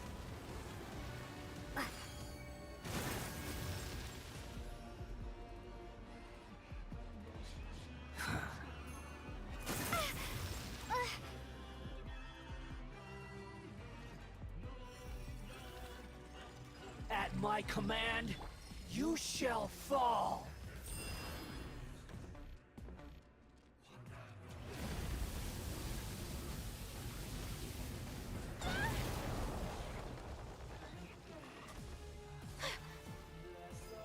Insignificant pest!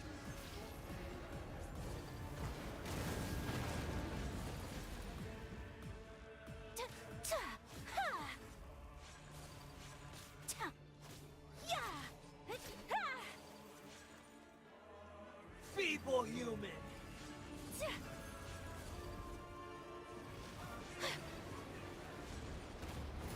Whirling snow!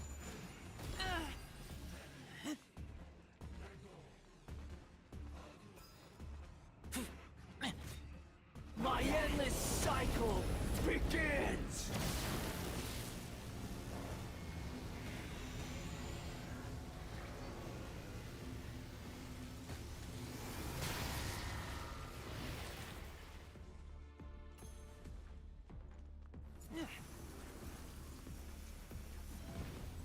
Perish!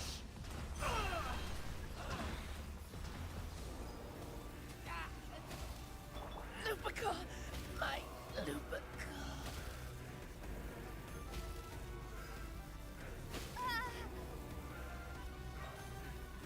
My body! It's...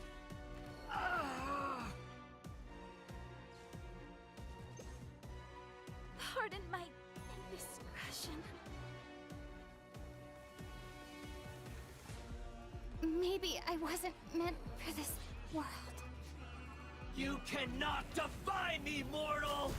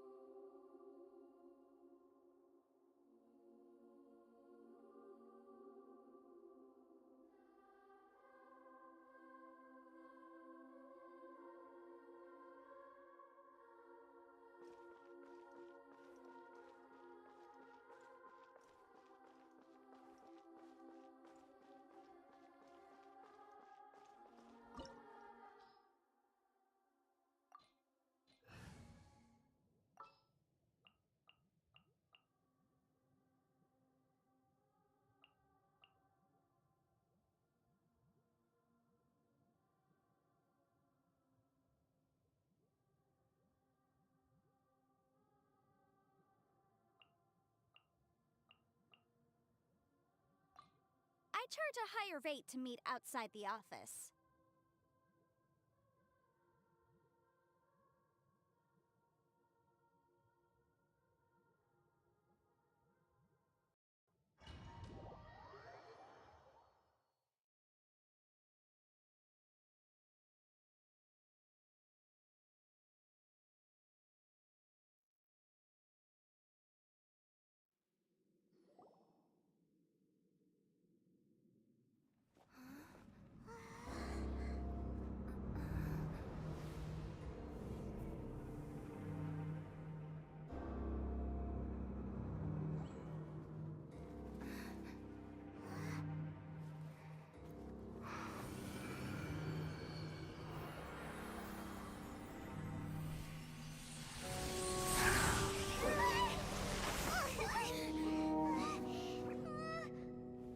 Who would have thought the world would be so eager for my birth? I remember you, Booer, the god of wisdom, and standing beside you, the traveler. Is he all-knowing and powerful now, like Greater Lord Rukkhadevata? No, I can't feel the same kind of divinity I felt from the Greater Lord. It seems that the sages didn't get the chance to infuse the divine knowledge capsules into him. But even still, he has undoubtedly become a true god now. So we're too late? The Balladeer has already become a god? The Balladeer. A long bygone title. When my spirit ascended to divinity, I felt as if I had existed for the same number of epochs as heaven and earth. Looking back, the existence of what once called itself Kunikazushi appears infinitely small and ugly.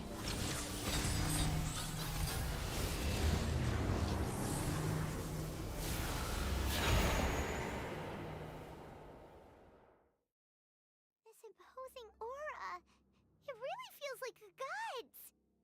A body that capitalizes on the Balladeer's original construction as a mechanical puppet, with the Gnosis serving as a constant power supply. How much effort and resources did the sages put into this? From a purely technological perspective, it's a commendable achievement indeed. It's no exaggeration to say, this is the culmination of human wisdom. You sure are something! Dishing out compliments at a time like this? But I don't think he's reached the spiritual height of a god. Strife is engraved upon every god and every gnosis brought forth into this world. Can you feel it? The exhilaration of such power, and the thrill of anticipation for our contention. Nahida wouldn't feel the same things as you! Do you not realize that you are interrupting a conversation between gods? Lowly creature, know your place!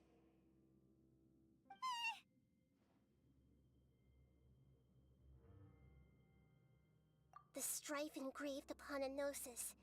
You're talking about the Archon War. Tevat's current peace was not easily won. I didn't personally participate in the Archon War, but the way I see it, all those losses were meaningless, driven by the demands of the laws. There's no point in bringing it up again. Is that so? Yet I am deeply disappointed that I was never allowed the fortuity to personally participate in the Archon War. This is a first. Encountering a god in this world who does not crave power. No wonder your own people have abandoned you, god of wisdom.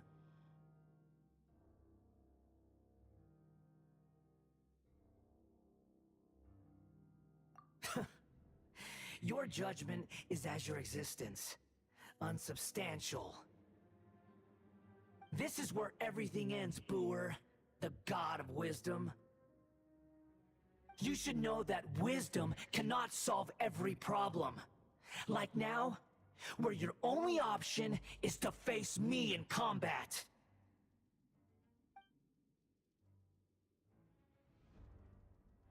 Come, let us reenact a scene of the Archon War. Come and inaugurate my birth as a god.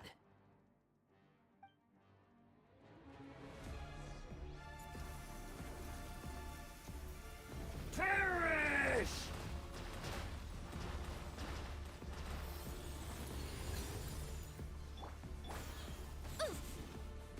Feeble human!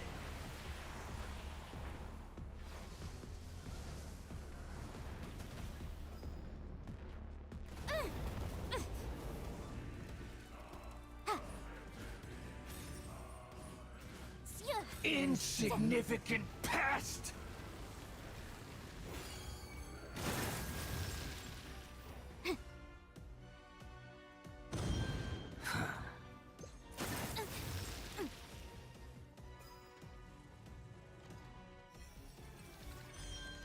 At my command, you shall fall!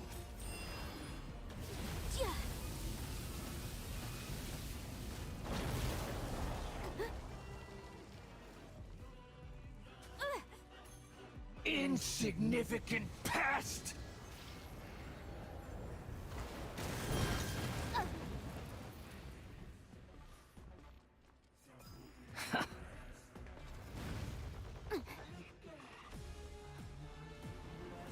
Sure! One with nature.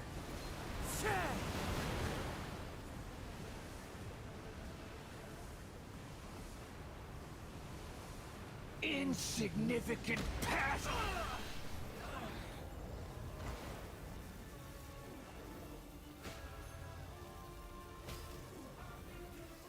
That hurts!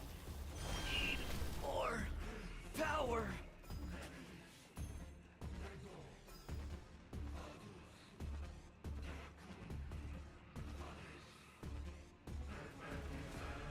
Time to go. Motion to compel. You cannot defy me, mortal! My endless cycle begins!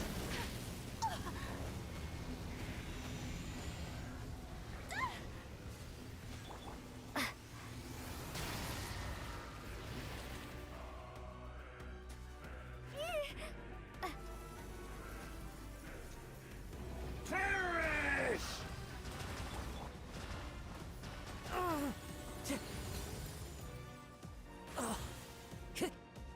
Feeble human!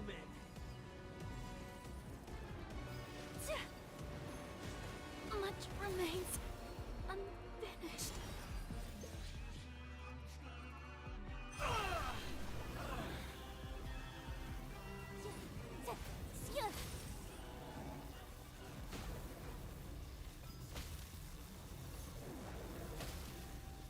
My body!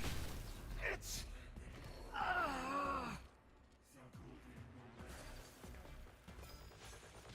My apologies. Pardon my indiscretion.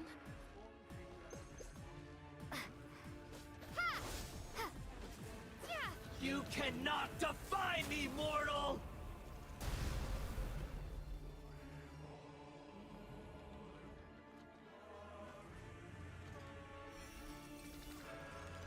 At my command, you shall fall!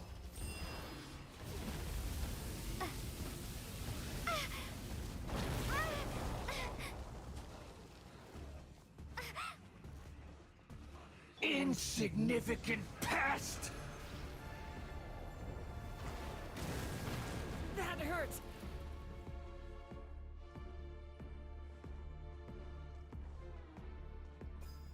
I must remain calm. Feeble human!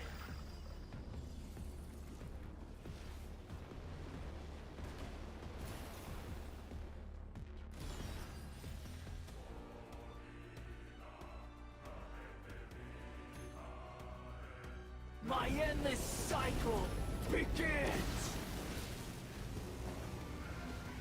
Time to go.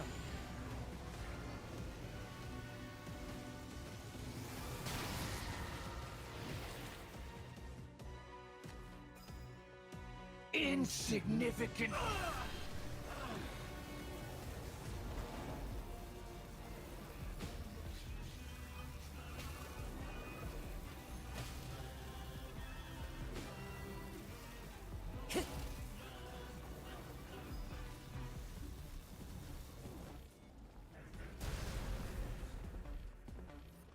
so many regrets.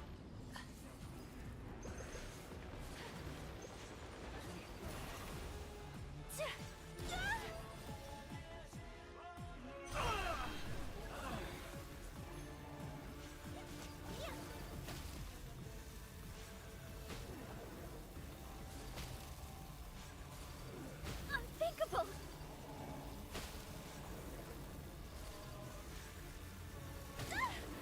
I will not stand for this!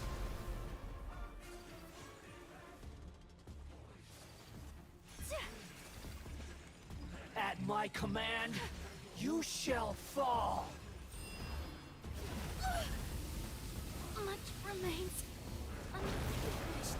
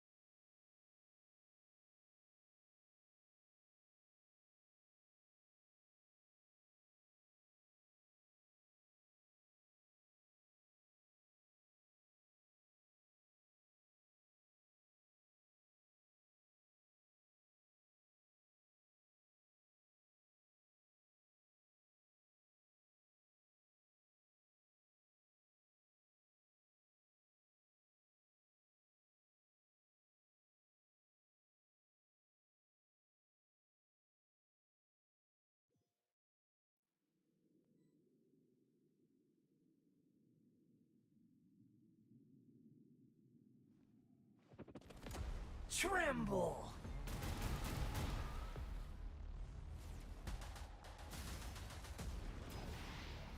Burn to oblivion!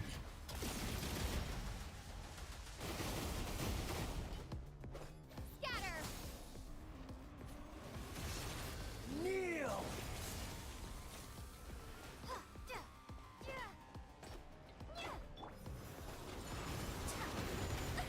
So rude!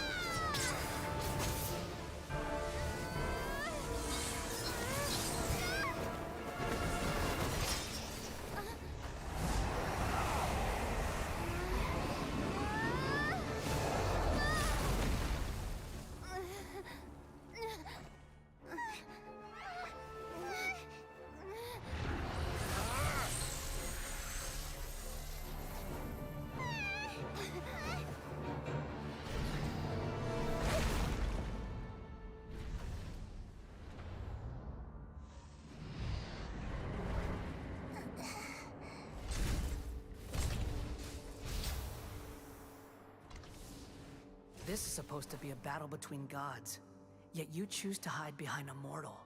And now, you're acting like you'd sacrifice yourself for a human. Are you having fun proving a false sense of heroism to yourself, Boor?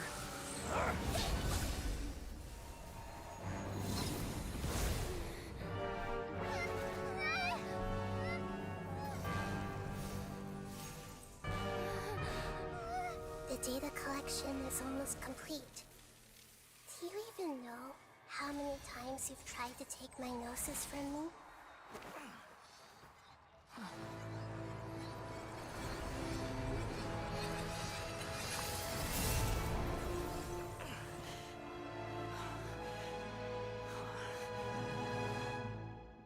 We just concluded the 168th loop. Did you know that in the effort to create you, the people of Sumeru were forced to live through the exact same number of Sabzeruz festivals and Samsara cycles? The power of dreams. When did you use it on me?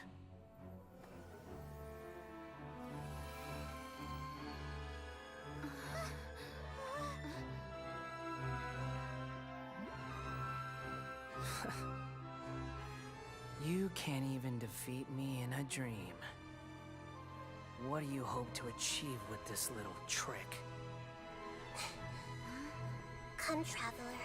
Just like before. Allow me to awaken the memories in your dreams. All that battle experience! It's more than that. Compile everyone's wisdom in the name of the Archon. That is the original function of the Akasha. I've sent everything that happened just now to the people of Sumeru in the form of knowledge. I've asked them to help you find a way to defeat the false god.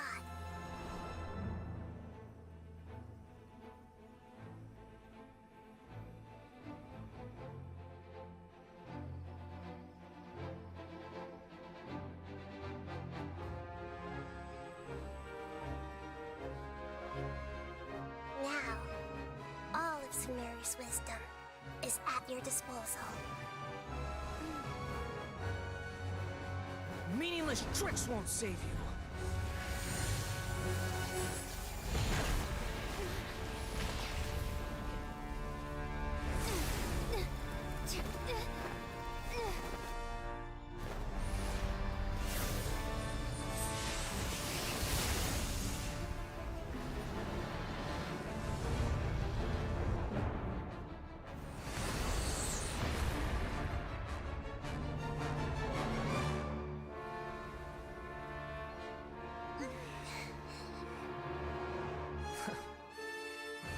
Are you done with your tricks? Can I finally take this as a real battle between gods? I'll leave this to you, the first sage of Boor.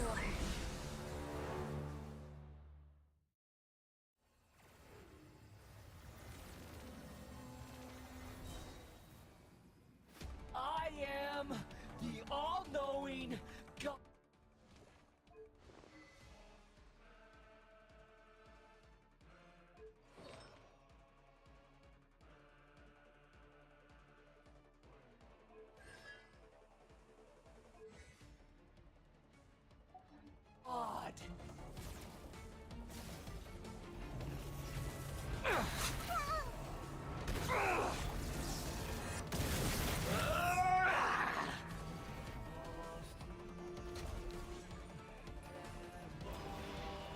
Burn to oblivion!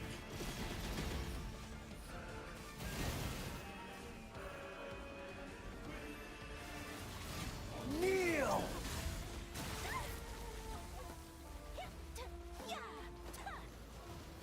Take flight! So rude!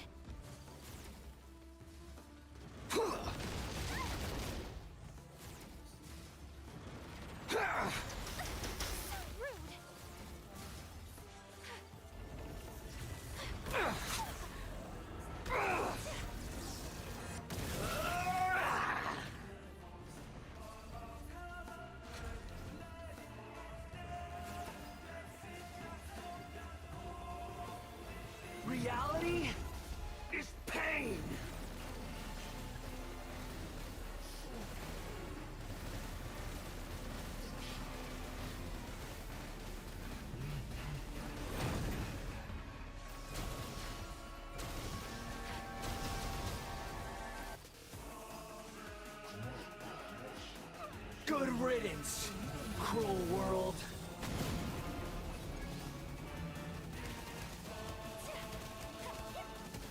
My apologies. Fallen leaves, adorn my night.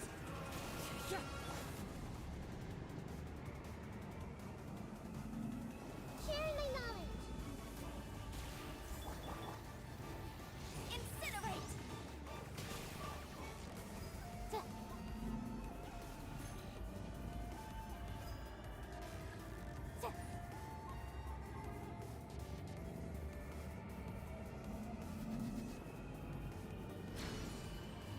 Not possible.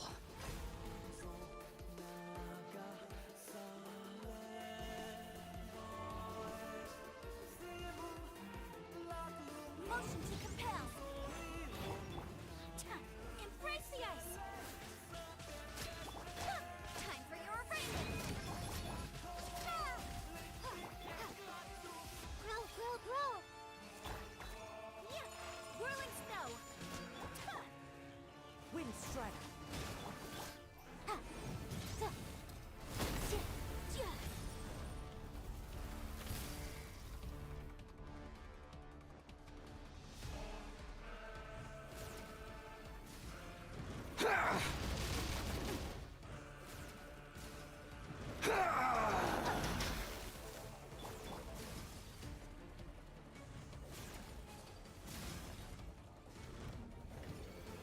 Reality is pain.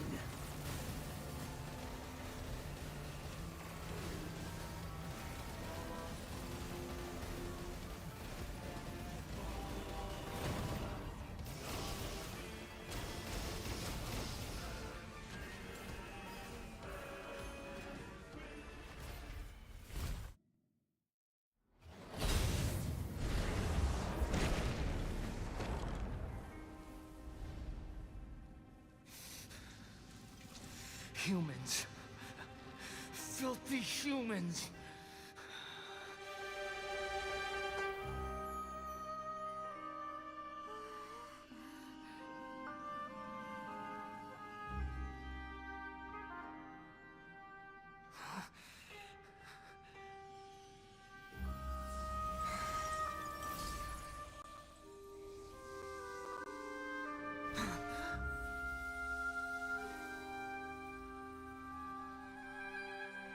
No! Wait! Please! Anything but the Gnosis!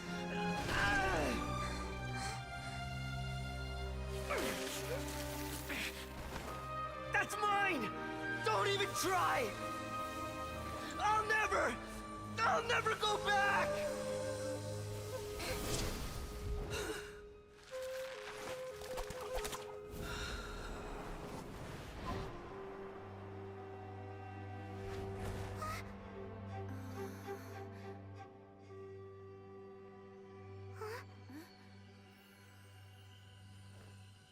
We haven't yet found the answer to the most important mystery.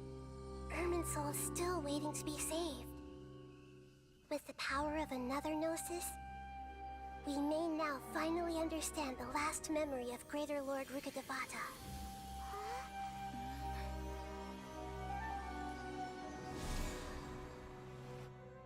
This is... That's right. This is the last memory of my predecessor.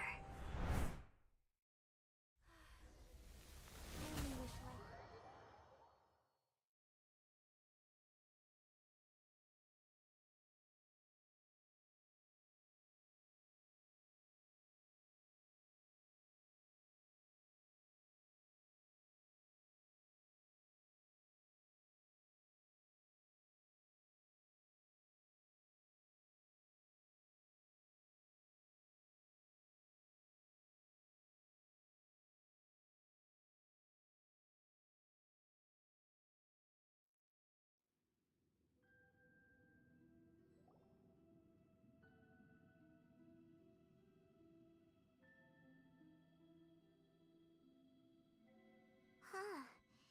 This sure seems very different from what Paimon imagined. Shouldn't Irminsul be in this realm of consciousness? Yes, That is our destination. But I didn't expect the remaining consciousness of Greater Lord Rukkhadevata to be as polluted as this.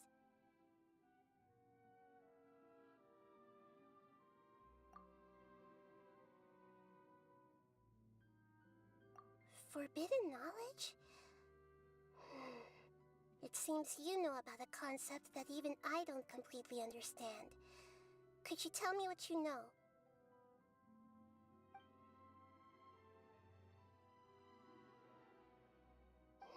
Your inference seems logical enough. Forbidden knowledge once polluted the desert thousands of years ago, but was successfully repelled thanks to King Deshret's self-sacrifice, and Greater Lord Rukkhadevata nearly exhausting her power. Then, a second instance of forbidden knowledge pollution occurred during the Conria Cataclysm 500 years ago. But I'm afraid it is much more serious this time, with Irminsul itself already in danger. So, if we're in the remaining consciousness of Greater Lord Rukkhadevata, and it's also been affected by forbidden knowledge pollution, then does that mean, in order to save us, Greater Lord Rukkhadevata? Yes. It's very possible that she sacrificed her life in the fight against forbidden knowledge.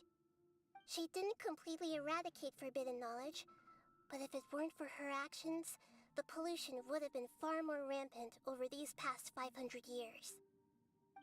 The way that everyone, including me, has forgotten everything about forbidden knowledge may very well be due to her restoration of Irminsul. Aww. Do you feel sad, Nahida? I'm just sharing her pain. The pollution of her consciousness here is severe. There is madness, chaos, and pain all around us. Did she fight to resist the forbidden knowledge pollution in such terrible conditions, all the way up to her last breath? She even used her last remnant of lucid consciousness to leave a clue for us to follow. Yes, her words were distorted by forbidden knowledge, so that's all we could hear. But now, we have a chance to find the answer to this mystery. We can cross the polluted consciousness until we found the right path to meet with her lucid consciousness. And then, we'll let Greater Lord Rukkhadevata tell us the truth in person. Each of us need to be mindful of the state of our own consciousness while we are here. Even with the Gnosis' protection, we must always keep a clear mind. Otherwise, we could go mad at any moment. That's so scary. Don't worry, it should be easy enough for you to keep that mind of yours clear, Paimon. Let's go. Are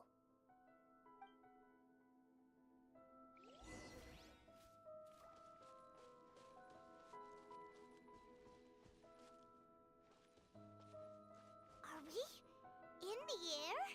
And why is there a huge boat? That's the boat of consciousness, which symbolizes reason here. Its course is the direction our consciousness is traveling towards. If we lose control over our consciousness... Wow! What are these? The monsters seem to have been affected by them.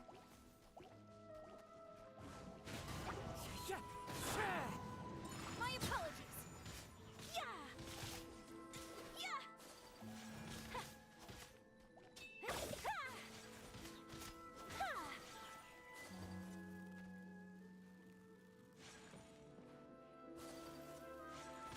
Take flight.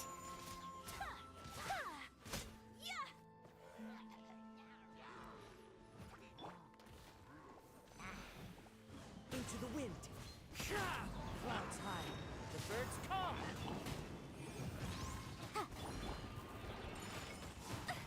So rude. We have to end this.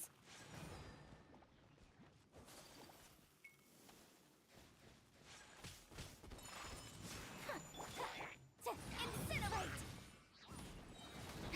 Breath of the flame! One with nature. Propagate! My apologies!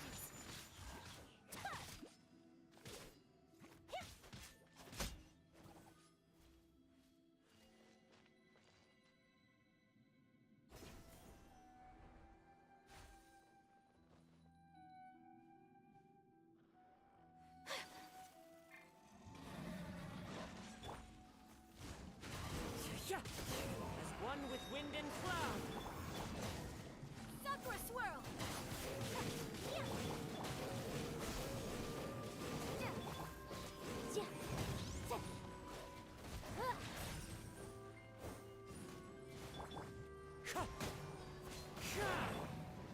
Spring forth! The room!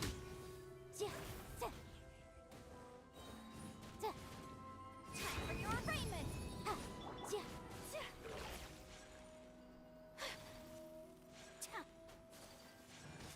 Whirling snow!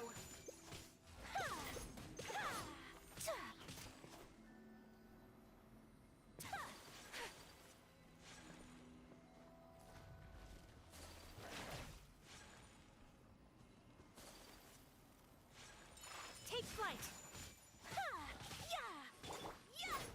Incinerate!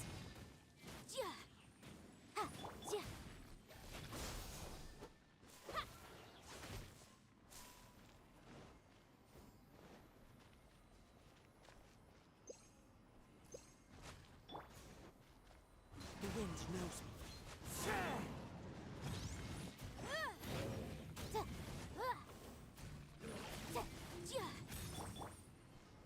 Into the wind.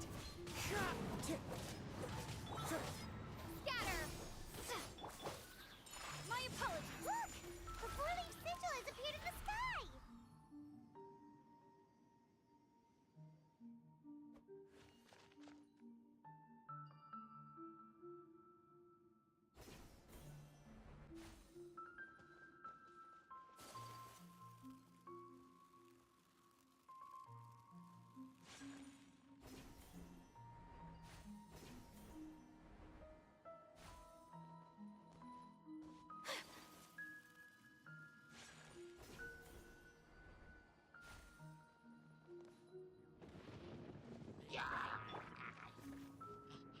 One with nature. Whirling snow! Kamisato art! Sumetsu!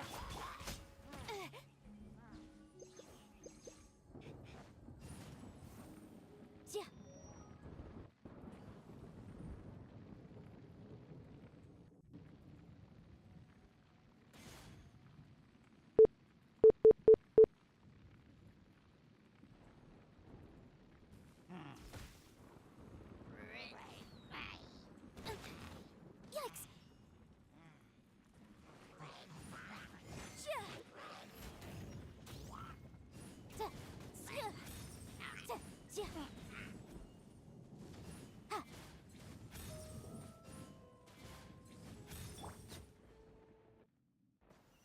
Time to go.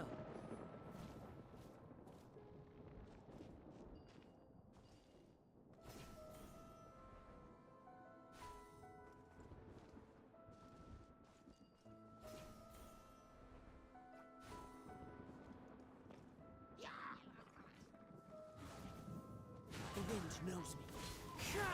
Falling leaves, adorn my night! Take flight!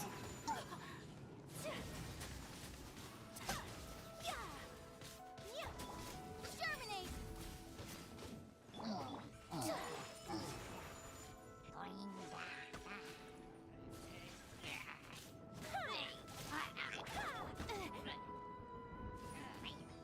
Breath of the flame!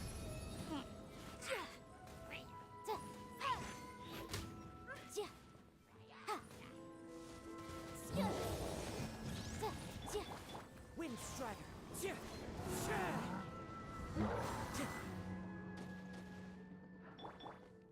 Embrace the ice! My apologies! We ought to end this.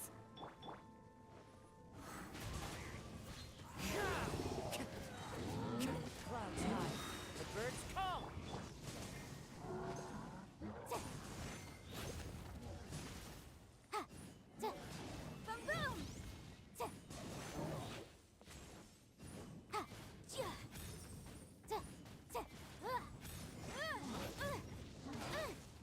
Jacked.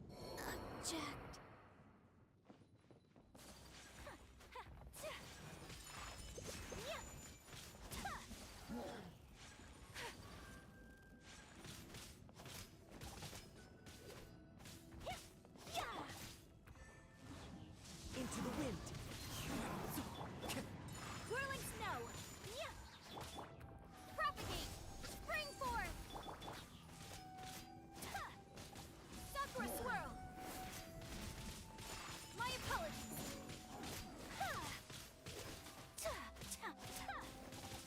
To control the boat of consciousness, we need to find the helm first.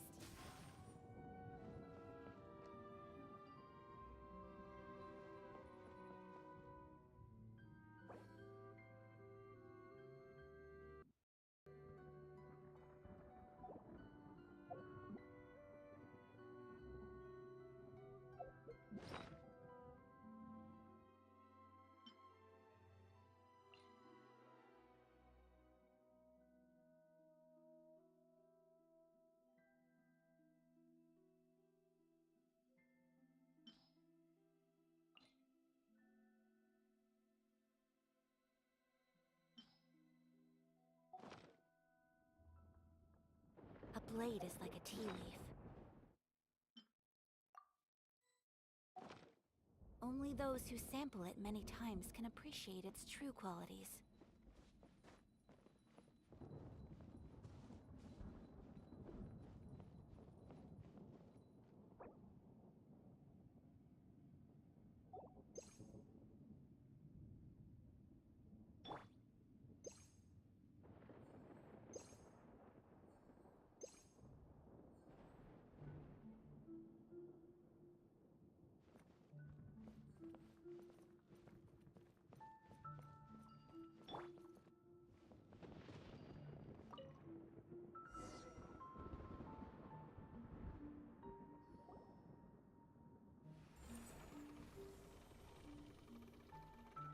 We changed direction.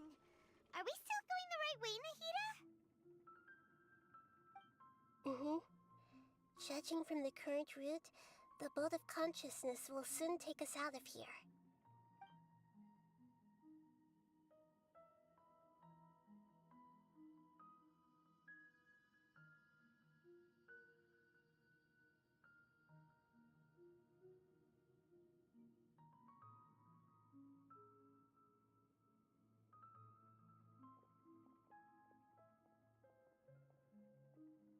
We'll be arriving at our destination soon. How are you feeling? Are your minds still intact? Huh? But everything's been completely normal for Paimon. Hopefully there won't be any more interruptions. This time, we should be able to meet Greater Lord Rukkhadevata. Are you saying you've never met Greater Lord Rukkhadevata before? No. It seems that my birth and her death took place at the same time. Otherwise, I think she would have given me a little more guidance, and I could have done a better job. Hey, you've done a great job, Nahida. Let's get out of this creepy place and go meet her.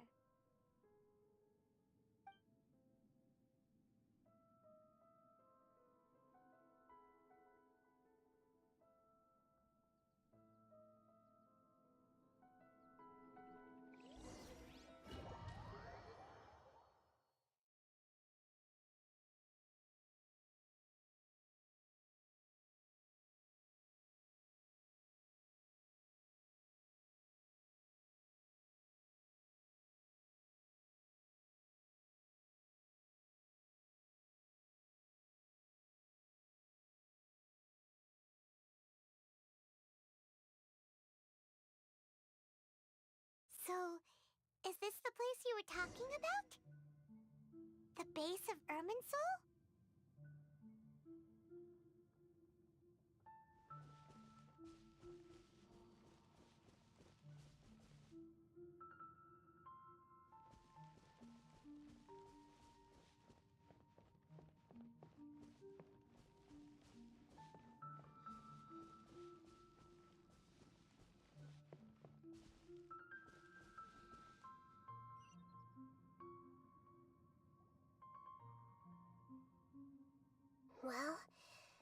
this is the place.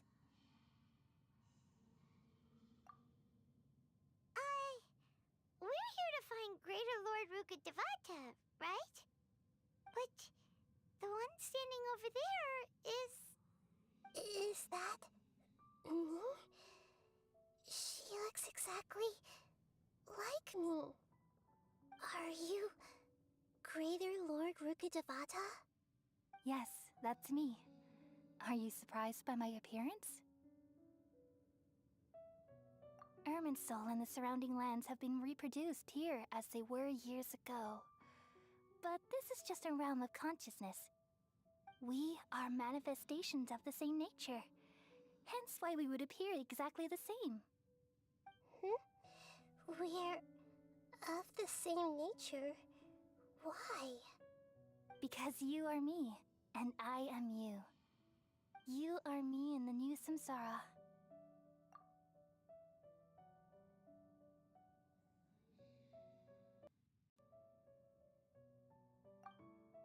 The new samsara? As Greater Lord Rukkhadevata, I'm the avatar of Irminsul. And you are the purest branch snapped from Irminsul. Imagine it this way. Even if a tree dies, its branches will eventually take root and grow, continuing the tree's life in another form. I'm merely the remaining consciousness of Greater Lord Rukkhadevata. The real me has presumably died a long time ago.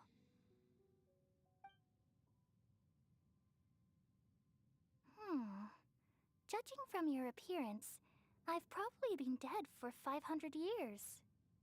But you're finally here. My new self in the samsara. If this is true, then am I going to be a great Archon like you someday? Though we share the same nature, our fates are bound to be different. All things have their own fate. When a branch grows into a mature tree, it won't be the same as the original tree. That's why fate is the ultimate knowledge, isn't it? That's a great insight. Yes, very good. It's also precisely why you won't become like me. Really? But perhaps you may become an even greater Archon than I. I already see a determination in you that I didn't possess in my time, and the future that it leads you to will be yours alone. Along with the blessings from your past experiences. Don't worry. The growth of wisdom is like that of a plant. You only need to wait quietly for the flower to bloom. Come to think of it, the sages never had the faintest inkling of the meaning of wisdom. Thank you. Nothing makes me happier than discovering that the Archon I always admired was in fact myself in another fate. It's so nice to speak with you, Greater Lord Rukkhadevata. I've always wanted to meet you. The feeling is mutual. From the moment I snapped the branch off Irminsul and created you, I've also looked forward to talking with you. Could you tell me why you wanted to create me? And what exactly happened when you died? Ah, I see. You're here seeking answers, right? Everything that day, even the sky itself, changed into a color like this. At that time, the seven were all summoned to the nation of Conria. Except for me. I had a more important task to attend to. I had to protect Irminsul. The disaster occurred together with the pollution of forbidden knowledge. At that very moment, with my consciousness connected to Irminsul, I sensed something was wrong. The pain started to torment my mind. By the time I reached Irminsul, it was already displaying signs of corruption. Had I not repelled the pollution of forbidden knowledge with King Deshret thousands of years ago, I might have felt even more hopeless and lost. So what exactly is forbidden knowledge? It's a kind of knowledge that doesn't belong to this world, and a form of truth that can't be understood. It came from the very bottom of the abyss. Even I could never understand it. The world is constantly rejecting it, leading to all kinds of bad phenomena. If we allow forbidden knowledge to pollute Irminsul, I'm afraid the entirety of Tevat could fall apart. So, there's knowledge that even the God of Wisdom can't understand?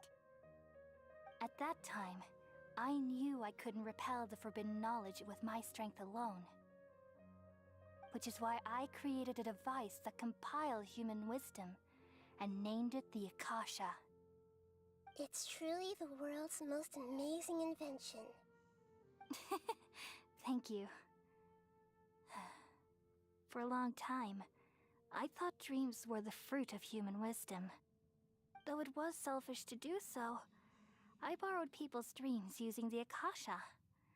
Then I compiled their wisdom and all of my own power.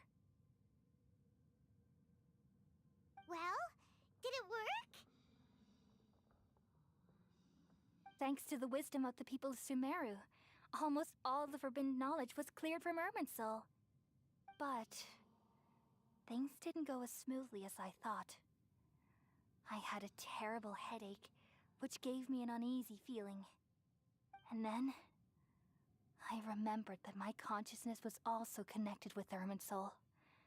It brought me knowledge and wisdom, but vile corruption as well. From the very beginning, my existence had been polluted by the forbidden knowledge. Oh no. How could that happen? I've experienced that pain in your consciousness. It must have been a horrible experience. Yes, but my feelings weren't important. The important thing was that even if I died, my existence and everything related to me would continue to exist in Irminsul as memories and knowledge, meaning that the forbidden knowledge couldn't ever be permanently eradicated.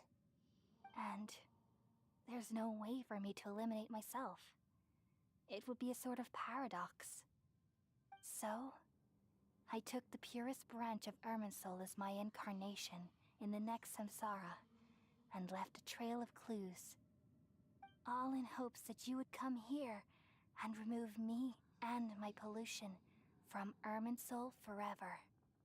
Wait, no, I can't.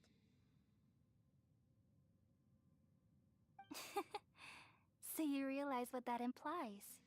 You are very smart indeed. Irminsul has all the knowledge and memories of this world. And as you've realized just now, removing me from Irminsul means I essentially will never have existed in this world. But this is the only way to save Irminsul. People love you so much, and they've missed you so much over the past 500 years. I am exactly the same. So how can we just forget you like this? Is there really no other way? There must be something else I can do. You're the god of wisdom, Boer. You should know that there is no other way. But this is so cruel. I don't want to forget you. No need to feel so sad, Boer. As someone who delights in wisdom, you should feel joy at finally finding the answer. These are the words in their entirety, the answer you've been seeking all along. Let the world completely forget me.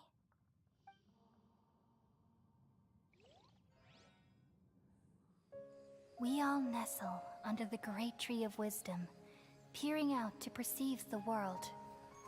From the earth and from the rain, we perceive its wonders, until we become a white bird to perch atop a branch, and finally snap off the most important leaf.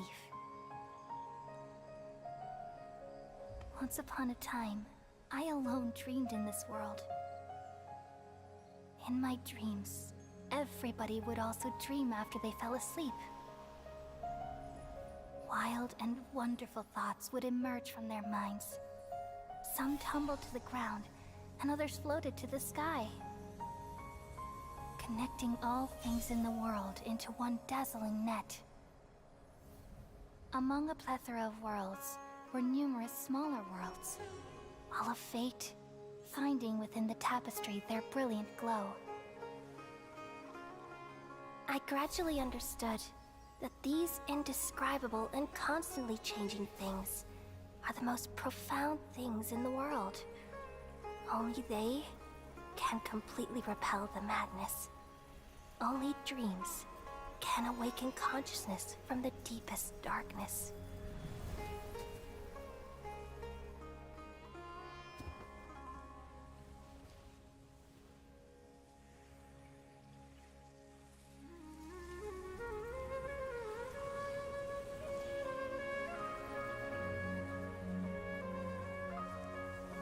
I'm the one who posed this question, yet also the one who sought a solution.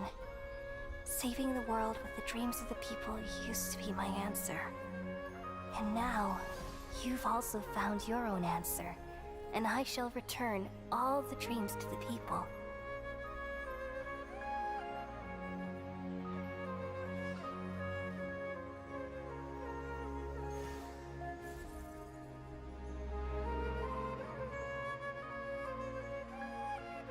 Goodbye, people of Sumeru. May you be blessed tonight with the sweetest of dreams.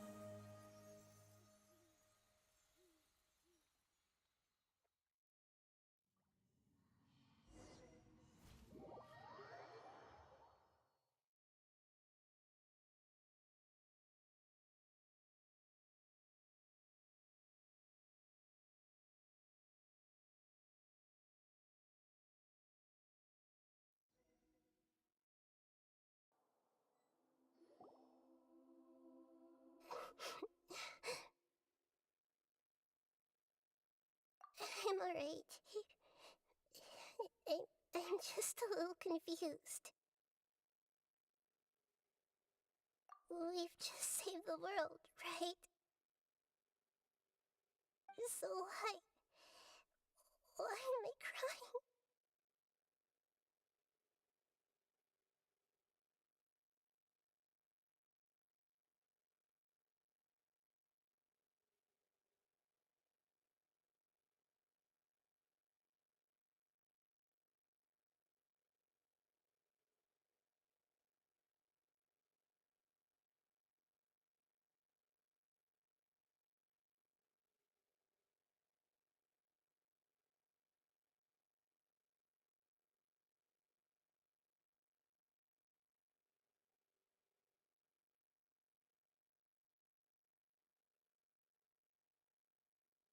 I don't know where this feeling inside of me is coming from, but I feel very sad. Just now, we used the power of two gnosis to successfully connect with the Irminsul consciousness from 500 years ago. Then, we removed the remaining pollution from Irminsul. Yeah, what's wrong? Weren't you there just now?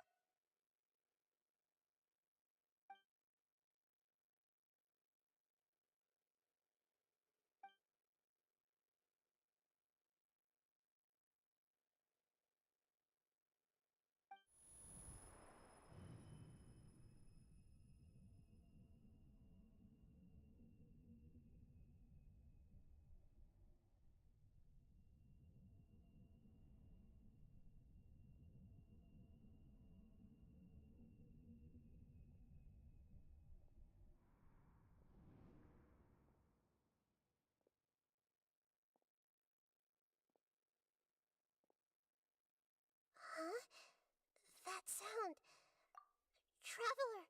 Paimon!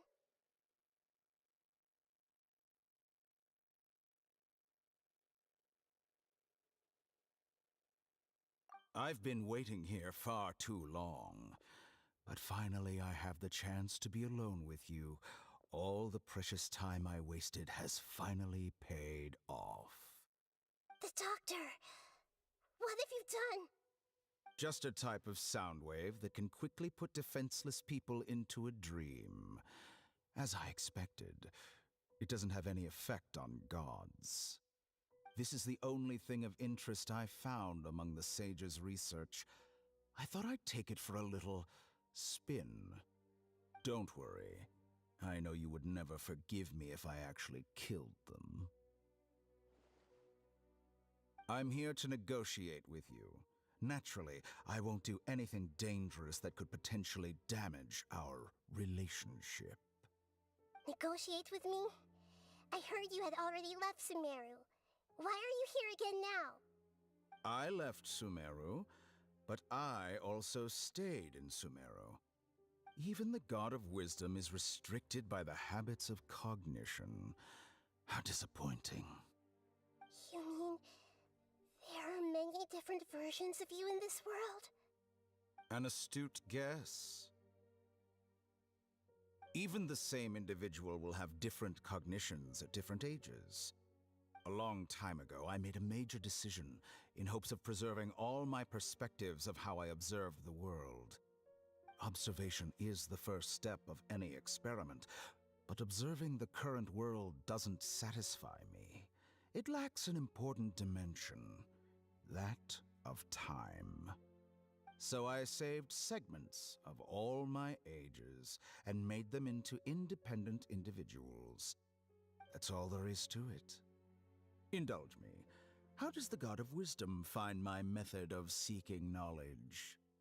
It's an insult to the very concept of life. Life inherently has many rules and restrictions, each with its own significance and reason to exist. They can't be broken on a whim.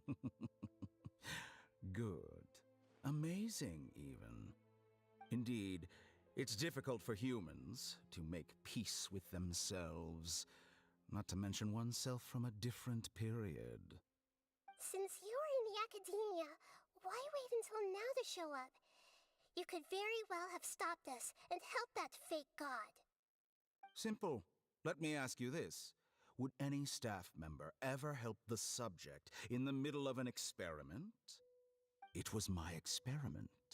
So why should I interfere with the results? The academia saw the plan to create a god as their ultimate goal, yet you only saw it as an ordinary experiment. You really are crazy. If the experiment succeeded, you would have had a new god on your hands. How would you have faced your own god then?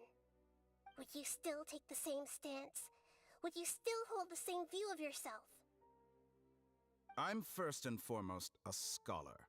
These results should be left to the judgment of the hypothetical me confronted with that outcome. But you're right.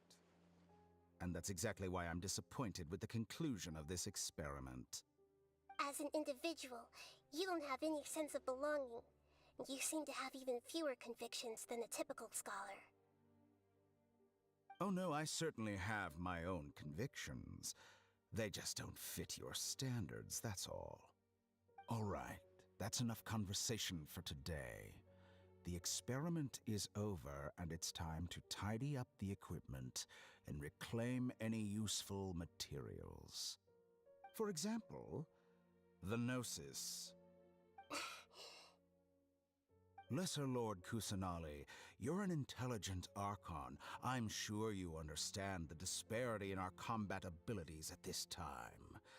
Besides, you have no way to use that Electro-Gnosis in battle. Didn't you say you were here to negotiate with me?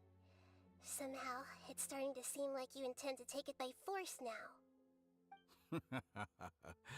I'm merely stating a fact. After all, I'm also a scholar. Naturally, I hope to show proper respect and dignity to the God of Wisdom.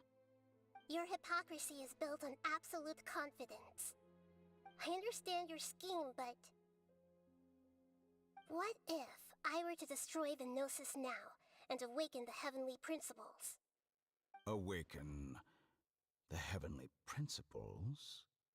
Do you think that's really possible? The heavenly principles have been silent for many years, but the Gnosis are symbols of their control over Teyvat and all the laws. Will the destruction of a Gnosis attract the attention of the heavenly principles? And if so, how do the Fatui plan to deal with the consequences? Do you dare to gamble such a possibility with me? Gamble? How surprising. I thought you would show evidence or use rigorous reasoning to prove your point. The word gamble is the last thing I expected to hear from the God of Wisdom. But this is a clever move. You must have seen through me when I first captured your consciousness. As a scholar, I respect all possibilities. This has always been my principle and is an essential trait as an experimenter. Indeed, I can't ignore this possibility. So tell me then, what are your conditions? This foreign Gnosis will only lead to disaster if it stays in Sumeru. But this Electro-Gnosis is the prize I obtained after defeating one of your fellow Harbingers. Now, as the one who initiated this cascade of events, shouldn't you pay the corresponding price? Price? Interesting. What price would you have me pay? How about erasing all your other segments? So this is how you wish to restrict me, the most threatening opponent of the Nation of Wisdom. What you request of me is like plucking out the eyes I have placed in the dimension of time. Segments are extraordinarily difficult to make. They require extremely rare resources and enormous amounts of time and effort, requiring me to destroy them all here and now. Bravo. A suitably wise decision on your part. Yes, how very interesting. Can I assume that you have long been wary of me? Among all the versions of me, this segment you see now is the most selfish. If it weren't me, your idea wouldn't have worked. What did you see when you were imprisoned? You were observing me, and that's how you know I've long grown tired of their doubts and endless arguments. Like you said, it's difficult to make peace with yourself. Being as smart as you are, have you managed to do that? I see. If you think all those versions of me are worth a gnosis, then deal. You sure didn't hesitate much. Is the relationship between all the versions of you really that bad? I don't think there's any need to dwell on that. The surplus versions of me can be exchanged for a gnosis. Do you think anyone can offer themselves at a higher price? Besides, with my abilities, it's only a matter of time until I find better perspectives. Perhaps it's best to say, you're just temporarily ahead. But what I'd like to know is, how can you be sure that I've really erased them? I can see your remaining honesty.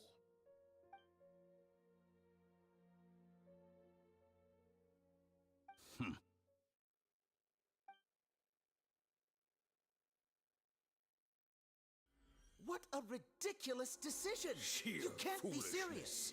How could I have been so short-sighted? You think this is the end? Wait, I'll have my revenge. You'll make this moment count. You will regret this. Well, have you confirmed that it's complete? Here, take it. The future of Sumeru City will be in my hands alone. I will shut down the Akasha and let curiosity and the thirst for knowledge drive the realm of academics once again. There won't be any further gaps for you to exploit. It truly pains me that my academic achievements have never been appreciated in my homeland.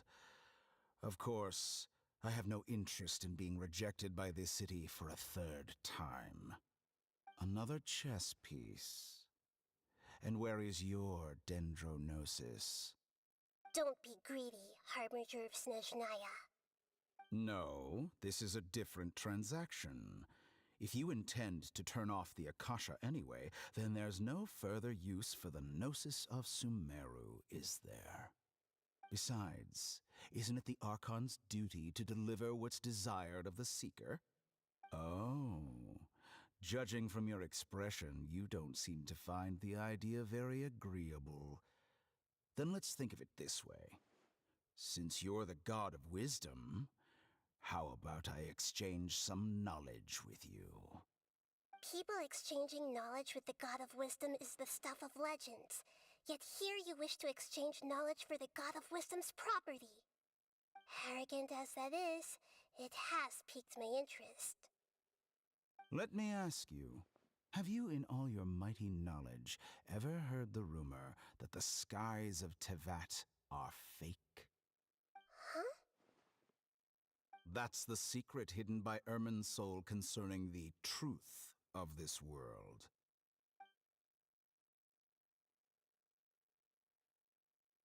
Once I finish telling you about this, it will be time for me to say goodbye. With negotiations, we've all gotten what we wanted. I'm very glad I got to meet you like this. Your arrogance may know no bounds, and convictions may mean nothing to you.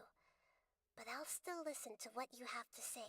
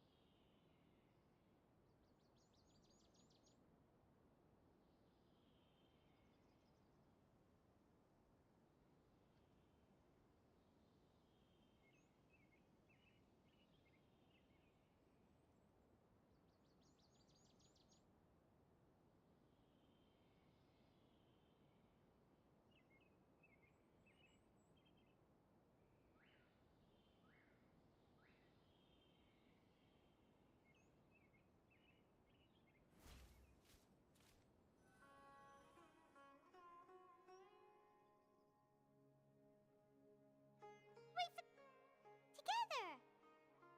Okay, wake her up.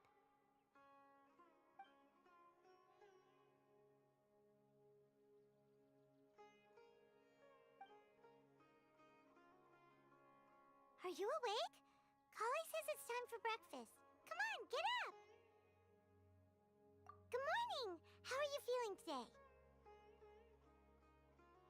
Good to hear. It looks like we've recovered pretty well. Not even Tainari could stop us from going out now, right?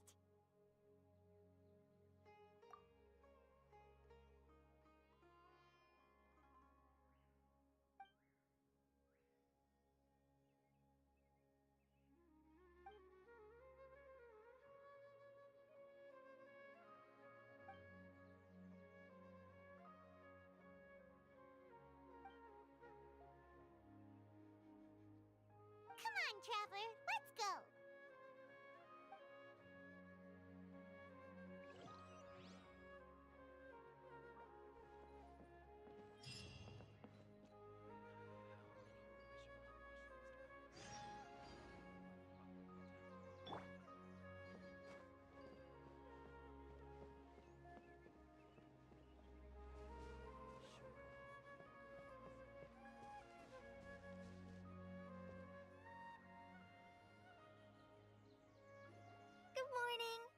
looks like you're awake. Yep, yep. I prepared some breakfast today. Please have a taste. I hope you like it. It's nice to have you here so we can eat something yummy. Well, now that I've recovered from Elazar, I'm feeling better than ever. I can even prepare 4 or 5 meals a day now. And Paimon bets they're all delicious.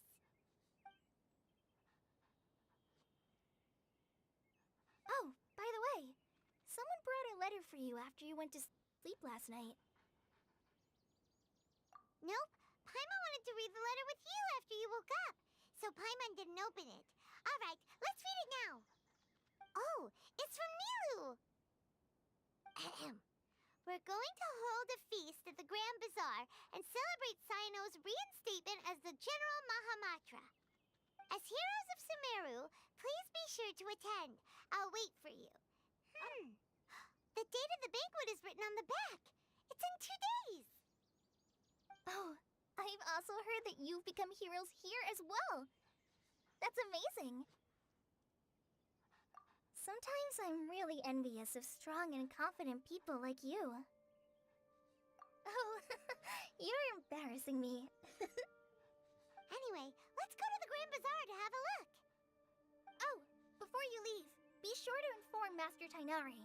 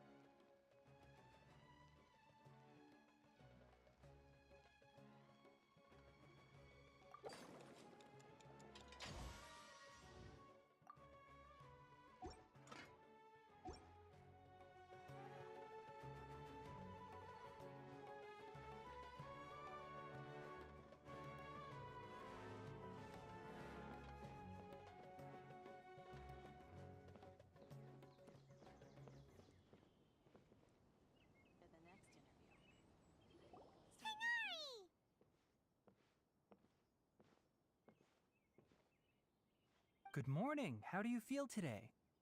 We feel much better. How about you? I'm recovering well. Thanks for asking. But from the looks of it, you seem to be already busy with work again. It's fine. I'm not that busy, really. The Elazar patients have recovered, as well as Hypatia. For now, I only need to tend to my Forest Watcher duties. It seems once Irminsul started getting better, everything else started to recover too. Yes, but there are still some residual effects. The withering is one example. Though it won't spread anymore, the existing zones won't just disappear. We forest rangers will still need to do the work. By the way, we have some good news. Cyno got his position back. This news is hardly new. He had already mentioned it to me before. Huh? You mean he was already here? Why didn't he come to say hi to us? He visited once, but he was afraid of disturbing you while you were resting. He just asked me a few questions and left.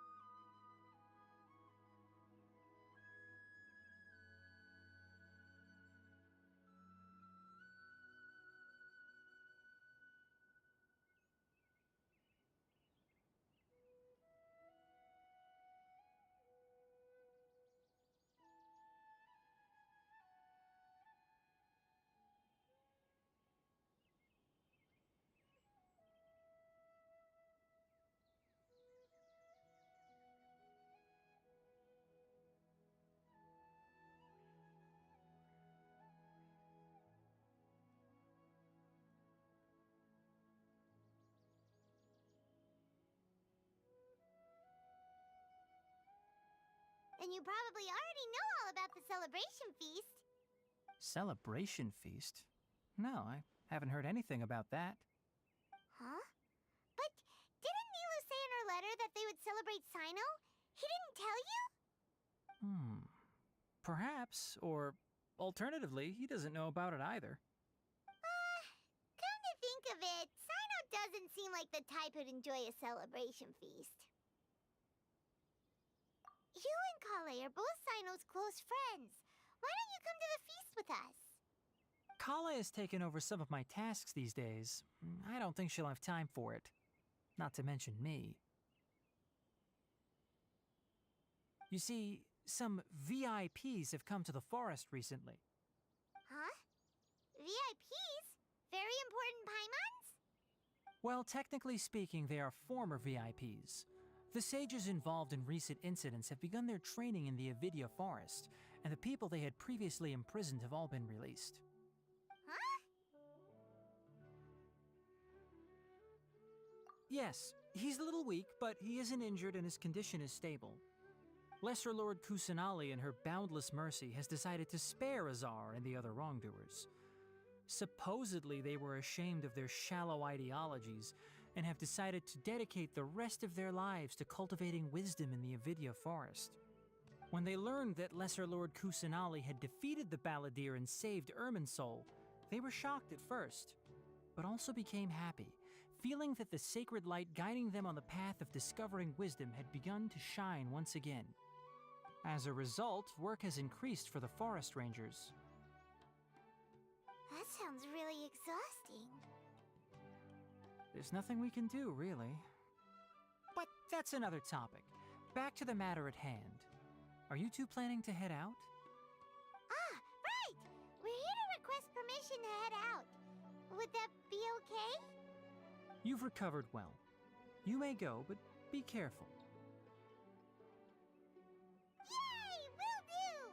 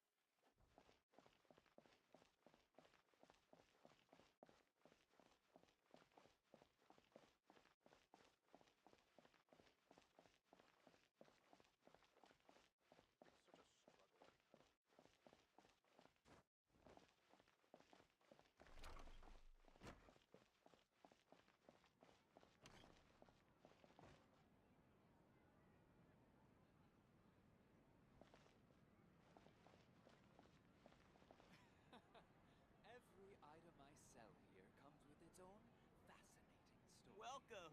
Get your spices here. We've got all kinds. I've got great food and great drinks that everyone can enjoy. Well, there won't be any problems if the feast starts at that time. Everything has already been prepared. Mr. Zubair, I finished tallying things up here. Well, except for the guests. Is a simple reply really that much to ask of our guests? It's affecting our arrangements. Oh, it'll be fine. Besides, it never hurts to get things ready in advance. I was thinking the same thing. The feast will be held sooner or later, right? Hey, Nilu! Traveler, Paimon! We got your letters, so here we are! You're the best! The other guests haven't even replied yet. Huh? Are we the only ones that have arrived? Yeah. I had someone deliver letters to all of our guests. But maybe everyone is still busy with other things. Look, I get it. Sumeru is in an extremely important period of transition right now, but even if your friends are important figures, they shouldn't just ignore your request like this. Nilou is Sumeru's #1 celebrity, after all. You have no idea how happy I am to talk to people with good taste. If you consider enjoying Nilu's dance as having good taste, then almost everybody has good taste. Because Paimon thinks everybody will love her performance. That's right. We all think she's amazing too. Nilou is an absolute favorite among those of us who frequent the Grand Bazaar. For Outlanders, you have a great eye. Master Zubair, let's have a vote for the most outstanding audience members next time. I think these two may win. Nonsense! It is not for us to determine the value of an audience. But indeed, we could try giving gifts to people with particularly good taste. I heard there's a device in Fontaine called a camera that can record people's appearances as pictures. Such pictures would make superb gifts.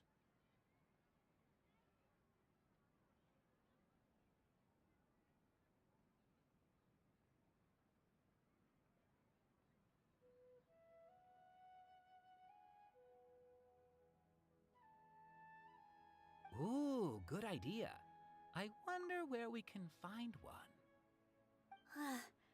I don't want you giving pictures of me to everyone. I'm satisfied just being able to perform here. There's always a lot going on at the Grand Bazaar. Yeah, and that's why I love it here. Traveler and Paimon, could you help confirm if the letters were actually delivered? If for some reason they didn't receive the letters, then please tell everyone that there will be a feast here.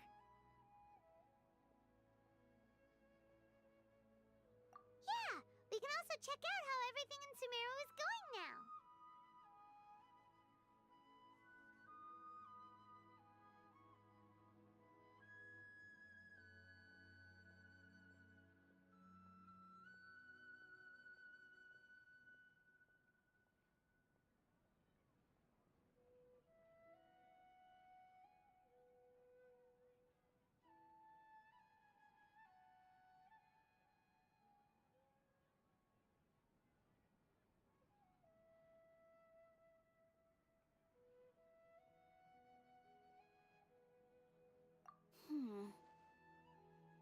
When I wrote the letters, I heard that Dia was in Port Ormos, and Alhaitham was at the Academia. As for Sino, we've only heard that he appears at the Academia from time to time. I'm not too sure about Rahman's whereabouts. My guess is that he's with Dia. As for Dunyarzad, I just hope she's feeling better. I sent her a letter, but I was afraid of disturbing her. If you have time, please ask about her for me. Okay, got it. Let's go, Traveler.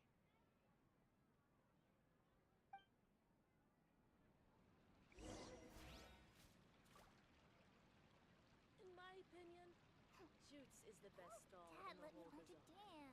dance. I wonder.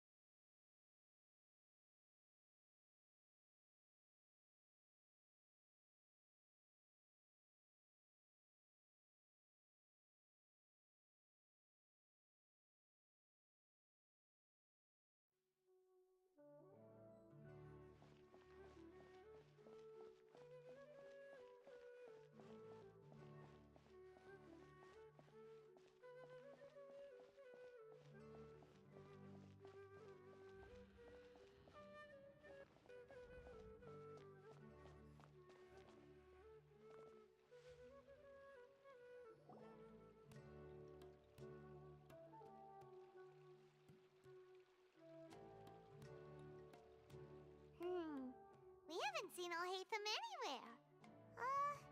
Let's ask that person over there.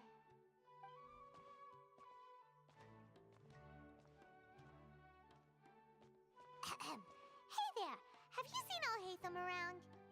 Yes, it seems Scribe Alhaitham has gone to the House of Dana. You should be able to find him there. But you're already the second group of people I've seen looking for him today. He must be quite the busy man. Oh? Who else was looking for him? Mr. Cave was just here asking about him. You wouldn't believe how terrible their relationship is. And now you two are here.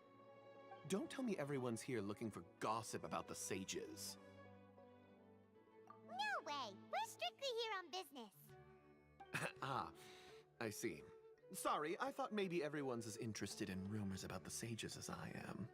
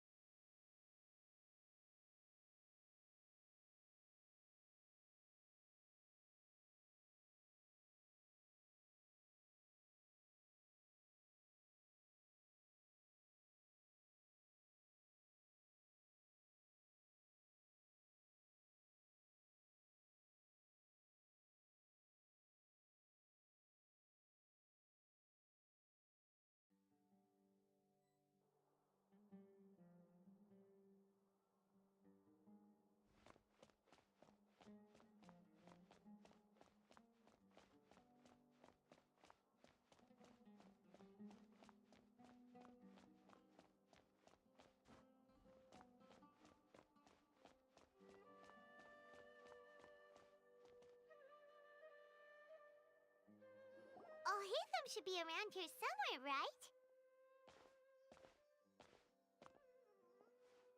Oh, he's over there! But it looks like he might not have time for us. Just put down that worthless book and tell me what happened in the academia. This is not just some worthless book. Do you have any idea how difficult it is to find a physical book like this in Sumeru?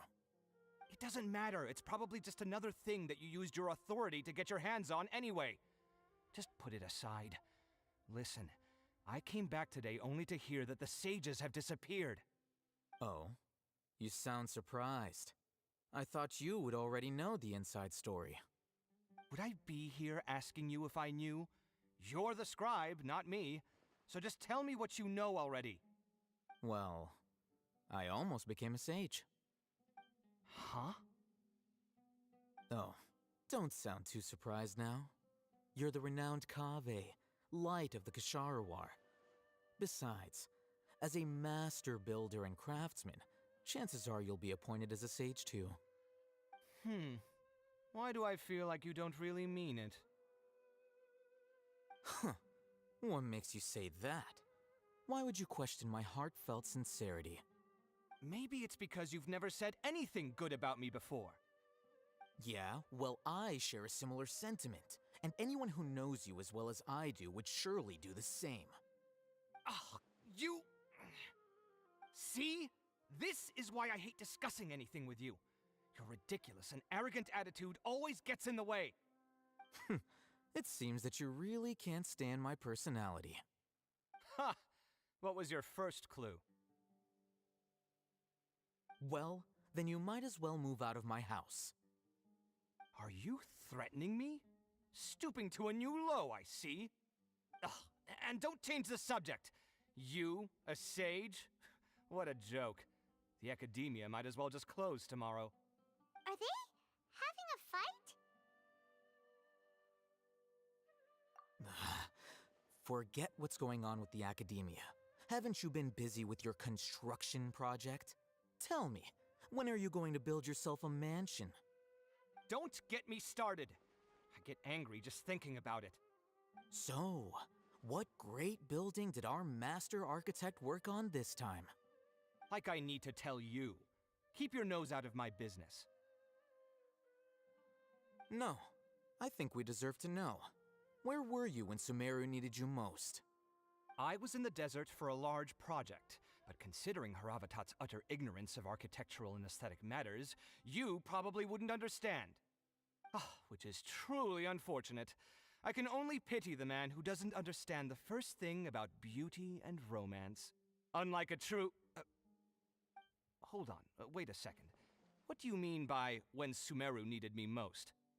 Well, while you were out fiddling around in the desert, many people came together to save Sumeru from a crisis. Ha! And you think I'd believe that? Look, all you really need to know is that Azar and all his accomplices have all been overthrown. Huh? What nonsense are you talking about? It's no skin off my nose if you don't believe me. It's not like my Darshan was the one trying to apply for funding from the Grand Sage. Yours, though, on the other hand... You know what? I'll ask around. I'm sure someone knows what's going on here. You're dead if I find out you're lying to me.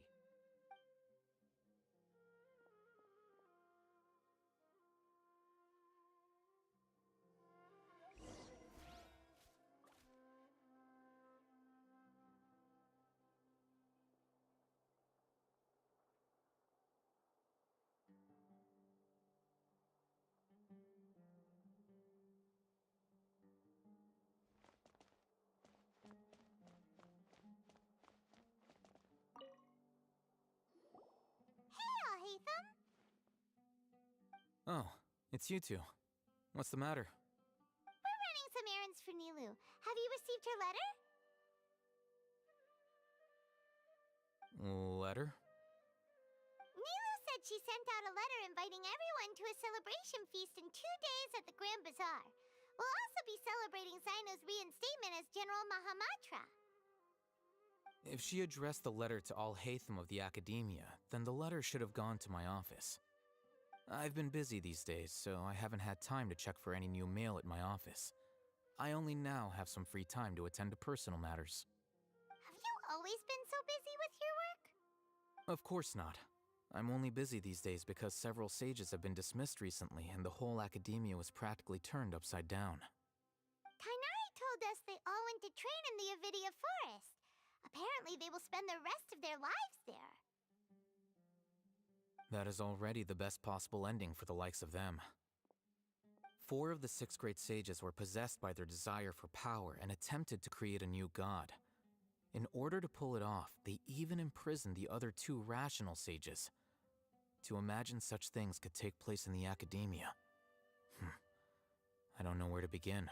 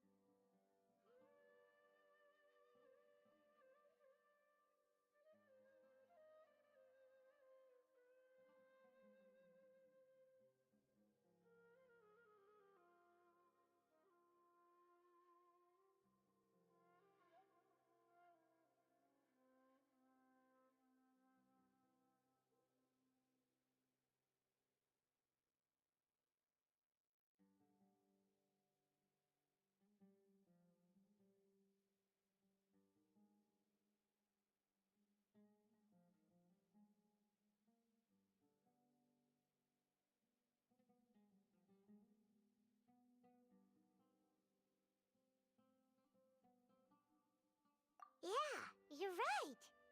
Huh. Feels kind of strange to hear them called that after all this time. But then again, the 6th grade schools sounded pretty impressive too.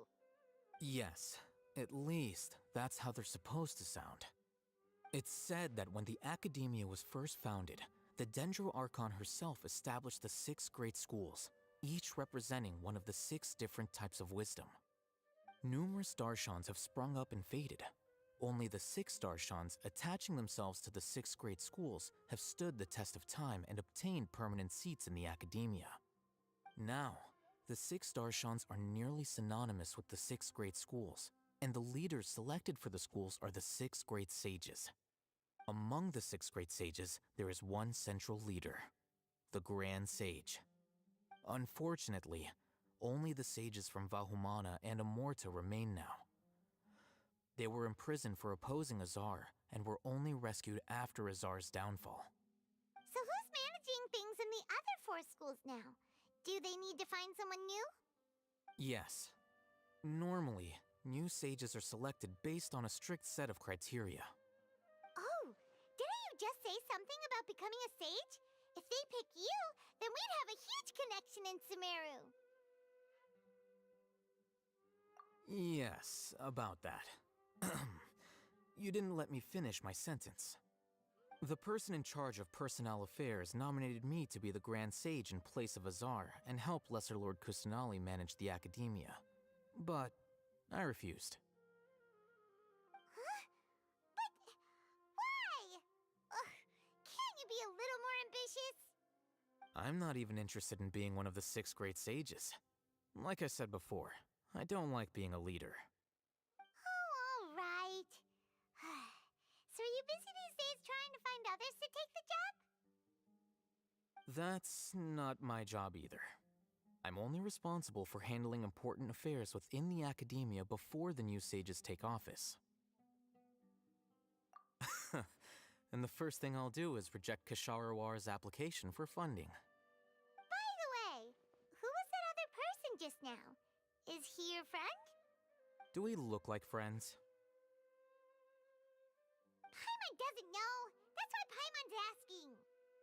His name is Kaveh, my roommate. You could say he's the representative for Ksharawar scholars. Which is exactly why he always has so many problems. So everything that's happened recently must be a huge change for the people of Sumeru. Such is the work of the Academia Scribe. Well, anyway, no matter how busy you are, since you are our planner, remember to attend the celebration feast in 2 days. All right, I'll see you there.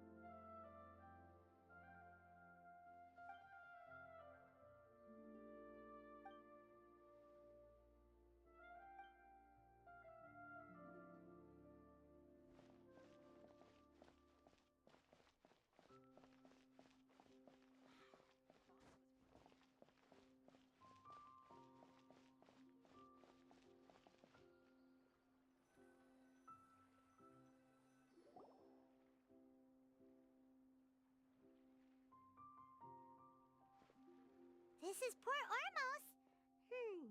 Now where could... Is that Paimon I hear? Huh? Oh, it's been a while. How are you doing? Dunyarzad! It's been so long since we've seen you! I'm doing well. I can go as far as saying I have never been happier in my entire life. I don't know if you've heard, but Elazar has completely disappeared, and all the patients have recovered. You kidding? Knowing them and the connections they've got, I'm sure they've heard about it. That's right. My lady is feeling better now, so I'm accompanying her for a walk. Why do you still call me that, Dia? You've already informed my father of your resignation. I guess I'm just used to calling you my lady. Old habits die hard. Resignation? You mean you're quitting? Yeah, I might start losing my edge if I keep being a bodyguard for the Homayanis. You know that my parents and I are fond of you, and that we appreciate you very much. It wouldn't be a problem if you wish to continue to be our bodyguard. I'm not a woman that's easily persuaded. You should know that by now, my lady. When I took this job, I had already decided that I'd quit as soon as you'd recovered. It's time for me to get back out there and chase that horizon. So what are you gonna do now if you're not gonna be a bodyguard anymore? I want to take a risky job and put my body to the test again. Huh? But we literally just finished one of the most dangerous jobs ever! Are you getting bored already? I know. If I hadn't joined in that plan with you, I wouldn't have come up with this idea. I guess I still get fired up by that feeling of going all out in a fight. It made me realize that I'm still a mercenary through and through. Life is short, and I'm happy that I got to be a part of that operation. But the whole thing also made me realize that there are still many problems in Sumeru, and as a desert dweller, I'm still not completely ready to settle down on this side of the wall. Well, I remember a friend had someone bring you a message. You mean I'll hate them? I didn't expect him to still remember that. I thought he was joking. We just came from talking with Alhaitham at the Academia. Did he tell you that he suggested that I come work at the Academia? What? I heard that Azar and his cronies fell from power, and Alhaitham told me that now was a good time to find a job in the Academia, but only if I wanted to. Whoa. Paimon can't see you being anything other than a mercenary. Me neither. But I think Dia would look great dressed up as a scholar. Ugh, forget about it. I wouldn't last 10 seconds in there. Alhaitham probably just liked the way I worked and knew I'm good in a fight, so he suggested I find some work in the Academia. But you know, if you take him up on the offer, Sino might actually agree and let you become a Matra. Because you're super amazing! The Matra have all the talent they need as long as they have Sino. I prefer to be free to live however I choose. In fact, I chose this job from the very start because I knew it'd be right up my alley. Even if being a mercenary means facing all kinds of danger. A lion has to return to the wild sooner or later. If anything, being your bodyguard has been unfamiliar territory for me. I don't want to see you go, but I'll respect your decision. I'm glad to hear you say that. Come on, no need for the sad face. It's not like we'll never meet again. Once the whole Dendro Archon thing is settled, everything in Sumeru will take a turn for the better. That makes me happy too. But a peaceful society will probably mean less demand for mercenaries like me. Before long, we'll be a dying breed. So I'd better get to work while I still can. Huh? But wait a second! You make it sound like you're leaving now! Well, no, not yet at least. I promised my lady I'd stick around until next week. So, have you been in Port Ormos this entire time? We were wondering if you had received a letter from Nilu. Oh, did Nilu write to us? She heard that you were seen in Port Ormos, so she sent the letter here. Huh. It was probably sent to the inn that we're staying at. My lady has been very energetic lately and keeps taking me on hikes, staying out even into the night. By the time we get back, the receptionist is usually off napping on the job. Right, and we tend to leave quite early in the morning, so the old man on duty is also usually dozing off. So what it really sounds like is that the person on duty is always asleep. I bet the letter's at the reception desk. I'll go check later. No wonder there wasn't a reply. You never received the letter. Good thing Nilu asked us to come and check on that. Sorry to make you two come all the way out here. It must be something important for Nilu to specifically write to us like that. Yes, she said they were preparing a victory feast in the Grand Bazaar, and will also be celebrating Sino's reinstatement as General Mahamatra. She was hoping you could come. Great! I'll be sure to attend. Count me in too. But is there some sort of dress code or anything for the feast? Can I just show up looking like this? Since it's being organized by Nilu, I don't think she'll be too picky about that. If anything, I think she wants to see us as our most natural selves. All right, then this is how I'll show up. The feast will be held in 2 days, so don't forget. Sure. Thank you so much for letting us know. We'll see you there. Oh, by the way, do you happen to know where Sino and Raman are? The General Mahamatra always comes and goes without a trace. Normally no one knows his whereabouts. Oh. But last time we met, he mentioned that he had something to do in Aru village. You can try your luck there. As for Raman, your guess is as good as mine. I only remember he said that he had something to discuss with Sino. You can ask Sino when you meet him. Don't mention it. You'd better get going. All right, on to our next stop.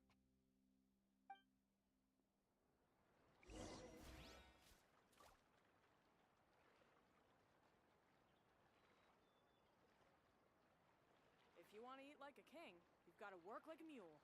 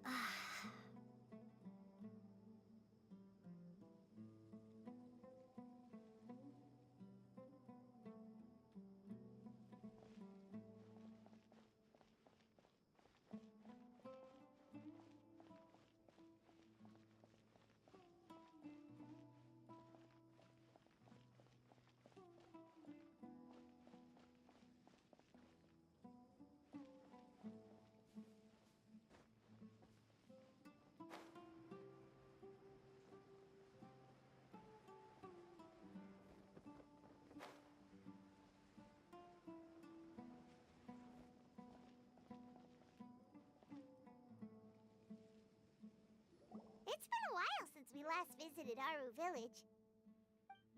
Ah, there's Sino!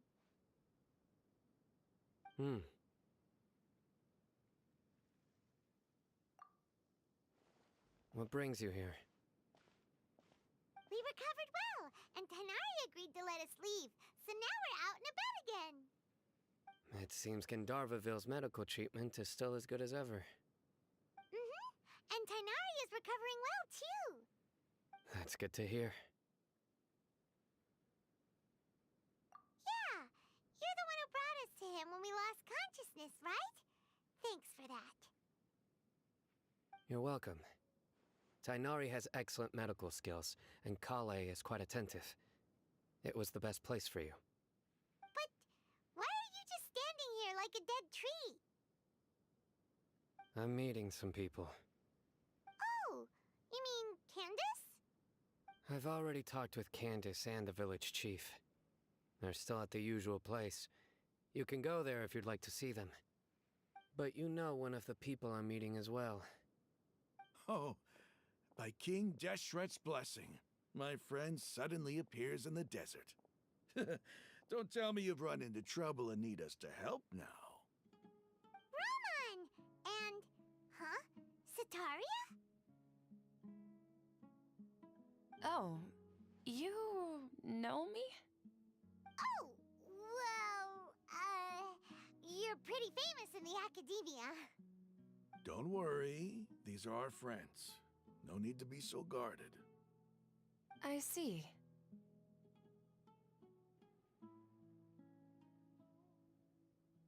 I'm doing well. Many good things have happened recently. Same here.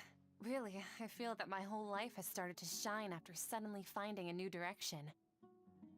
Oh, tell us everything. Yeah, you go ahead. Alright, well, I suppose I should start by saying I've decided to leave the academia. What? It's not that I've given up on being a scholar. Instead, you could say I've found a new identity. I will no longer pursue research like a typical scholar, but I have not completely given up on my relationship to knowledge either. I can see what you're saying now. What do you mean? I plan to leave the academia and return to teach here in the desert. Wow, so you want to become a teacher? Sataria will return to support education here and teach people from the desert. She can't teach everyone on her own, but there are many of us Eremites all over Sumeru. She came to discuss a collaboration with me and hoped that I could bring her ideas to the Eremites. Yes, it's my hope that the Eremites can help me select a group of smart people with the best aptitude for teaching. I'll teach them, and after they've finished learning from me, they can go educate more people. That is the true meaning of education and the spreading of knowledge. The people of King Deshret suffer from sandstorms, exile, and ignorance. Miss Ataria is more than welcome to come teach here. Her arrival is like a star shining in the desert night. The stars have always guided caravans, thieves, soldiers, and travelers who get lost in the night. They lead those in the dark out of trouble and back to safety. Oh, please. Where's all of this coming from? I'm starting to feel a little embarrassed. You deserve these compliments. Mercenaries are accustomed to danger and don't fear death, which is why we recognize extraordinary actions that common people would easily overlook.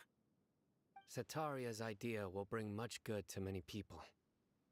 At first, I feared it was destined to fail. Everyone knows that the academia doesn't allow scholars to teach in the desert without permission. As you know, all knowledge is under their surveillance and control, and very few desert dwellers are as lucky as me. But what I heard at that time has been haunting my heart, as if there were lightning bolts constantly bombarding my soul. Sataria, you tread a treacherous path, and the longer you ignore it, the tighter the academia's grasp on you will become. Sataria, why haven't you gone home? Never forget that the desert that belongs to you lies elsewhere. Miss. These words sparked something in me. and I knew that I had to bring something back to my people after going home. I gathered up the courage to approach the Grand Sage, only to find that he was no longer at the Academia. Lord Sino told me that Azar didn't belong there anymore. Azar has received much-needed punishment. Though, if you ask me, it may have been too light. You probably have already heard. Lord Sino helped me obtain permission to leave the Academia for the desert, and accompanied me here to discuss collaboration with members of the Eremites. My plan was able to go smoothly thanks to him and Rahman. You're all doing so much for the desert. Aside from that, I also have some other business to discuss with Sino. Lesser Lord Kusanali has allocated many resources to support and develop the desert. I've done some business for her, and part of it required the assistance of the Eremites. I applied for a few batches of educational materials from the Academia, and sent them to several groups in the desert, as instructed by Lesser Lord Kusanali. I believe the people will make good use of them. That's exactly what the people here need. Physical books and other related items. If it weren't for Sino and Lesser Lord Kusanali, I'm afraid we'd never be able to get our hands on them. Apart from this, the Academia is also recruiting scholars that are willing to teach in the desert. I'll let you and Sataria know as soon as I have any more news. We must be persistent about this, and maintain these resources to ensure long-term effectiveness.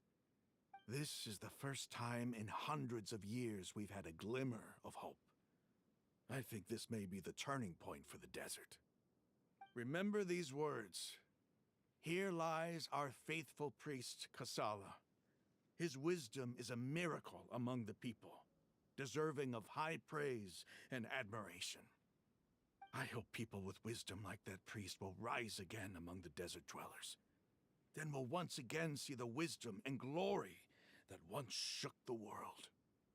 Enough about us. Are you here to discuss some business too? No, not at all. We're actually here on behalf of Nilu. Nilu wanted to write to everyone, but she wasn't sure where the letters should be sent, so she asked us to come find everyone personally. A celebration feast will be held in 2 days at the Grand Bazaar. She hopes that all of you will be able to attend. At the feast, we'll also be celebrating Sino's reinstatement as General Mahamatra. Although, judging from your appearance, it seems you've already been reinstated. Paimon thought you would only start working for the Academia after the feast. Celebration? Feast? It's the first I've heard of it. Tighnari was right. He really didn't know. This feast is for you, Sino. Sounds to me like you'll have to be there. It's rare to see that kind of expression from Lord Sino. You must not like feasts very much. No, not really. But I'll go.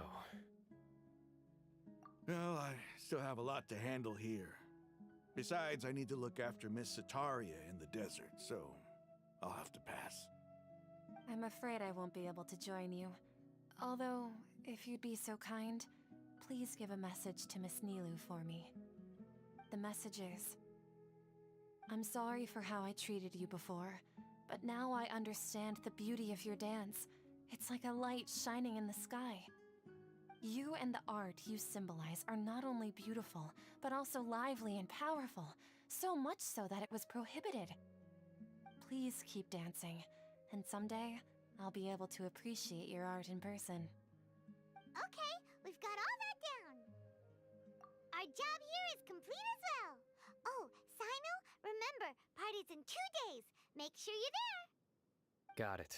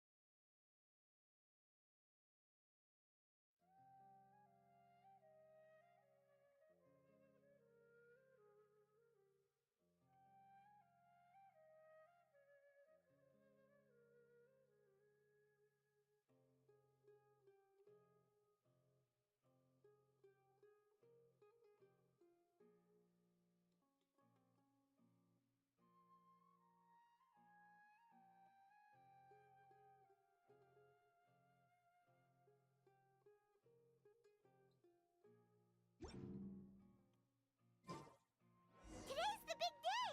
Let's go to the Grand Bazaar and see how the celebration's coming along.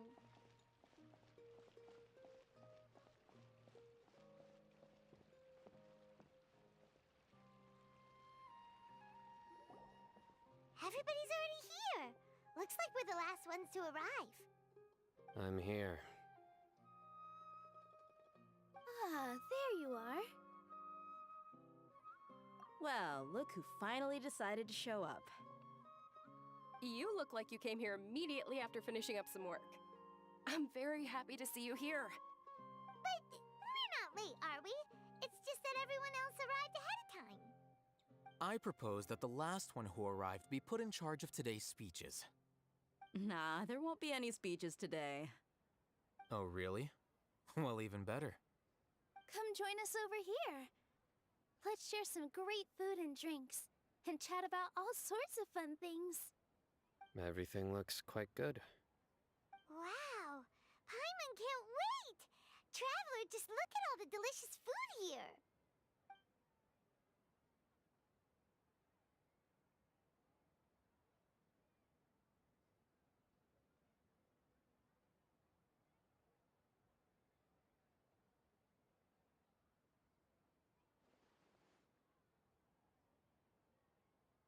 Whoa! It's so delicious! Oh, this grilled meat tastes amazing! The food was specially prepared for you by everyone in the Grand Bazaar. And we have gifts that were sent by the residents of Sumeru City when they heard we were holding a feast. Everyone that came said that you saved Sumeru and wanted me to thank you all on their behalf. Ah, feels kinda nice to be seen as a hero. I could get used to this. Being a bodyguard is also a hero's job. You've always been amazing, Dia. My lady sure has a way with words. Thanks. I'm glad to hear it.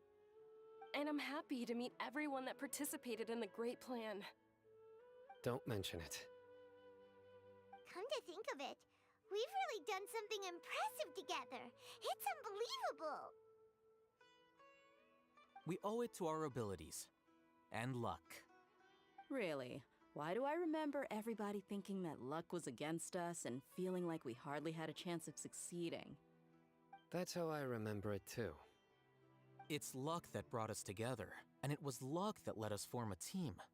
Then, it took even more luck for us to formulate a plan and implement it successfully. Moreover, judging from the results, everything worked out well. Yeah, everyone gave it their all when it mattered most. It was almost like a performance. We took the stage and put on our best show. Everyone played their part, and thanks to everyone's efforts, the performance was a great success. So, would you say we're good actors too? It's such a blessing that Lesser Lord Kusanali was able to return to power at the Academia. Yes! Even after being abandoned and neglected so many times, she's finally returned. Uh-huh.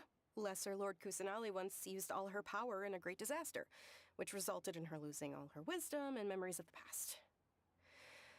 The Academia basically abandoned her because of it. This should be something everybody should remember. Huh? You look surprised. I didn't say anything wrong, did I? No, everything you said is correct. That's good. Something wrong? Yeah, what's with that face? You knew all of this already. Even if those two giants of the Academia are here, I still have to say it. Those sages really have some nerve. 500 years ago, Lesser Lord Kusanali used all her power for the people of Sumeru, and what did they do in return?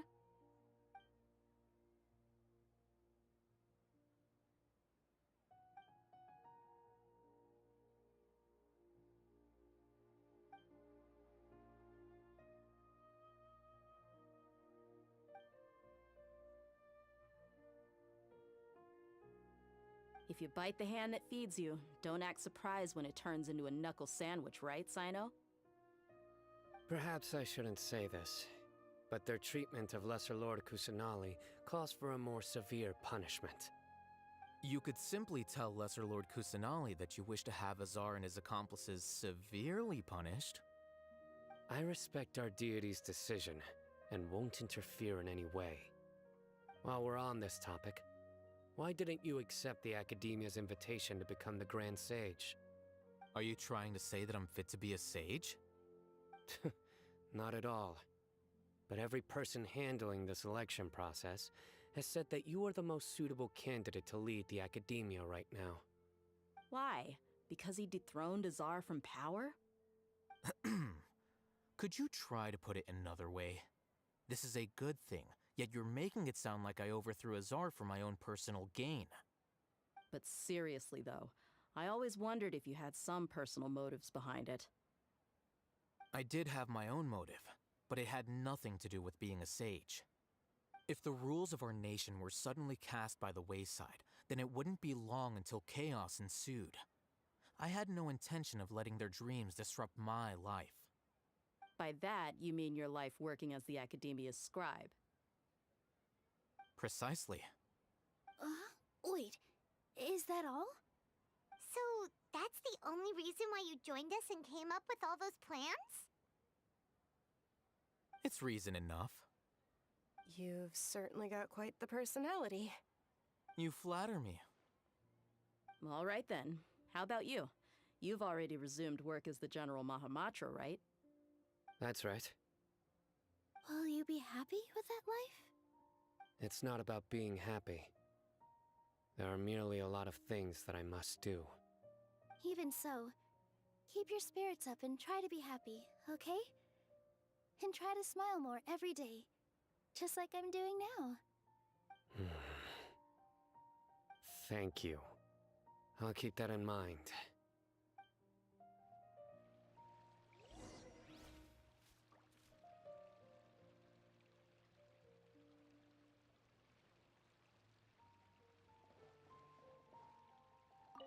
Ah, there you are, traveler. Well, how is it? Are you enjoying the feast today? If there's anything you're unhappy with, just let me know. I'll be sure to take note of it.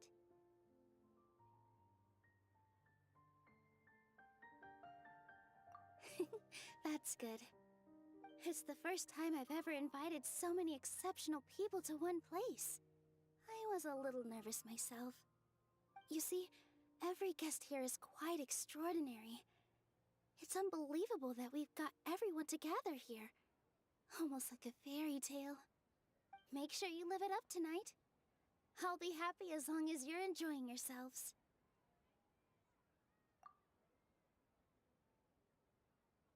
I'm honored to have her think of me this way.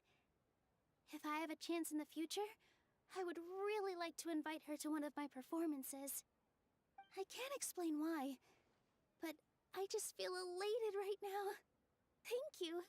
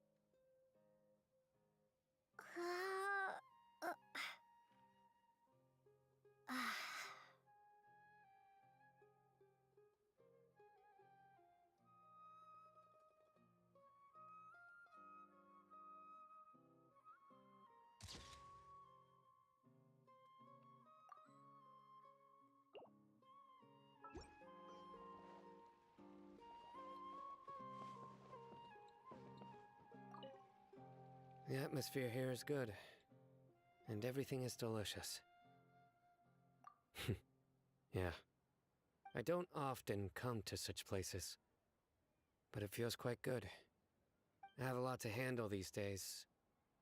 Otherwise, I could show you around. There's always next time. We're friends after all. This feast is pretty good. I like it.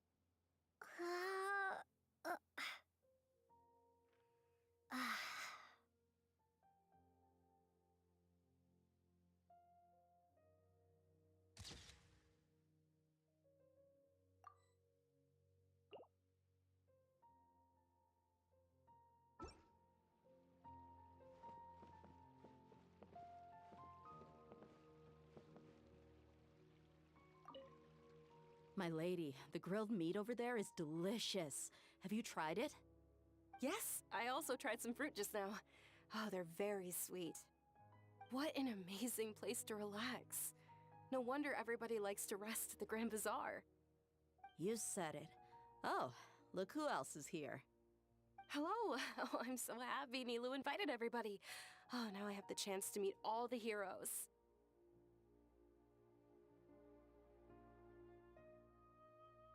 Hey, less of that polite chit-chat and more eating and drinking. The feast is about having fun, not stuffy formalities.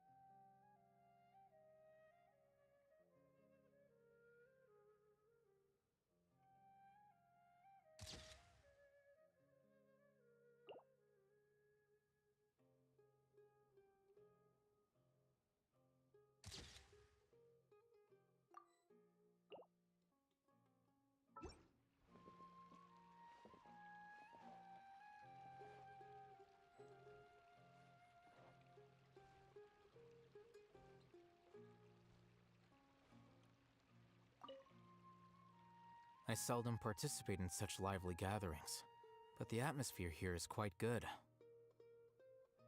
No, this gathering today has a unique meaning. The Grand Bazaar is lively because the people here feel happiness from the bottom of their hearts, unlike the farces at the Academia. That happiness is an emotion that'll be forever alien to those bookworms who have driven themselves insane by studying. I seem to have taken both keys when I left the house. Oh well.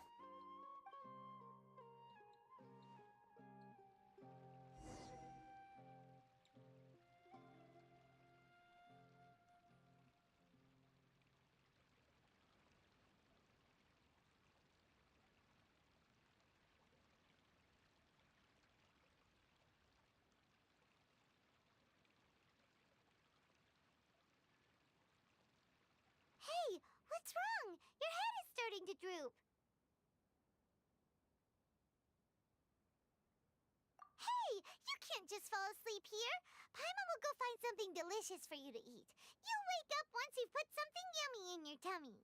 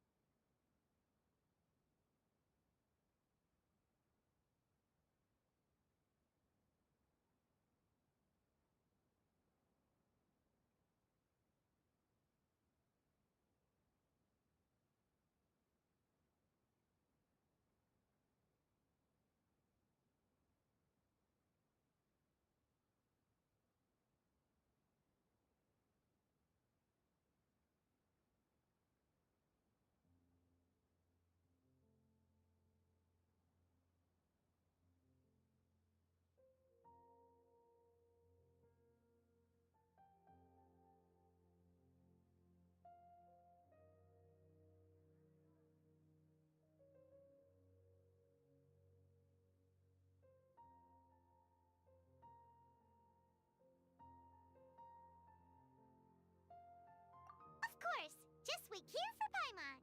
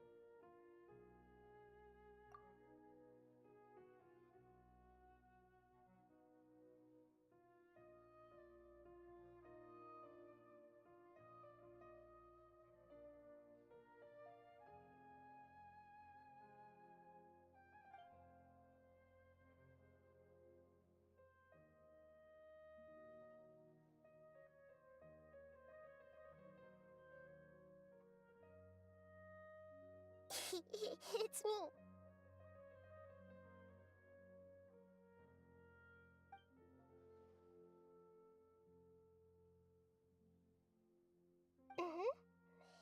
You may blame me for being a bit too self-indulgent. I was thinking about talking with you, and the next thing I knew, I had made a connection with you. The connection between us is amazing. It's like flora and the fence it grows upon.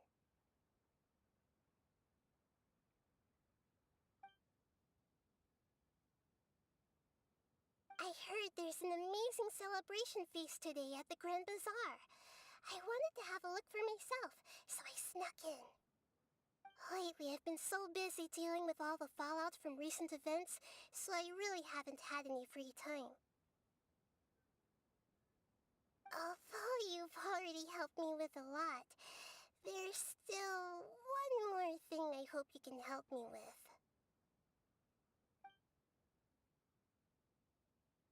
Please say thank you to everyone for me.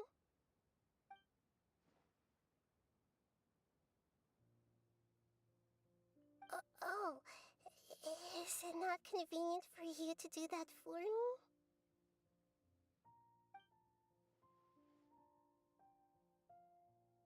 But if I just show up all of a sudden, people will become all quiet and stiff, won't they? What if I end up scaring them and ruining this wonderful feast? That'd be the last thing I want.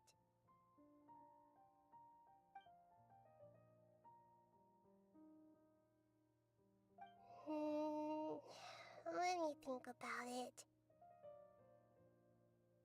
Okay. Yes, I have.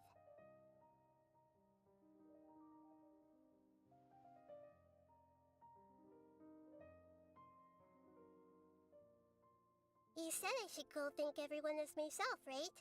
So... I've decided to borrow your body for the time being. Please don't blame me. The flora also climbs up to the fence to get closer to the sky.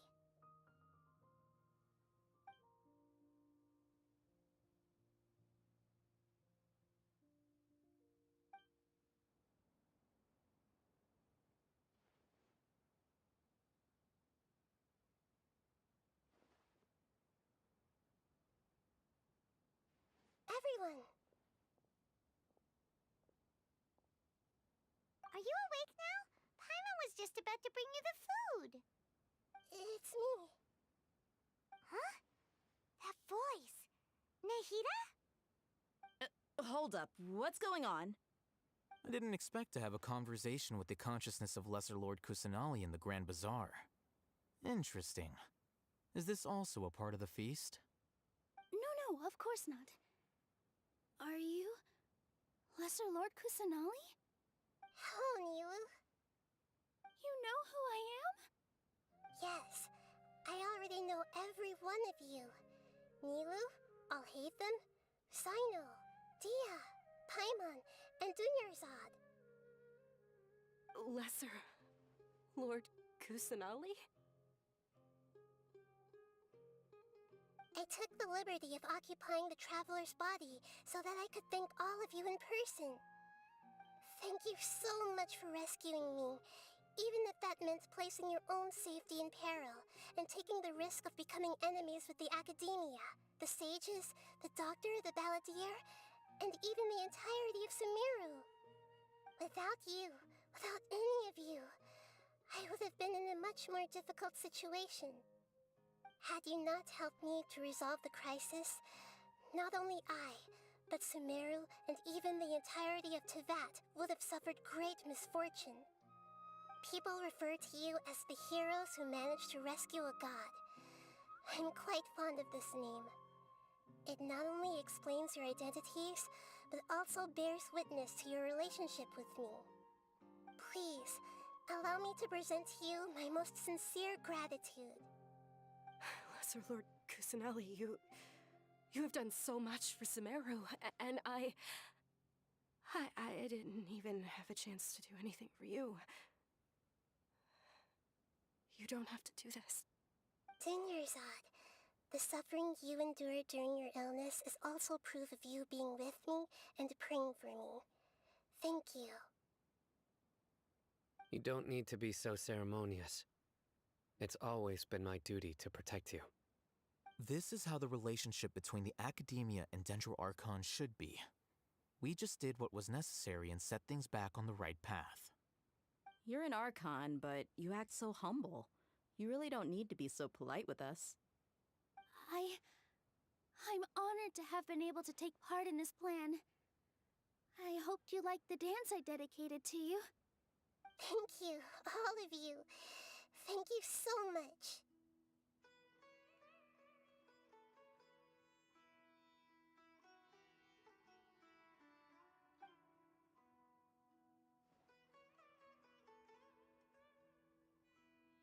Yeah.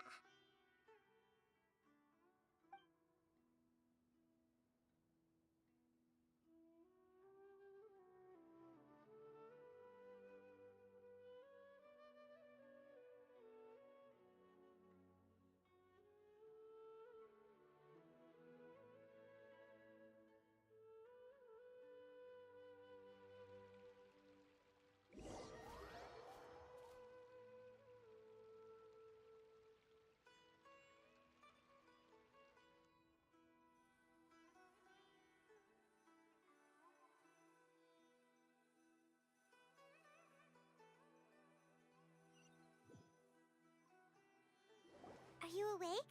Did you rest well? After Nahida left, you ate a lot of food. You've become a glutton. That just means you still have a lot to learn from Master Paimon, the Sage of Gluttony! Alright, since you're awake now, should we go and have a chat with Nahida? She should be in the Academia right about now. If you have any questions, now's your chance to ask.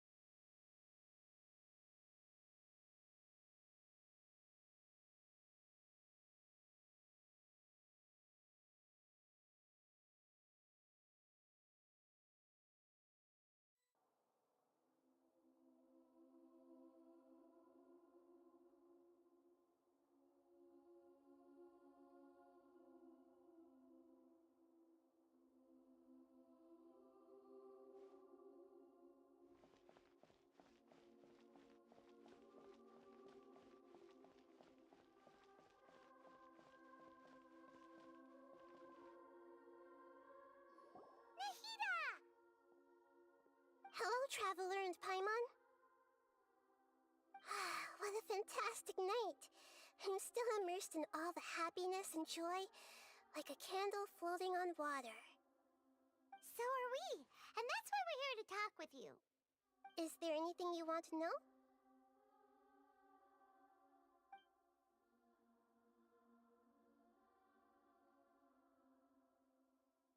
After recent events, the Akasha can no longer function as it used to. I've given it some thought, and have decided to shut it down permanently. But this is definitely not a bad thing. Even from the beginning, I've been planning to shut it down. The Akasha's centralized administration of knowledge has always restrained people's curiosity and curtailed the number of paths available to them. I don't think this is good for Sumeru. Although people may initially feel a little uncomfortable with the loss of the Akasha, they will soon understand that this life is more suitable for them. And as for the future of Sumeru, I'm preparing to regain control of the academia. The former sages have received their punishment, but the new sages have yet to be selected. I will oversee the process personally. I hope that the new 6th grade sages will be more focused on academics. Sumeru needs such leaders more than ever. The other big issue is the people of King Deshret. All the residents of the desert, in fact. They have been mistreated for far too long. I've already taken some measures to address this.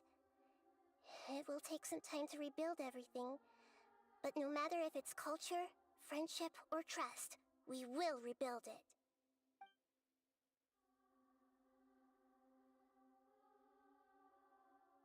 You mean, what happened after the doctor put you to sleep?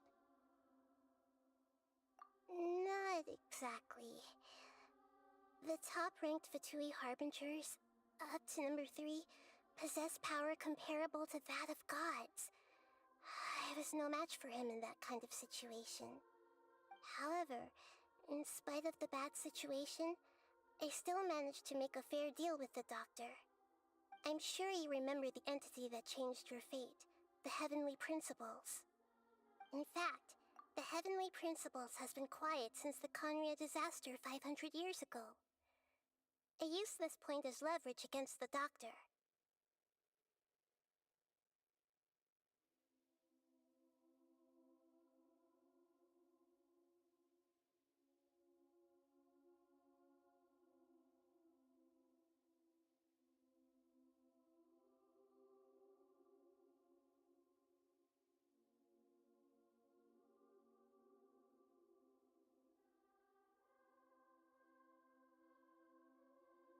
I told him that the Heavenly Principles may be awakened if I destroy the Gnosis. Although it was just a bluff, he still fell for it.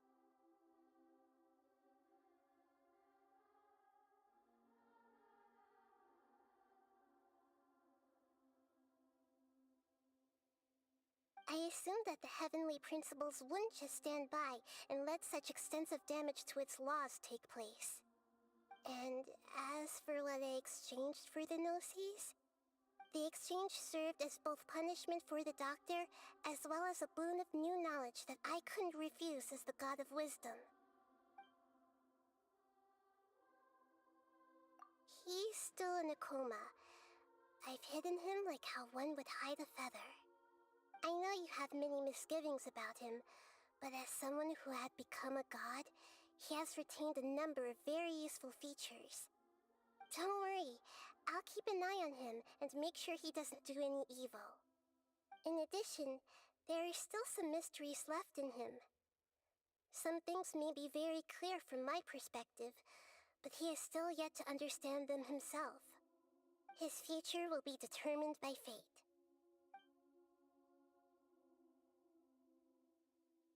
Is that where you're headed next? Fontaine, the Nation of Justice? As far as I know, that nation operates in a judicial system. Does their Archon personally judge people? No, there's a Chief Justice in Fontaine. Generally speaking, the Hydra Archon, Focalor, won't preside over individual trials.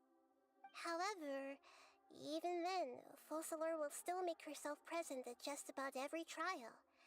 It seems that she just likes to immerse herself in that sort of atmosphere. As Archon, she still reserves the right to influence the final verdict.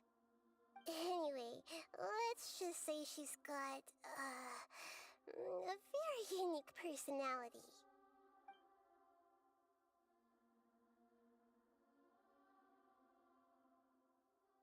Are you sure? Isn't there something else you haven't asked about yet? Huh? You mean... About your brother. While you were resting at Gandharvaville, I took some time to perform an Irminsul search for information on your brother. Yeah! Isn't Irminsul a repository for all the information and memories of Teyvat? So there shouldn't be anything on her or her brother. This is true in your case. Irminsul indeed does not have any information on you. However, there must be something different about your brother. Because, as it turns out, the world has recorded information on him after all. What? There's only one possible explanation. He belongs to this world.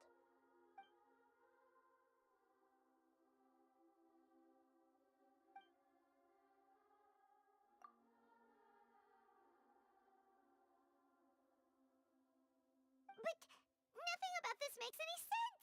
Wasn't this your first trip to Teyvat?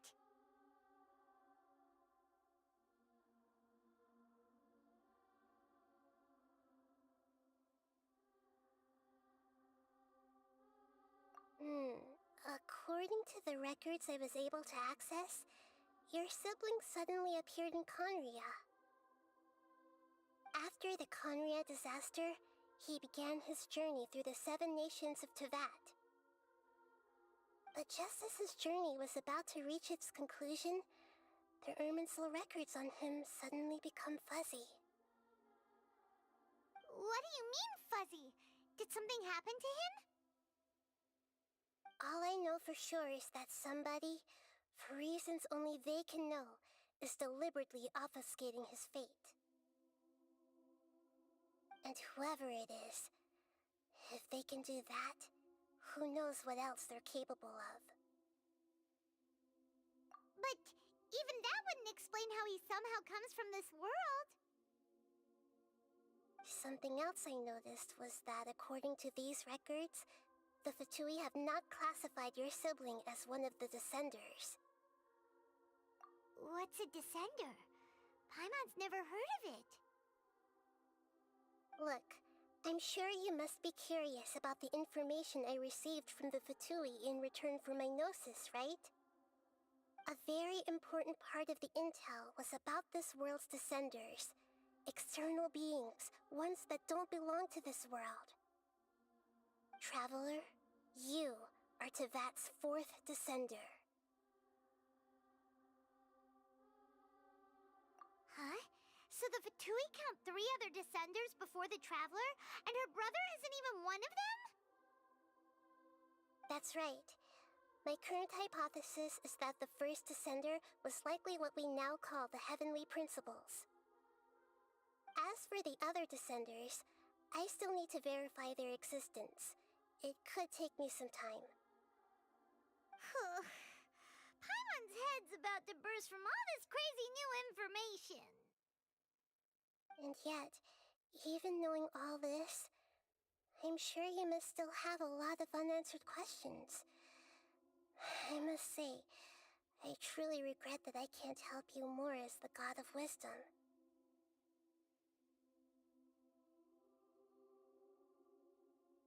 There are many questions in my heart as well. I will need some time to go through each one of them.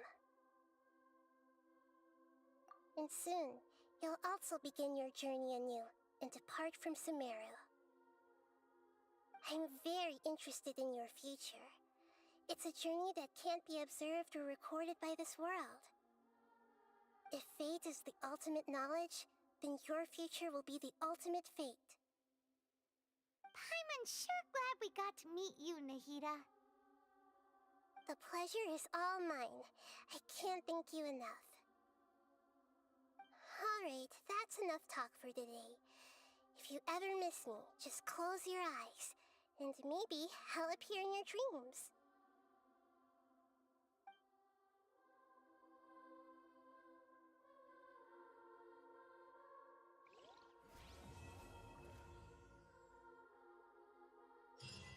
Things in Sumeru have settled down now.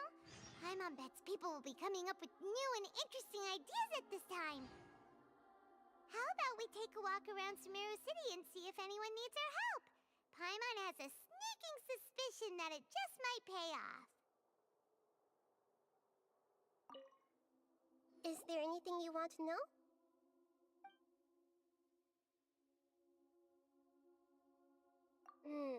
According to the records I was able to access, your sibling suddenly appeared in Conria. After the Conria disaster, he began, but just as his journey was about— What do you mean, Fuzzy? All I know for sure is that somebody, and whoever it is, But even that wouldn't— Something else I noticed was that according— What's a descender? Look, I'm a very important traveler. You are— Huh? So that's right.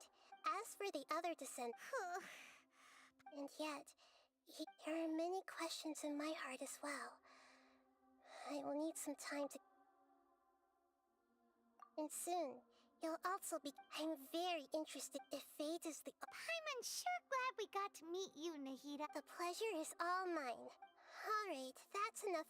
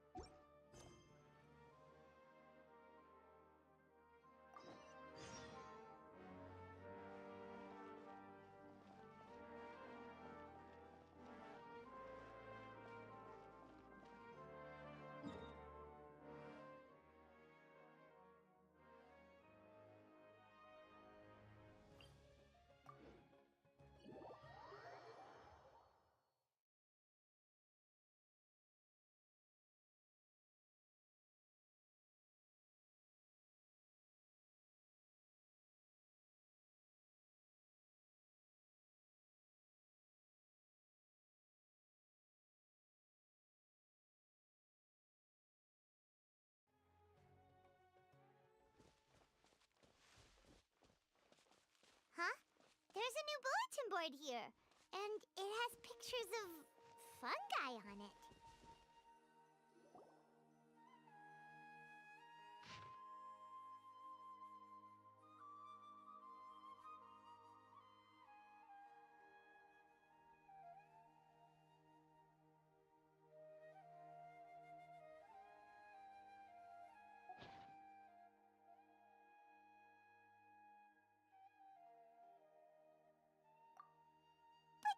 Fungi are monsters! We can't let this go ahead. It's way too dangerous. Let's go check out the tournament. If it's as dangerous as it sounds, at least we'll be there to stop things from getting too out of control.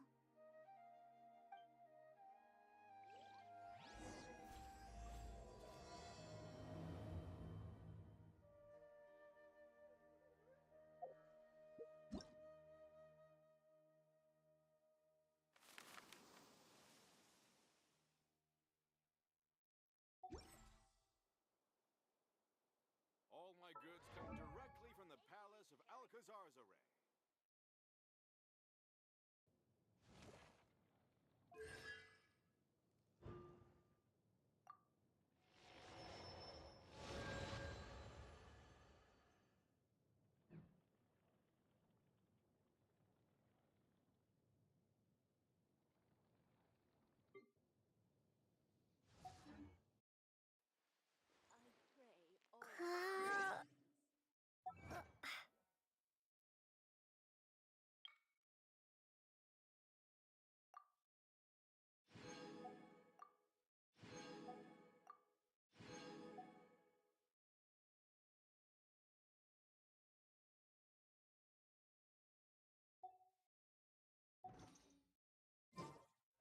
I